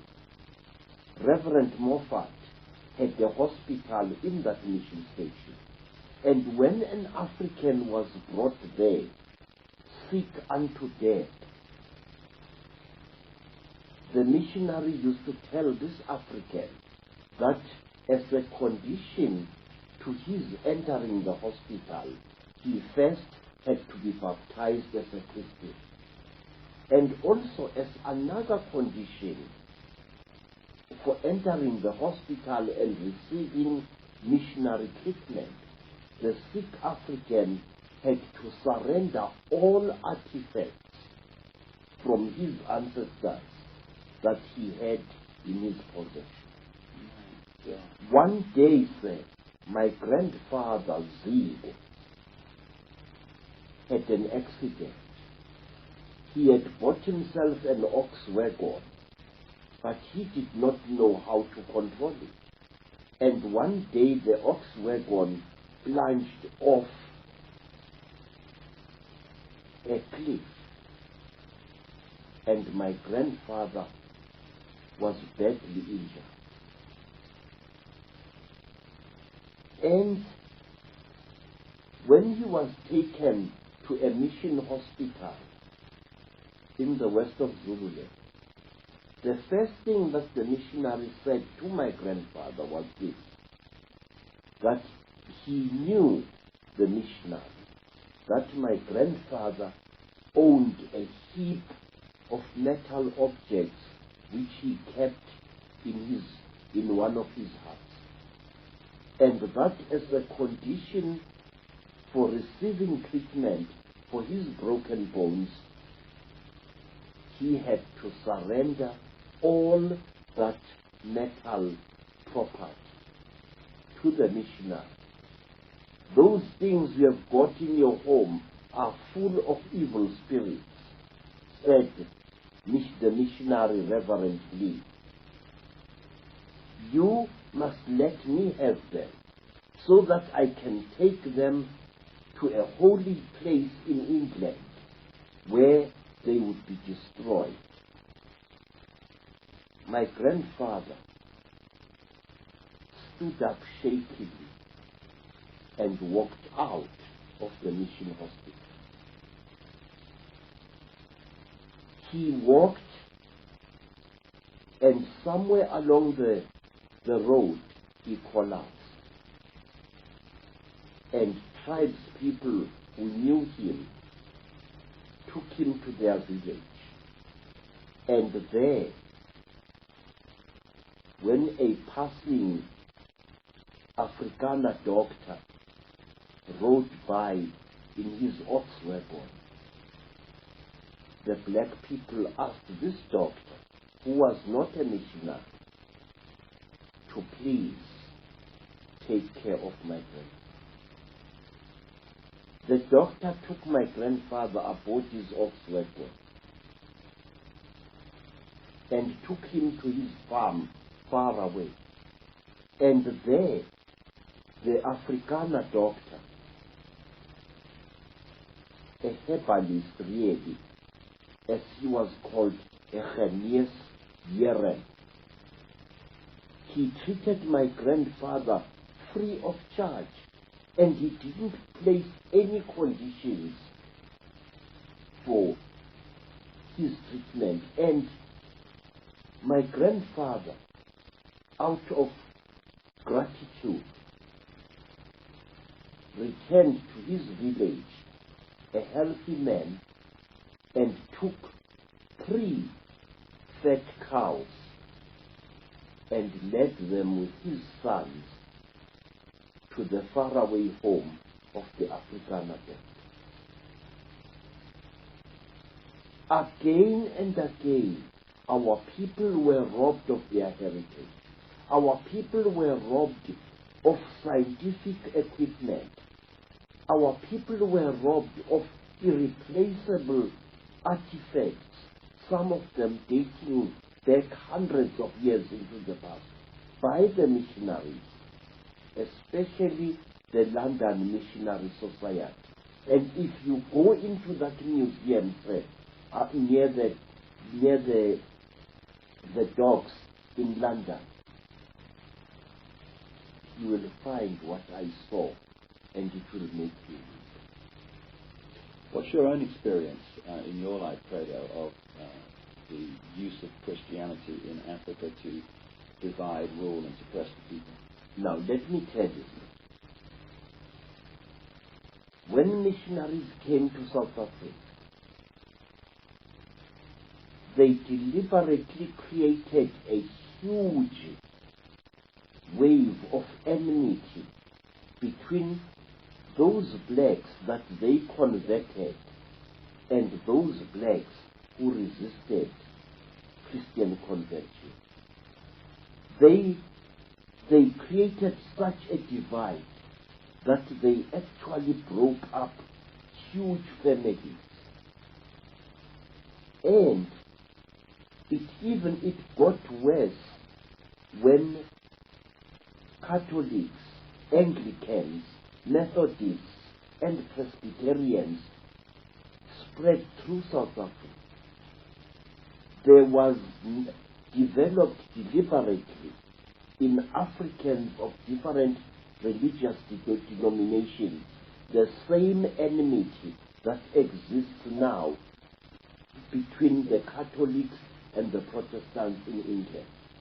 Black Protestants were forbidden from talking to black Catholics. Black Wesleyans did not even ask the time of day from black Presbyterians. It was such a total chaos, and the only beneficiaries were the missionaries themselves. But let me tell you more what used to be done. Missionaries used to forbid any converted Christian black from having anything whatsoever to do with an unconverted black. Love relationships between so-called heathen blacks and Catholic blacks were forbidden by the missionaries. That was how my father and my mother parted, traumatizing my life even before I was born. My father had been a confessing Catholic, and he fell in love with what was called a heathen Zulu woman. Now, the condition for such a love was that the woman had to submit herself into the Christian faith. And my grandfather, a fierce old warrior, contemptuously refused to have my mother become a Christian convert. I used to kill white men at Isandlwa, and I am not going to allow a daughter of mine to follow the religion of spear food. And say, if in a mission station a church-going black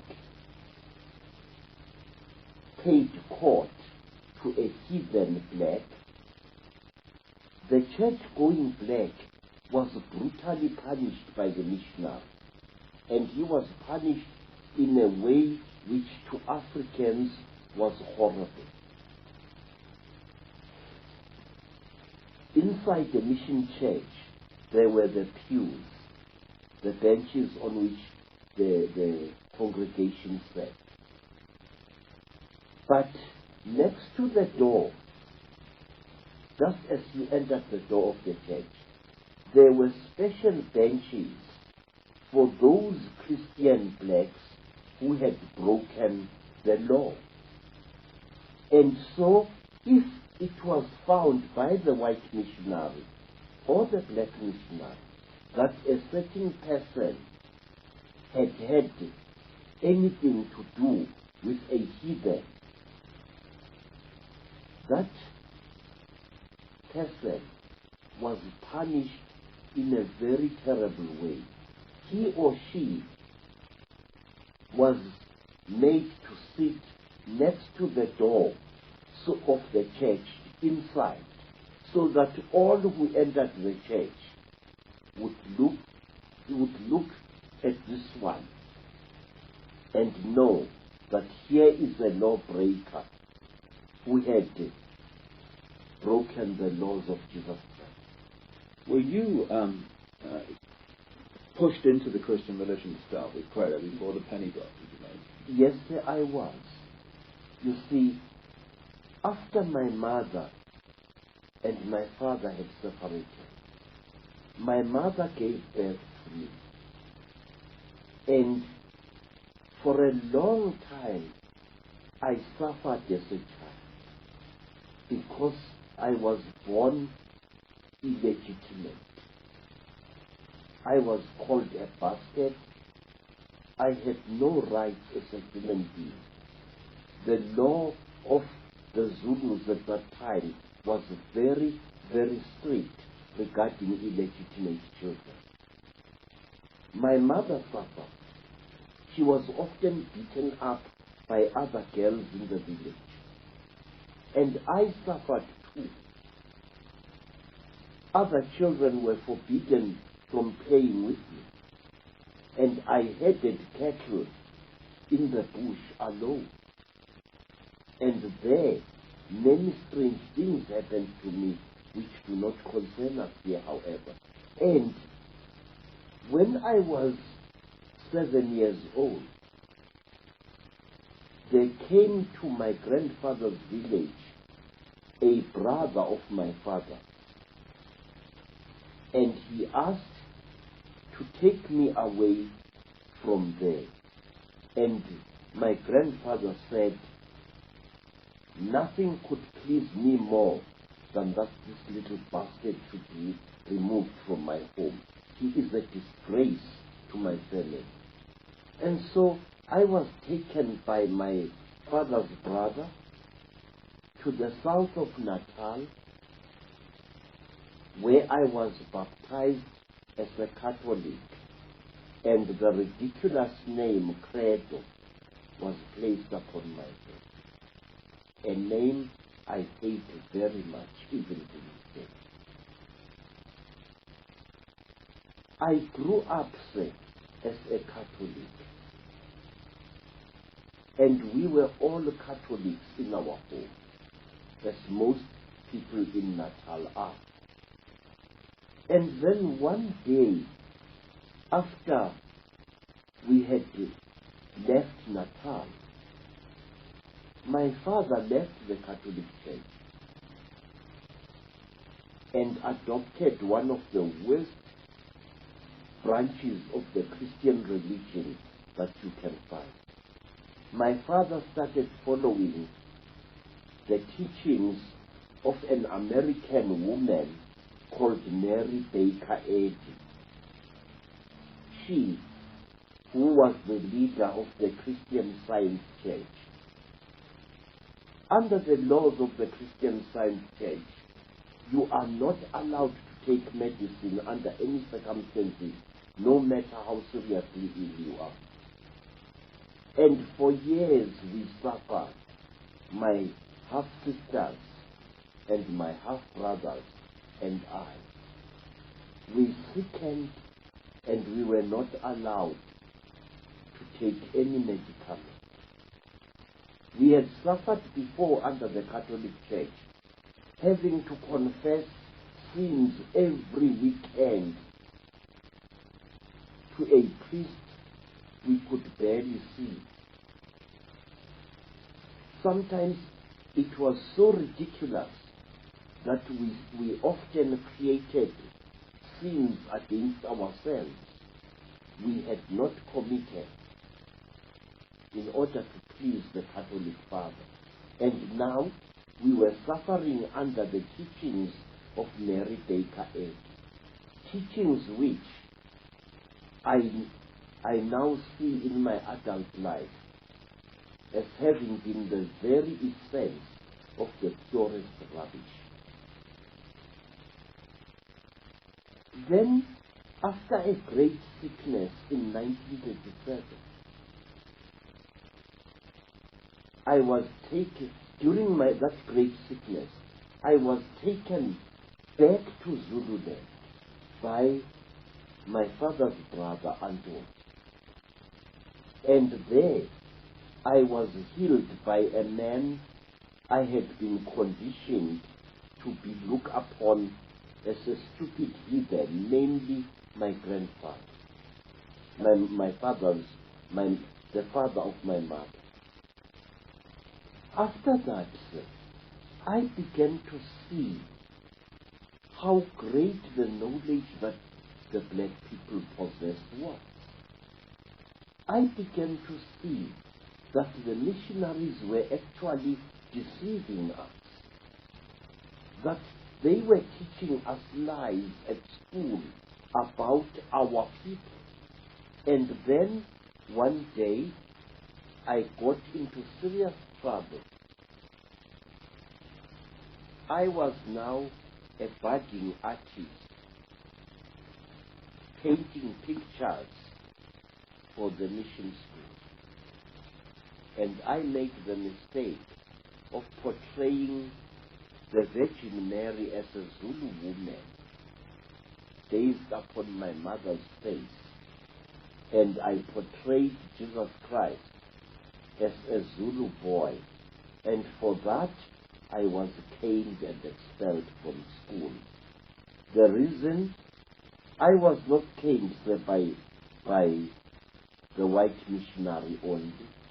I was caned also by the black teachers who accused me of having insulted Jesus Christ by painting him as a black. So you can see, sir, the stark mental confusion into which our people had been plunged. Men caning a boy because he had painted Christ as a black man, and saying that by blackening Christ's face, this boy had blasphemed. Just makes you see, Credo, how easy it is for the few to control the world when most of the world gives its mind away. Yes, sir, but one must understand, Mr. David, that we human beings are weak creatures. We fall victim to ill health. We fall victim to sometimes nameless fear. And that is where the forces of darkness pounce upon us when we are afraid, sick, or infected. Many black people who were converted easily to Christianity were people who had been traumatized by war. You see, during the great Zulu wars in Natal, thousands of black men and women used to run away from Zululand to Durban, where huge refugee camps, bigger than anything we have ever seen in Africa, soon blossomed. These refugee camps were fertile ground for Christian missionary operations. These refugee camps were places where many a self-seeking missionary was sure of walking away with several hundred converts. Credo, all these methods we've been talking about here can be connected to this one stream, unbroken under different names, that came out of London. The next major stream I'd like to look at was that represented by Cecil Rhodes in the British South Africa Company, which, from what I've seen, transformed, perhaps more than anything, the structure, the economy, and the life of South Africa. What about him and that time? Many stories are told about Cecil Rhodes. Many stories. And one day I shall amuse you with one. Cecil Rhodes was a strange man.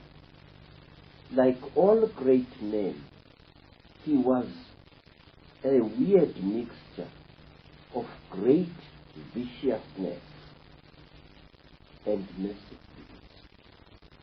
Cecil Rhodes was a seeker after knowledge, and he used to do many things for those blacks who gave him the knowledge he sought. First, Cecil Rhodes was interested in legends that he had heard about Africa and the Africans. He wanted to know where our people used to mine minerals. And his men used to go from village to tribal village, carrying cheap blankets, traveling shawls, and Stetson hats to bribe tribe people into showing them where mines were, ancient African mines were. In fact, I can tell you, sir, that many of the mineral deposits that are in South Africa, from the diamonds of Kimberley in the Cape, to the coal fields of Natal, to the gold mines of the Witwatersrand and of the land now known as Zimbabwe. All these mineral deposits were pointed out to Rhodes and his men by Africans. Africans willing to do anything to impress this strange white man. Cecil Rhodes smiled very often, especially before he ordered the slaughter of an entire tribe. Cecil Rhodes got to know how deeply our people respected a powerful man who reconciled two clashing factions. And one amazing thing, when confronted by black people who were asking him pointed questions, Cecil Rhodes used to deny that he was the leader of the white people, for example, in Rhodesia. He acted like a third party, a man who was dedicated to reconciling black and white and stopping conflict between them. And until he died, Cecil Rhodes was known by the Mandebele people as Mlamlankunzi, the brave one who parts two clashing bulls. At one time, Cecil Rhodes went to a very holy place, and a group of hills called Ndabazenduna, and there, under a tree whose remains can still be seen, Cecil Rhodes sat with a group of Matebele elders and actually persuaded them to stop warlike actions against the British Empire. How did he manipulate the black tribes of Africa so that he got all these mineral rights which have now become consolidated gold fields and De Beers and Anglo-Americans? Cecil Rhodes used to walk about completely unafraid amongst the Matebele people, and he used to tell them to attack the Mashona people, whom he called dogs. And in this way, Cecil Rhodes caused wars between blacks, which he then stepped in as an intercessor. Cecil Rhodes built up a formidable hatred between the Matebeles and the Mashonas. He played the Matebeles off against the Mashonas and the same the other way around. What is strange about Cecil Rhodes was that, and which is never revealed in the many books that were told about him, was that Cecil Rhodes was a student in search of the deepest mysteries of Africa. He made friends with healers, with shamans, and he actually took part in their rituals. And through them, he learned of the many secret and holy places which were to be found in the land that now bore his name, Rhodesia. And one of these holy places that he learned about was those hills upon whose summits you see great boulders, namely the Matobo Mountains, the mountains of the great boulders. There, Rhodes learned that the most powerful kings of the Mashona and the Makaranga people lay buried. And he decreed that after death, he too should be buried there. Isn't that very much linked to legends and stories of the Chitauri and the reptilians? Yes, sir. The Matobo Mountains are held even today as one of the places on earth where the Chitauri are often seen and where they land in their craft. And there is more, sir, regarding this thing. Much more. Cecil Rhodes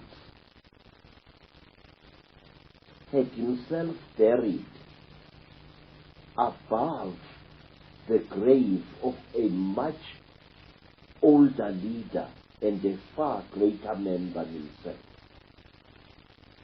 We are told, sir, that the first Munomutapa, a remote ancestor of mine, Nyatsimbi Mutwa, died and was buried in the Matopo Mountains. And Cecil Rhodes found the place where Nyatsimbi lies buried.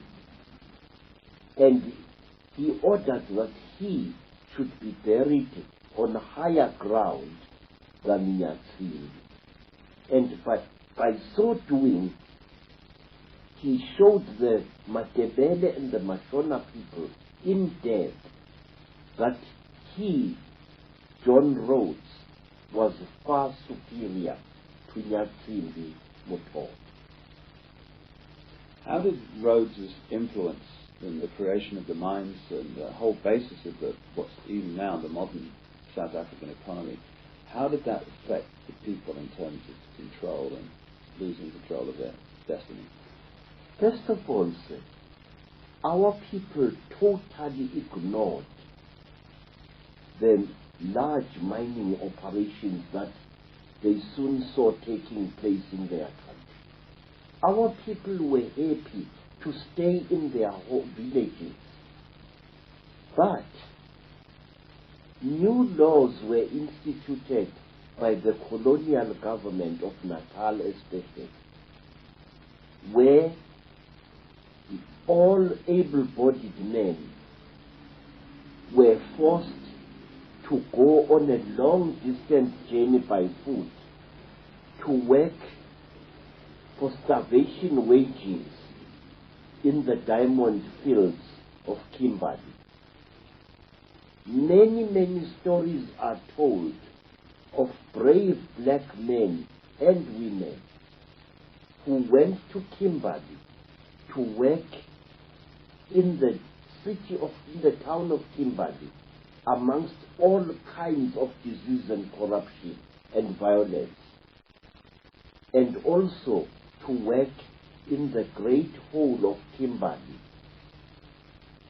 a hole which before had been the site of one of the holiest hills known to our people in that part of South Africa. Cecil Rhodes and his people did much to destabilize black family life in Natal and other places inhabited by black people. He forced the local chiefs to pay tax, they and their followers. He forced the chiefs to send their sons and the sons of their people to work in the diamond fields. He told them that if they refused to do this, he would call the soldiers from England to destroy them all.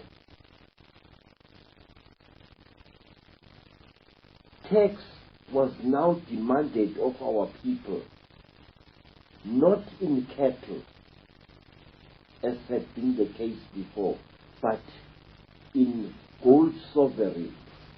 So a young man had to go, leave his father's home, and go by foot over the Drakensberg Mountains, walk great distances to Kimberley, and there to work for one gold sovereign a year, a sovereign which would then be turned over to the chief, who would in his turn turn it over to the colonial authorities as tax. The South Africa Company, the British South Africa Company of Cecil Rhodes, created so much of the economy of South Africa that we see today. And this has been taken over by other companies, not least the ones controlled by the Oppenheimer family, who seem to be the Illuminati's branch managers in South Africa. They are involved in the Anglo-American Corporation, in De Beers, the diamond operation. Then there's another offshoot of the Rhodes network, which is the Lawn Row Company, London Rhodesia Company, which to me has grotesquely manipulated and abused Africa since its creation. What's your view of this post-Rhodes network that so controls South Africa today? Say, in answering your question, I want to be very, very fair, because my philosophy as an African warrior priest commands me to be fair even to my deadliest enemies. The Anglo-American Corporation has done a lot of good in South Africa during the course of its existence. Sir Ernest Oppenheimer assisted in the building of several townships near Johannesburg. He did not do it for love, of course. He did not do it for altruistic reasons. But the fact was that on a massive scale, he and his company created roofs over the heads of many black families. In fact, a large part of Soweto, near Johannesburg, is his company's creation. But the Anglo-American Corporation also has a lot to answer for in front of the throne of God. This corporation has caused the deaths of hundreds, if not thousands, of black men in its mines.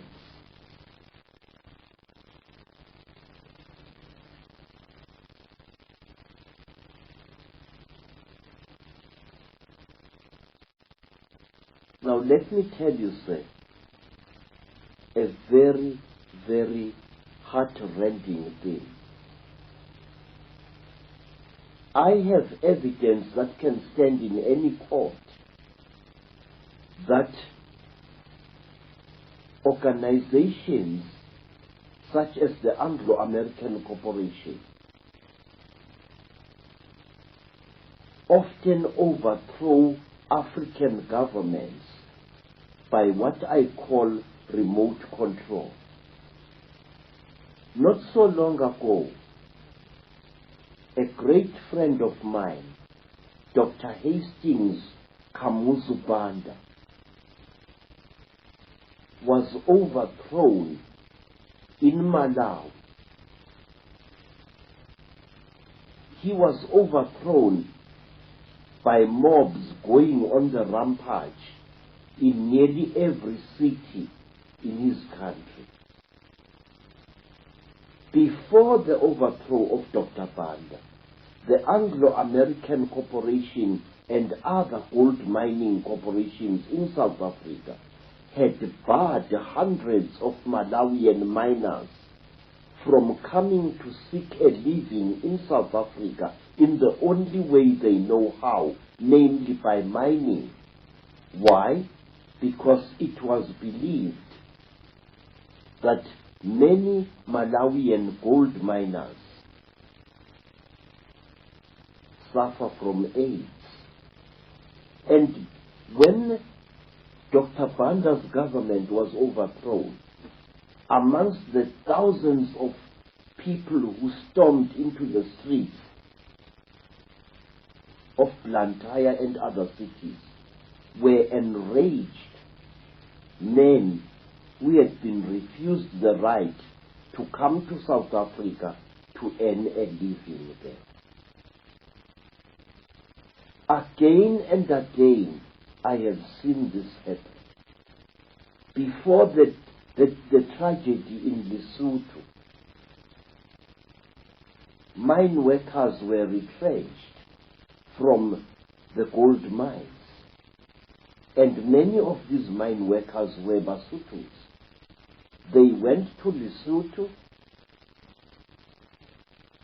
and there, when the country collapsed after the rigged elections of about a year ago,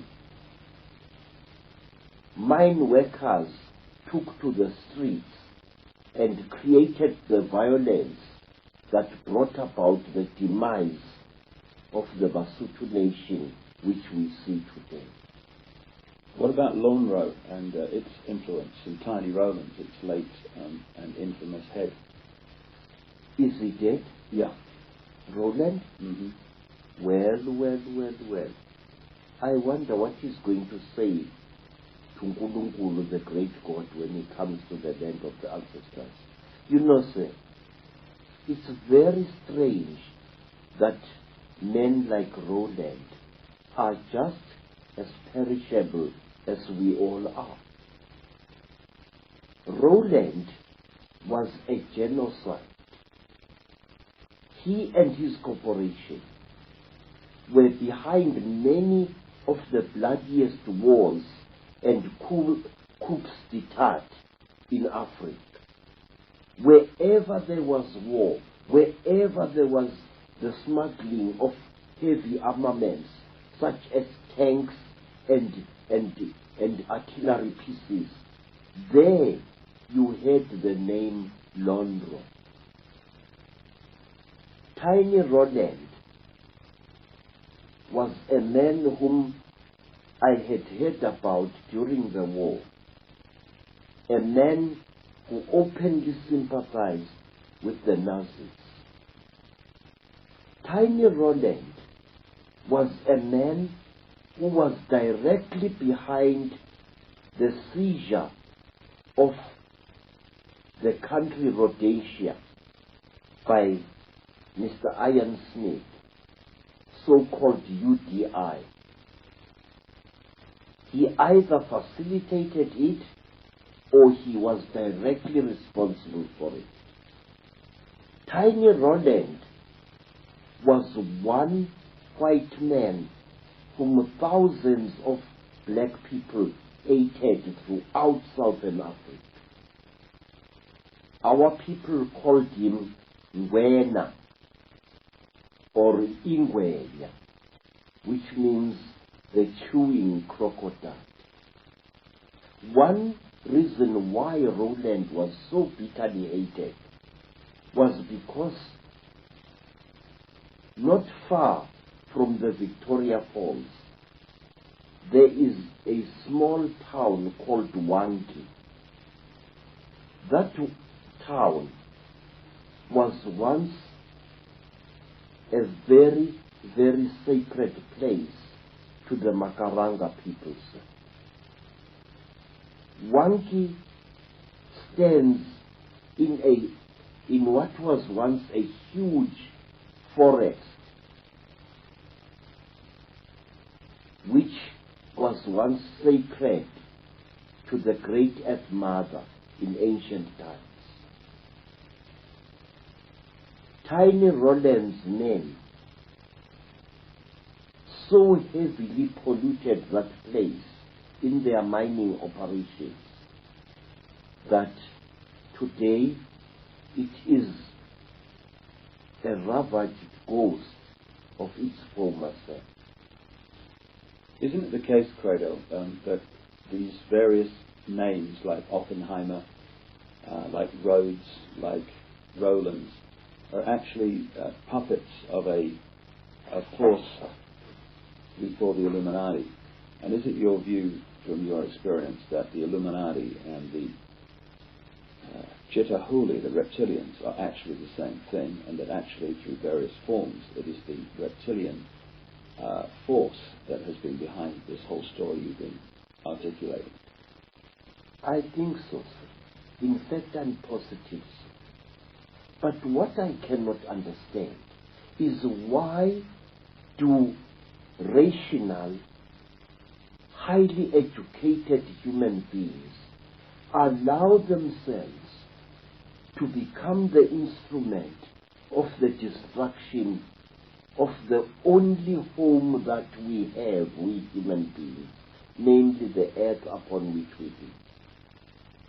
Please, sir, are you going to tell me that men like Mr. Oppenheimer and all those who work under him don't have what are called environment impact studies, which give them a long-term view of what the ultimate results of their massive mining operations will be?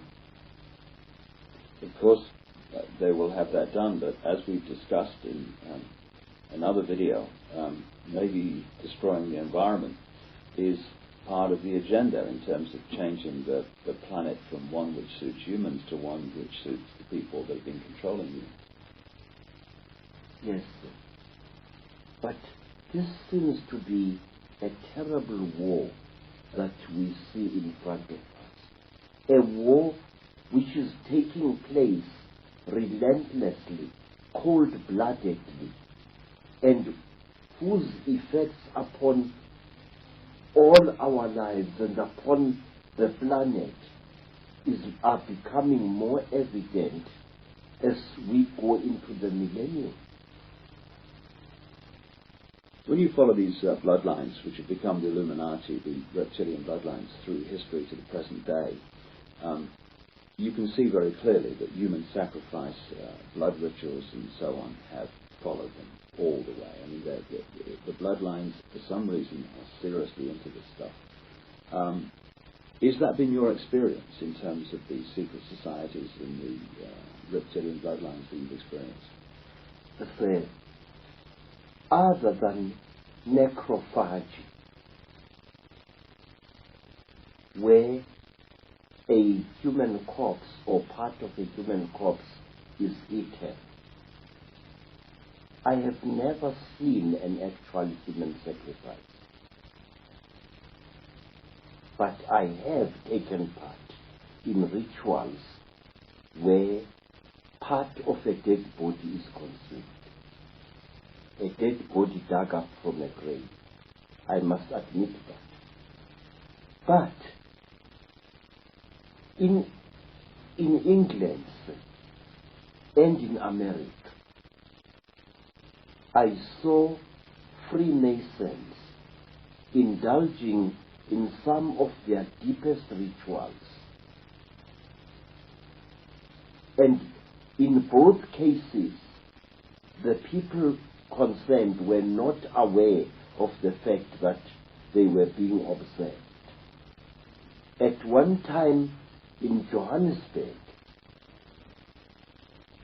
I viewed a Freemason ritual through a pair of binoculars. They were performing this ritual in a brightly lit room, and we watched nearly every detail of what they were doing. In England, I saw again the same thing close up. And again, the people concerned were not aware of my presence, or the presence of the friend who had brought me to see what was happening. You know, sir, before I go deep in answering your question, can I ask you, sir, are you a religious man? No. Good. Then another question, sir. Please. It is African courtesy that I should ask questions just as you asked me questions. Please, sir, exactly why do human beings or the Chitauri perform human sacrifice? What is the reason behind this ghastly practice?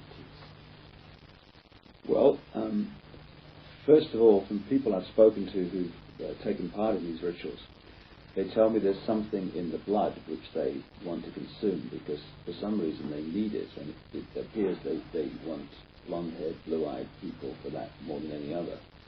And the other thing, I guess, is that if you can perform a very malevolent, terrifying ritual in a particular vortex point, then you're going to affect the energy field very powerfully.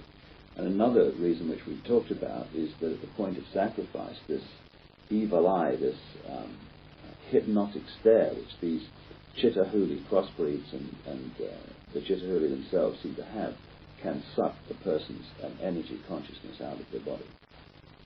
Yes, sir.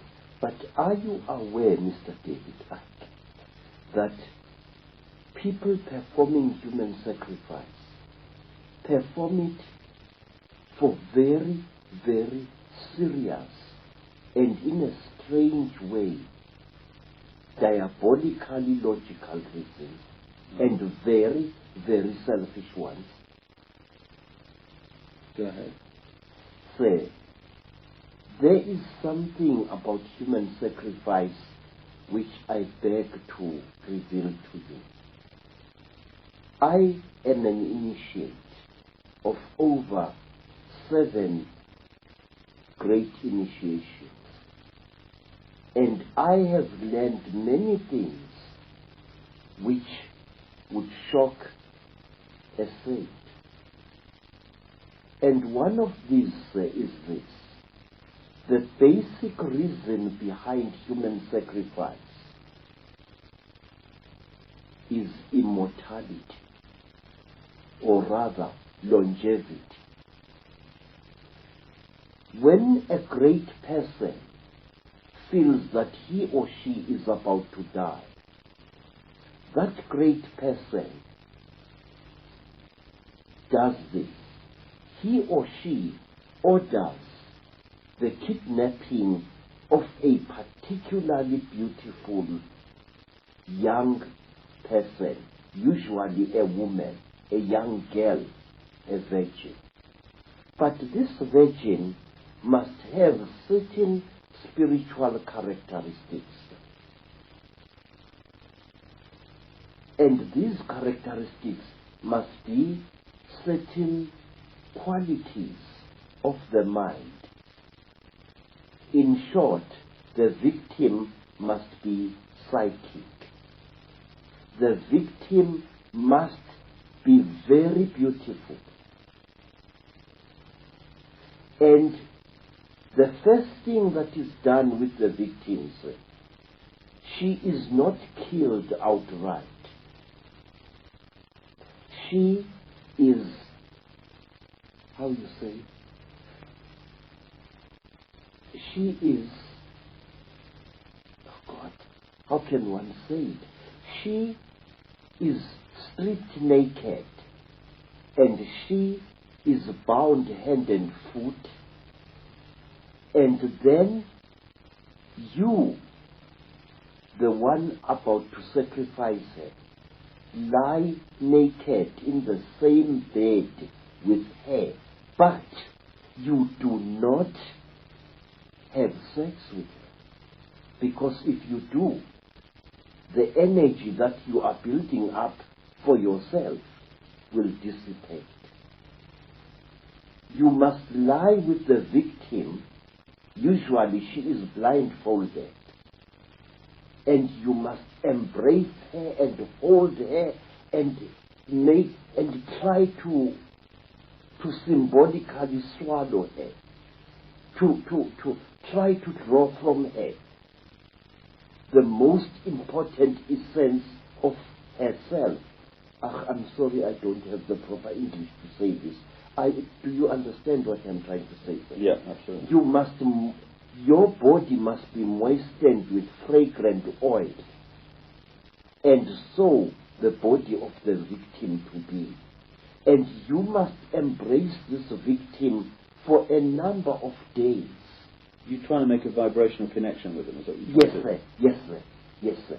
In fact, I can tell you, kings and Inyangas and Sangomas who lived well beyond their 100th year by simply taking a young virgin person, whether male or female, and lying with him or her in a ritual bed without any sexual penetration whatsoever. This is the key to true immortality, sir. This, I am telling you now, something which I am not allowed to tell anyone who is not an initiate and a Samis. But I want to tell you that there is much more to human sacrifice than you think. First, the life force of the victim has got to be drunk. Then, after the victim has been in your bed for a number of days or weeks or months, then she must be told that she's going to die. And she must be encouraged to try to escape. And she must be made to run. Run in a direction where you know there are people who will recapture her. When she is recaptured, she will have a particular smell on her, which is like that of an animal. You know, Mr. David, this may shock you as a white person, but I want to tell you this fact. Human sacrifice is much more than just cutting the throat of a victim. A long procedure is followed before. You drink the energy of this young person. A virgin girl radiates a severe heat, which is sometimes used by my people to save the life of a man or a woman who has been caught on a cold mountainside. You know, in Zululand, snow sometimes falls on the Ulundi mountains and other mountains. And sometimes you find that a man of importance has been caught in the terrible cold, and he is close to freezing to death. And the quickest way to save this man is to place him and a virgin girl on the same bed. The heat of the girl and the life force of the girl will actually bring this man back to life. Now, in human sacrifice, all over Africa and all over Europe, I know the life force of the victim-to-be is first absorbed in various ways. And one way, say, of absorbing the life force of a human, a girl, is to frighten her very much, and then to take her intimate garment, such as her loincloth or painting, and to smell it. Through that, you absorb some of the life force of the girl. And then she must be frightened until great fear builds up inside. She must be made to know that she is going to die.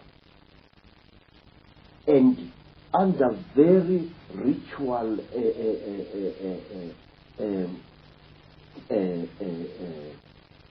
conditions,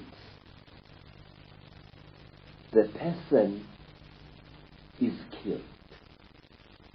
But she is killed slowly. And her screaming is forbidden. She mustn't scream. A tight piece of wax is often jammed into between the victim's jaws, a piece which she cannot swallow, and then she is killed. But wait, there is more, much, much more to this bizarre thing. The victim must bless you with her eyes as she dies.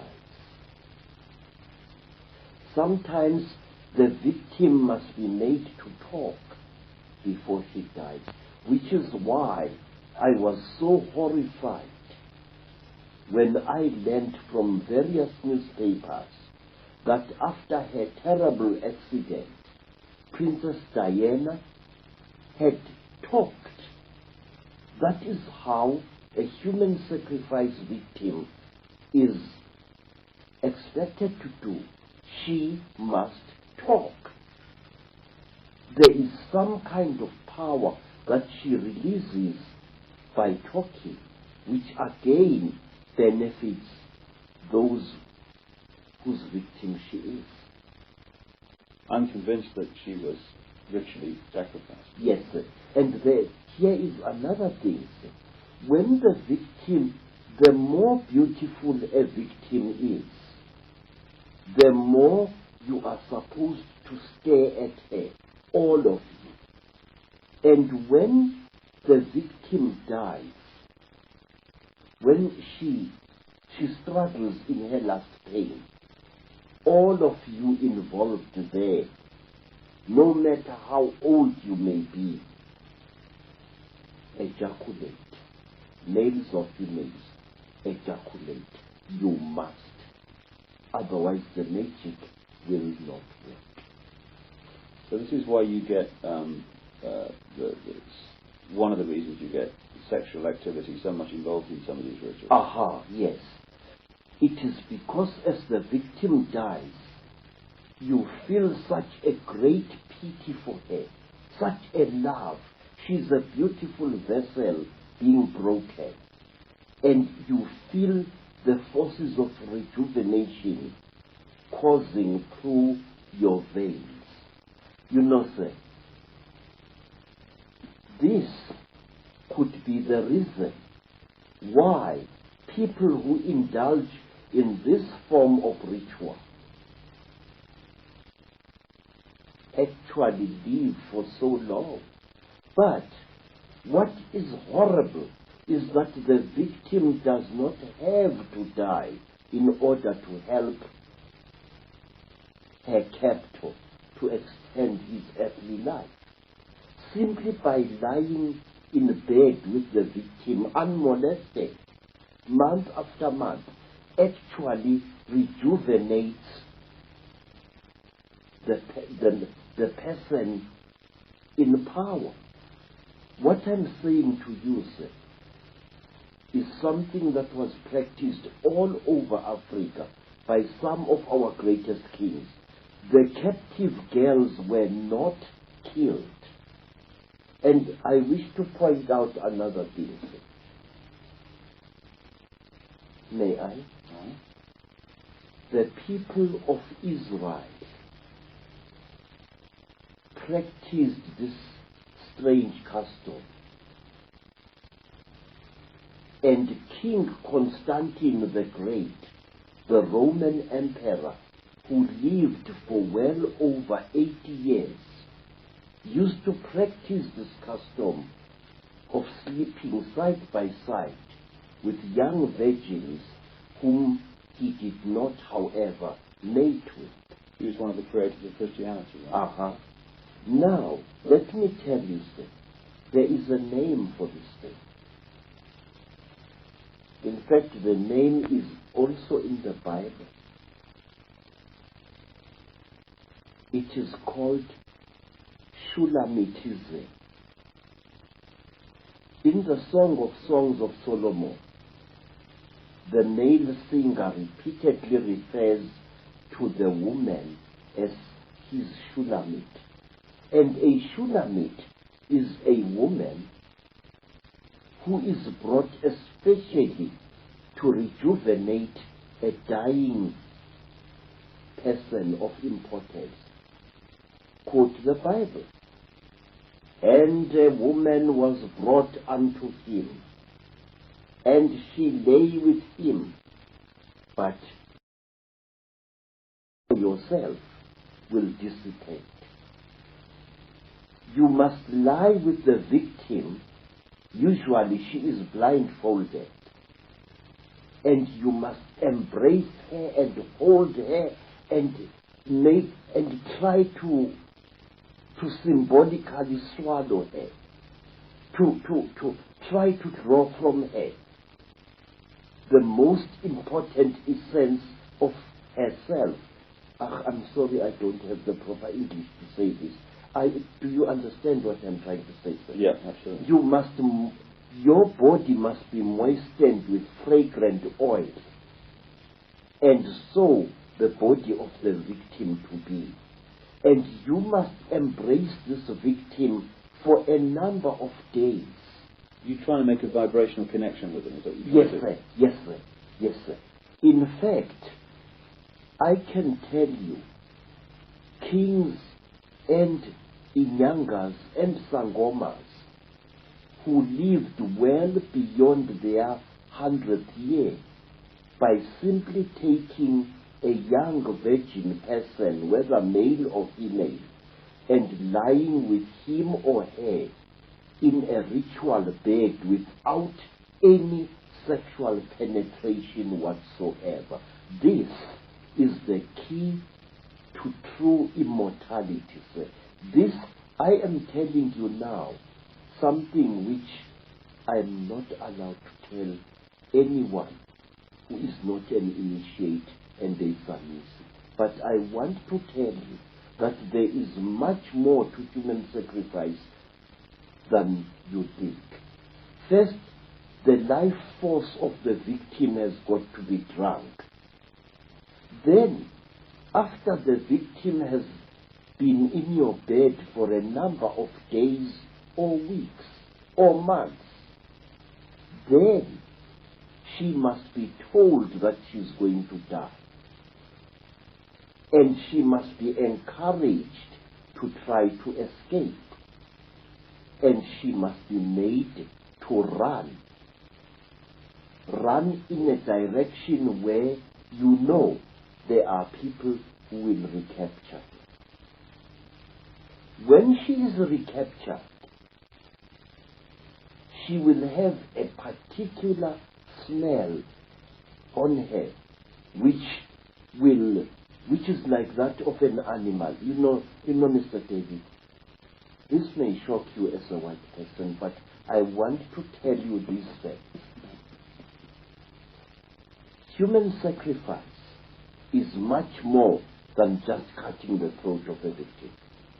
A long procedure is followed before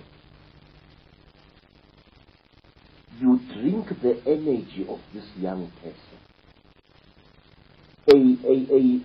A virgin girl radiates a severe heat, which is sometimes used by my people to save the life of a man or a woman who has been caught on a cold mountainside. You know, in Zululand, snow sometimes falls on the Udundi mountains and other mountains.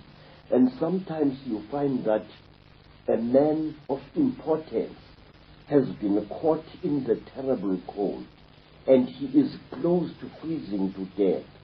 And the quickest way to save this man is to place him and a virgin girl on the same bed. The heat of the girl and the life force of the girl will actually bring this man back to life. Now, in human sacrifice, all over Africa and all over Europe, I know the life force of the victim-to-be is first absorbed in various ways. And one way, of absorbing the life force of a human, a girl, is to frighten her very much, and then to take her intimate garment, such as her loincloth or painting, and to smell it. Through that, you absorb some of the life force of the girl.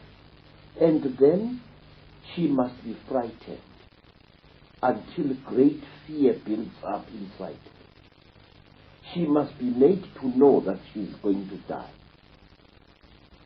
And under very ritual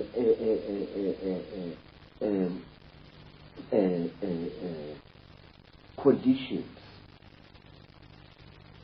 the person is killed. But she is killed slowly. And her screaming is forbidden. She mustn't scream. A tight piece of wax is often jammed into between the victim's jaws, a piece which she cannot swallow, and then she is killed. But wait, there is more, much, much more to this bizarre thing. The victim must bless you with her eyes as she dies. Sometimes the victim must be made to talk before she dies, which is why I was so horrified when I learned from various newspapers that after her terrible accident, Princess Diana had talked. That is how a human sacrifice victim is expected to do. She must talk. There is some kind of power that she releases by talking, which again benefits those whose victim she is. I'm convinced that she was ritually sacrificed. Yes, sir. And here is another thing, sir. When the victim, the more beautiful a victim is, the more you are supposed to stare at her, all of you. And when the victim dies, when she struggles in her last pain, all of you involved there, no matter how old you may be, ejaculate. Males or females, ejaculate. You must. Otherwise the magic will not work. So this is why you get, one of the reasons you get sexual activity so much involved in some of these rituals. Aha, yes. It is because as the victim dies, you feel such a great pity for her, such a love. She's a beautiful vessel being broken. And you feel the forces of rejuvenation coursing through your veins. You know, sir, this could be the reason why people who indulge in this form of ritual actually live for so long. But what is horrible is that the victim does not have to die in order to help her captor to extend his earthly life. Simply by lying in bed with the victim unmolested, month after month, actually rejuvenates the person in power. What I'm saying to you, sir, is something that was practiced all over Africa by some of our greatest kings. The captive girls were not killed. And I wish to point out another thing, sir.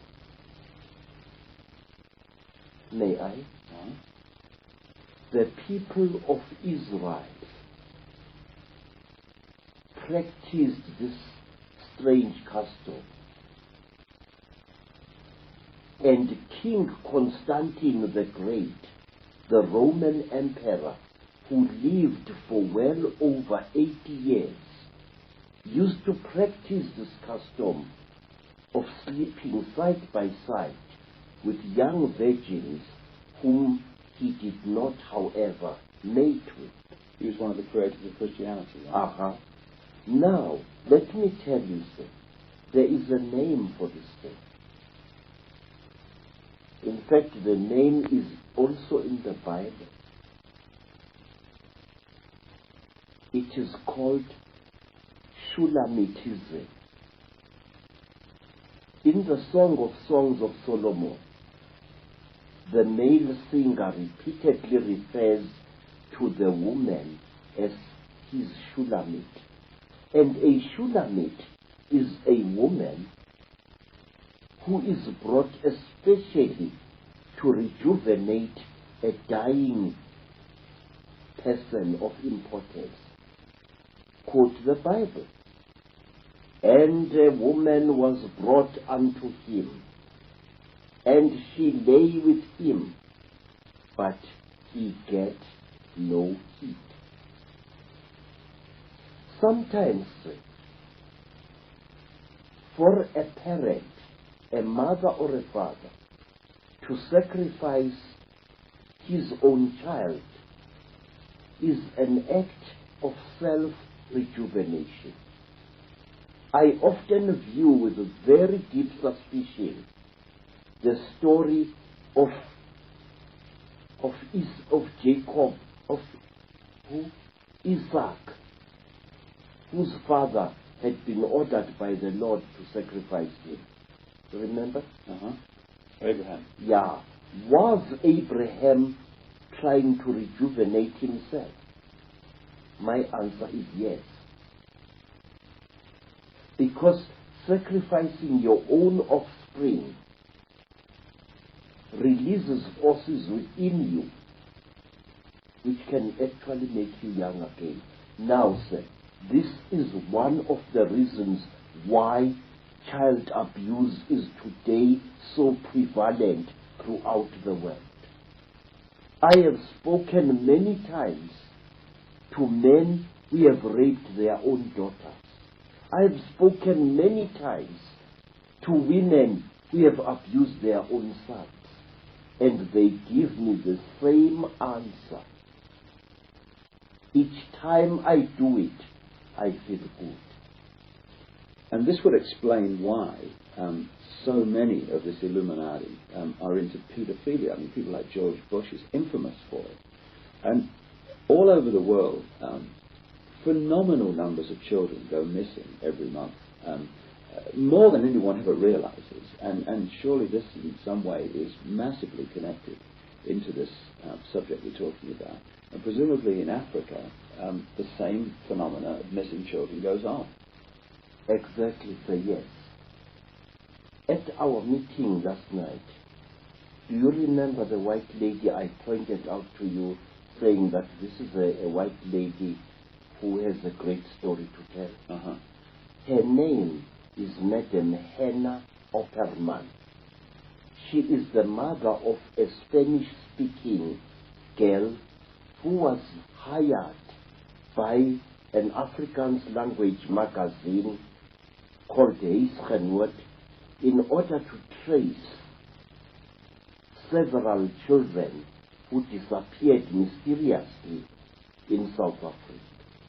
I also was involved in attempts to trace these children, most of whom were white and some of whom were black. All these children had one characteristic in common. They were either budding psychics or they were leaders in sports and other subjects in their particular school. And they were not chosen at random. They were carefully selected by someone. One day, a white friend of mine prevailed upon me to try and trace one of the missing children.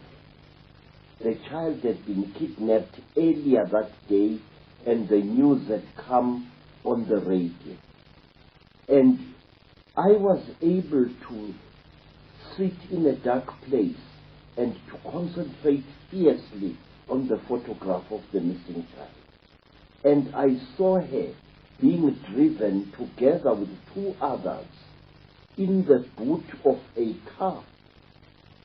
And sometime later, that car, which was driven by 4 men, 3 white and 1 of Hindu appearance, stopped somewhere in the veld, and the children were brought out of the boot of the car.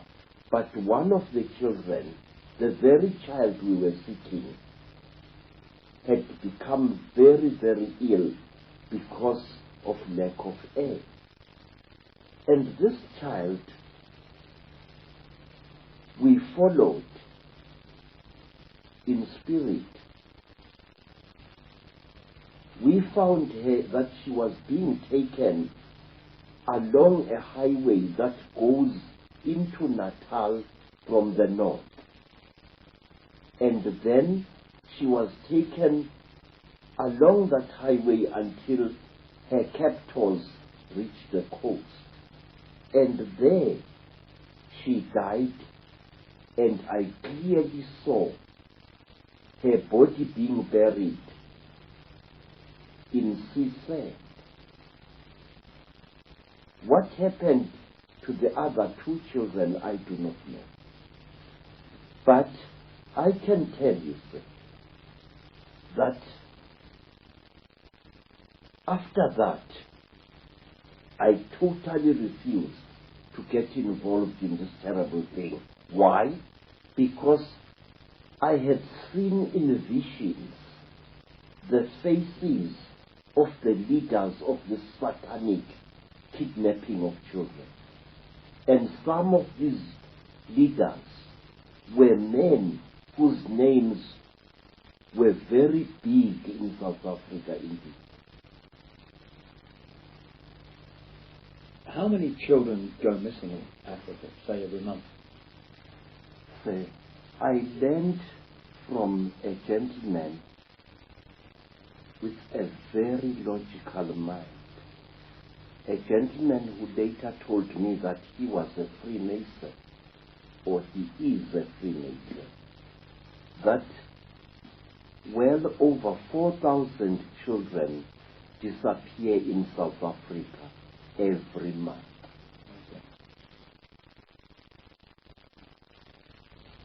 When you were talking earlier about human sacrifice and longevity, it's quite a thought, the number of Illuminati people who have come up in my research again and again, who live remarkably long lives. People that come to mind, and not just long lives, but fit lives for most of it. One that comes to mind immediately is Henry Kissinger and George Bush. And then, although she's getting frail now, the Queen Mother in England, these are people that come up in my research, and they live long lives. It's quite a coincidence. You know, sir, in this life there is no such a thing as a coincidence. I know. These people like this, somehow rejuvenate themselves. I do not want to know exactly how.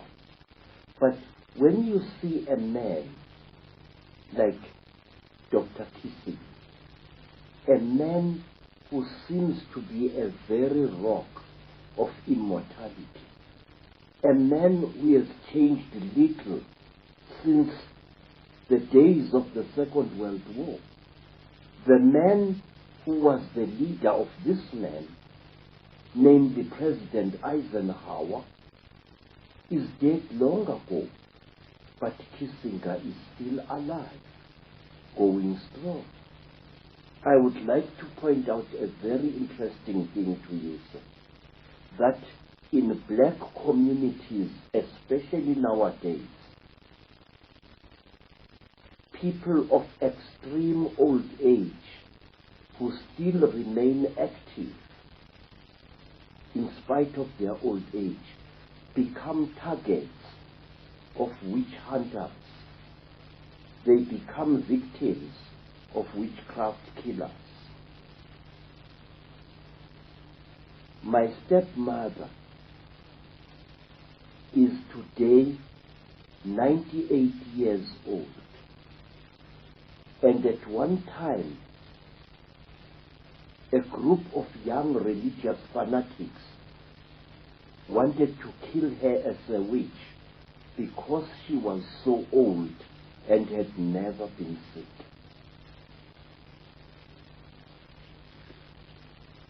Does it frustrate you, Credo, when you look across this history of Africa that we're talking about to the present day, at how at times the black people of Africa have allowed themselves to be manipulated so often easily? Yes, sir. It makes my heart to bleed, but at the same time, this is one of the proofs of the fact that in this world we are not the masters of our own destiny. This is one of the proofs that in this world we are controlled by forces far greater and far more ancient than we are. Nations are caught by these creatures, whoever they are, at a time of weakness.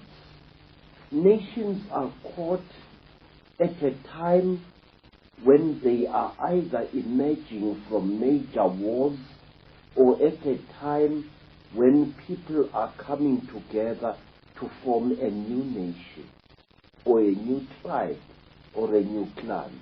And that is where the terrible Chitauri catch them. You've had a remarkable life, not least because of the horrendous things that have happened to you. But there was one story you told me about what happened, I think it was in Soweto, yes, which encapsulates not just how easy it is to manipulate black people, but how easy it is to manipulate all people, because this is how it happens. When a journalist misquoted you, and people believed it. Could you tell us that story? The story is very simple, sir, and my life is just an ordinary life. First of all, after the Soweto unrest of 1976,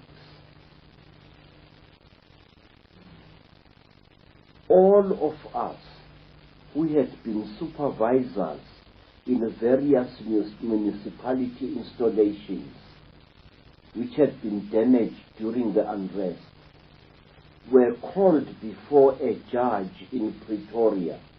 The name of the judge was Justice Seli. Seli wanted all of us to give him a clear report of what we had seen take place and how the installations we were the supervisors of had been destroyed during the unrest. Many people were afraid of speaking at this inquiry, which was called the Seli Inquiry. And we were promised that our names would remain anonymous. But when the inquiry was off, I noticed reporters at the inquiry in a place where they were not supposed to be. If the inquiry was to be held in camera, why then were there reporters there? And amongst the reporters was a white woman, Helen Zille. Now, I spoke to the judge, answering his questions. And then I said to the judge, protection for workers in Soweto is completely inadequate. Innocent workers are being beaten up and sometimes killed by the rioting youths. Can't more protection be supplied to those of our people who are willing to work? And this white woman went on to write in the Rand Daily Mail newspaper that I had said that the army should be called into Soweto to quell the unrest. Now, here was a white woman defying the orders of a judge, breaking the law with impunity almost. Of all the people who testified in that place, some of whom said worse things than I said, only my name was betrayed. And after that, my home was attacked by 500 or more school children. It happened in September 1976. My wife was raped. My children were beaten and injured. How they managed to escape, I don't know. And I was stoned and stabbed many times. And when I was lying on the ground completely helpless, petrol was thrown over me. And that was when I knew fear, because we African people believe that if you are burnt to death, not only is your body consumed by the flames, but your soul is destroyed as well. We believe that although a human being possesses an immortal soul within him or her, that soul can be destroyed by fire. How I escaped from that Holocaust, I do not know. Something must have frightened these children. They all ran away and left me lying in my blood at the back of my house. And not a single one of the many neighbors I had, many of whom I had helped years before and weeks and months before with loans of money and gifts of food. Not one of them moved to help me at that time.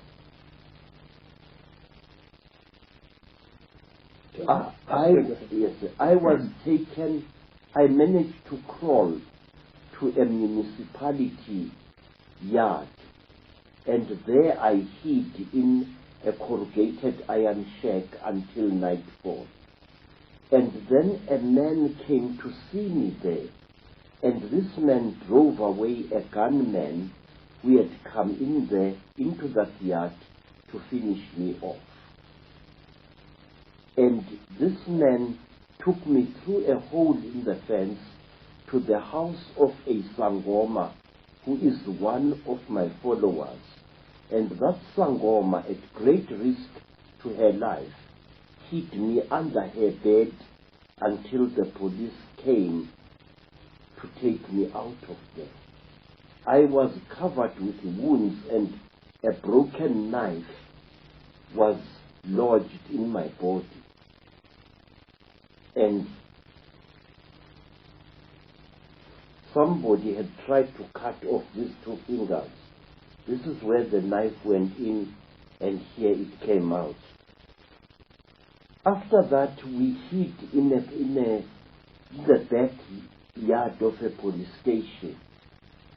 And after that, my immediate superior, a white gentleman who is a horticulturist, smuggled me out of Soweto with my family and took me to Natal, where I stayed for over a year recovering from my injuries.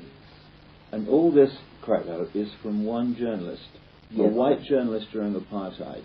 Yes, sir. Saying you said something you didn't say. Yes, sir. Now, and what does that say about how easy it is to manipulate people? I mean, you must have been frustrated beyond belief. Sir, let me tell you, Mr. Icke, that the enemies of humankind, the Chitauri, or whatever it is we choose to call them, have in newspapers a devastating weapon, a weapon for which there is no answer. Using a newspaper, they can lash out at anyone, knowing that that victim cannot fight back. Credo, what's the agenda for Africa now? We've told a long story. We're in the modern world, we're looking ahead. What's the agenda of the Illuminati Chitauri for Africa and the world, come to that thing? It appears from what I see happening all over Africa that the Chitauri are depopulating or destroying those countries in Africa which, left to themselves, could become the breadbaskets of this continent. The Sudan is being destroyed. Angola has been obliterated. Mozambique has been destroyed. But wait, the countries as such have not been destroyed. Only their populations have been obliterated or brought to the edge of extermination. Why? What do these creatures want? I feel that the answer says they want to alter human society by wiping out certain races of humankind and leaving others alive. I think that Africa is being depopulated deliberately in order to enable the future dictators of this world to get at Africa's minerals without bothering to pay anyone for those minerals. In other words, the minerals of various countries, things which appear more important to the Chitauri than human lives,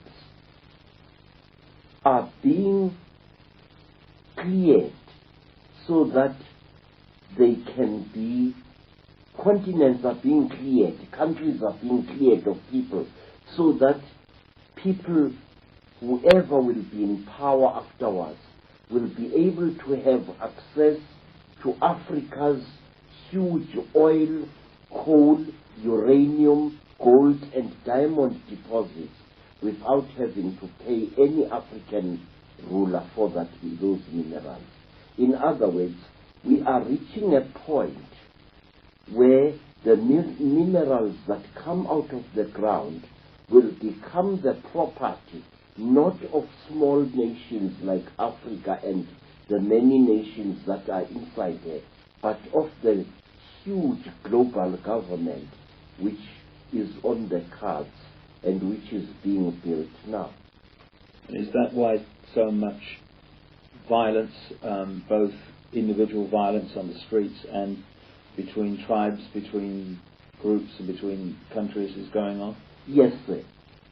People, it seems to me that it is the decision of the Chitauri to accelerate the destruction of as many human lives as possible. At the same time, to leave the minerals as well as other natural resources intact for the future rulers of the world to consume. I view, sir, with great unease a phenomenon which has been gaining ground in Africa in recent years. There has been planned and actually built in several parts of Africa things which are called peace parks, huge game reserves which border on certain countries. For example, the Kruger National Park in the Eastern Transvaal borders on Mozambique, and now I understand that the Kruger National Park is to be duplicated, this time in Mozambique, which is very interesting indeed, sir, in that where the new duplicate park is going to be established, it is one of the areas where, especially during the Rhodesian War, some of the heaviest, deadliest fighting and massive dispersion of tribespeople actually took place. And there are a lot of game parks down the Rwandan border and other countries like that where people came in to cause the problems there in the genocide. Yes, sir. It's very strange. Somebody, I think, I don't know who, and quite frankly, I don't want to know. Because it's no use talking about an enemy you cannot throw a weapon at. I don't know who is planning this thing, but these game parks are being established at a huge price, a huge cost in human lives. These game parks are being established at the expense of the nations in whose countries the parks are. Why?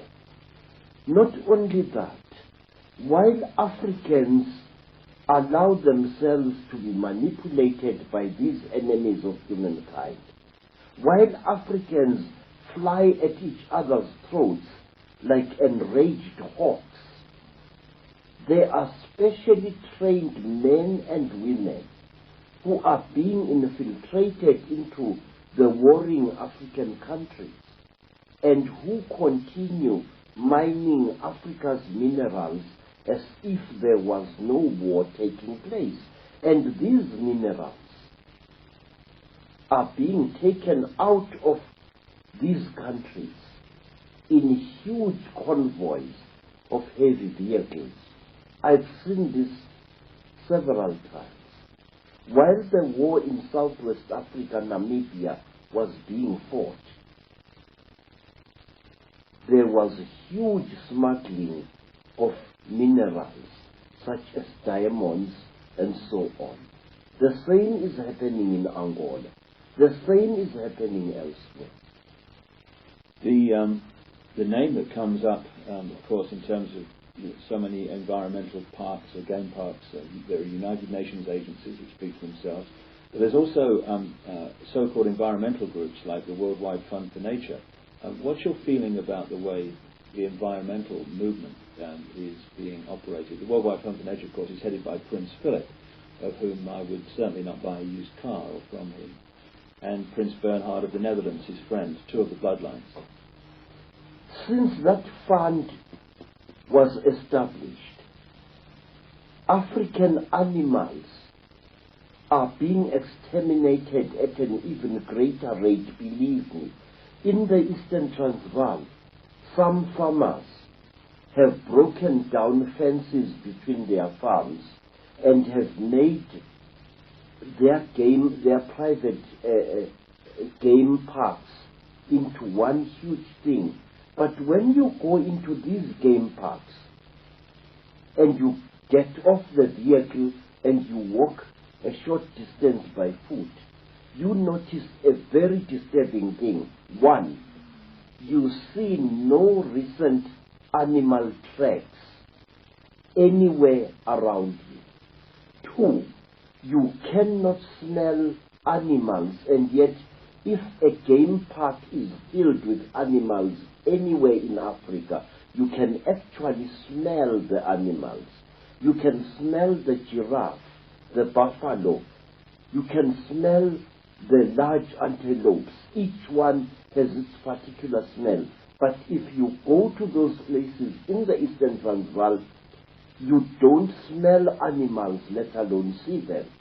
There is shooting of wild game in those supposedly protected places like there is no tomorrow.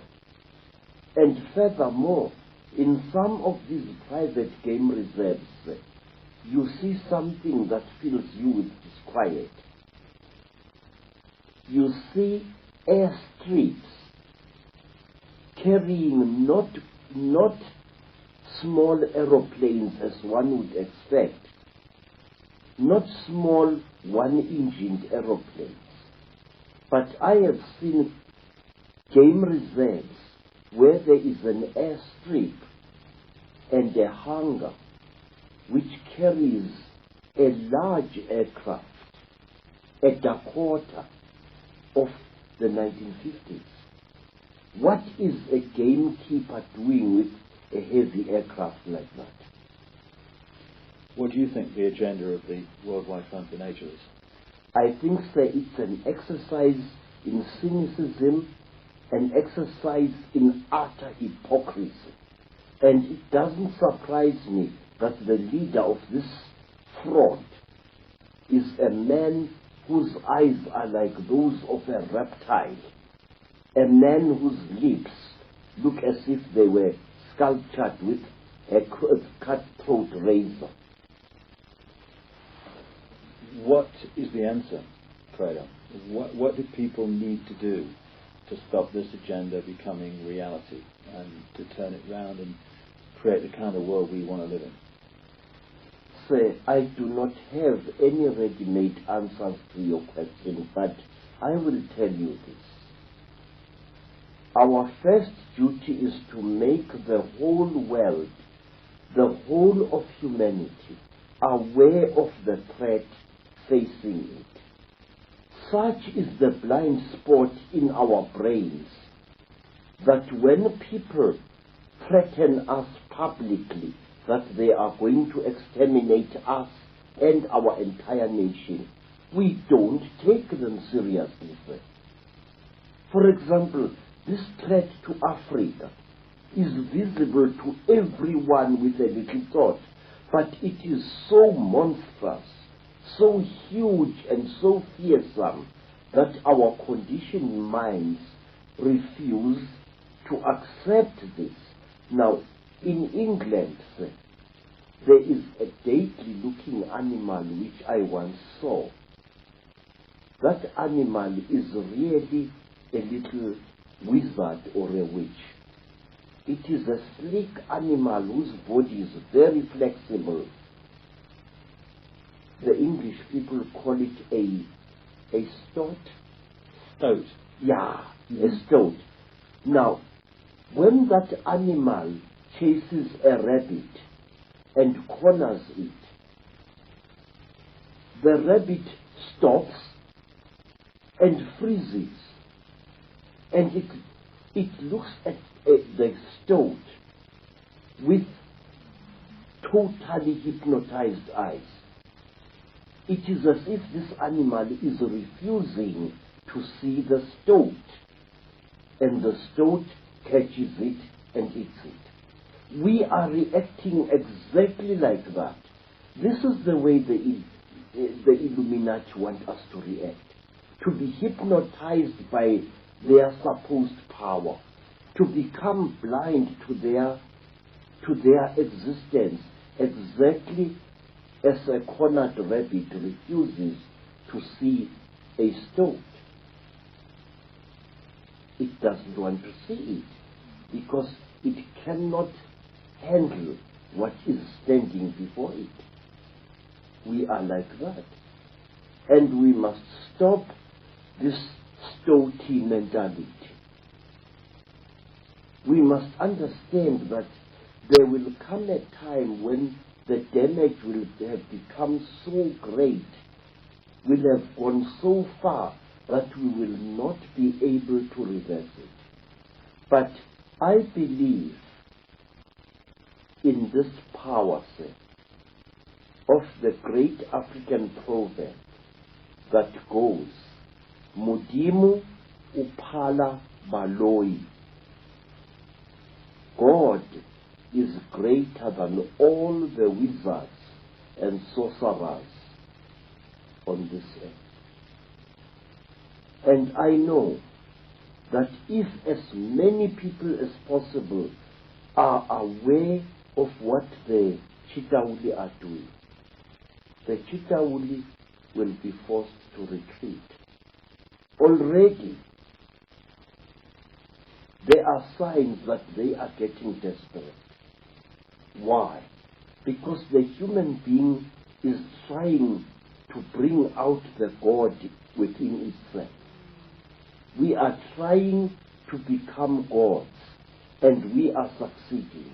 It's only a few decades ago when there was no one on this earth who knew or cared anything about animal conservation, who knew or cared anything about the protection of the environment. But today, sir, there are thousands of such people worldwide. It is a hopeful sign, a sign that should be encouraged. Let the power of light shine in the dark corners of conspiracy, and as it shines, let humankind be saved. Credo Mutwa, the most remarkable man it's been my privilege to meet. And when you look at Credo Mutwa, you're looking at an unbelievable example of the true power of the human spirit. His life has been a series of astonishing challenges from the moment he was born, right to today, as threats on his life continue, threats to his wife's life continue, and these challenges would have broken the spirit. Just a few of them would have broken the spirit of most other people on this planet, but they've not broken him. Here he is talking to you, revealing information that has largely never been revealed before through these sources, because the pressure on him has been to keep quiet, keep the secrets. But as Credo said, Africa is dying. As a place of freedom, the earth is dying. It's time for people to know. Now this man has got the guts to stand up and speak out, despite condemnation from virtually all sides. So what are we going to do? Are we going to say, oh, that's interesting. Oh, yeah, Credo Mutwa, it was interesting, you know. Light a candle. Or dismiss it. Oh, he's just a witch doctor. He's got nothing to say. In other words, are we going to find some excuse now to do nothing? to sit on our backsides and think someone else will do it, or there's nothing we can do? Or are we going to express the spirit that this guy is expressing? Because if we do, this whole house of cards of global control is going to fall. It's going to be brought down by the wind of change that we will create. Or if we walk away and think there's nothing we can do, we're just powerless people, what can we do? Oh my God. Or dismiss what he says or whatever. Then that house of cards is going to solidify because we're holding it together still. And we're going to live in a global fascist state. Not some distant time in the future. Oh my goodness me, it's going to be terrible for the kids. Now, in our lifetimes. We're going to go on fighting each other. We're going to go on being divided and ruled because someone else has got a different religion to us. Oh my goodness, call the police. Someone's got a different colour to us. Someone's got a different creed to us. Someone's got a different spin on life than us. We're going to go on doing that. Because if we are, we deserve to be in a global fascist state. Because we are acting in our own lives as individual fascists against those around us that don't share our view. We can unite on what we, I hope, believe in. Freedom. We can celebrate the diversity of human expression, of human ability, of the human sense of reality, the way we see the same thing in so many different ways. We can celebrate the diversity of race, the diversity of all things in this glorious web of life we call creation. And if we do that, we will not agree. Fair enough, what a boring state anyway. But we will have harmony. And therefore we will have peace via respect for each other. And the Illuminati, the Chitauri, whatever name you want to give them, can't stand harmony. Because harmony is a nightmare to manipulate. Disharmony and conflict is a piece of cake. Are we going on playing the game according to the rules of the Illuminati? Fighting each other, cussing each other, blaming each other? Or are we going to decide that we're going to play games with different rules? Games that have unwritten laws called love, called respect, called harmony, called peace. We have got ourselves into this state, and that's the truth. And that's good news. We have got ourselves in this state by making decisions to give our minds away and insist that everyone else does the same. We can therefore make choices that will bring this manipulation to an end, almost like that, by taking our power back to think for ourselves and giving everyone else the honor to do the same.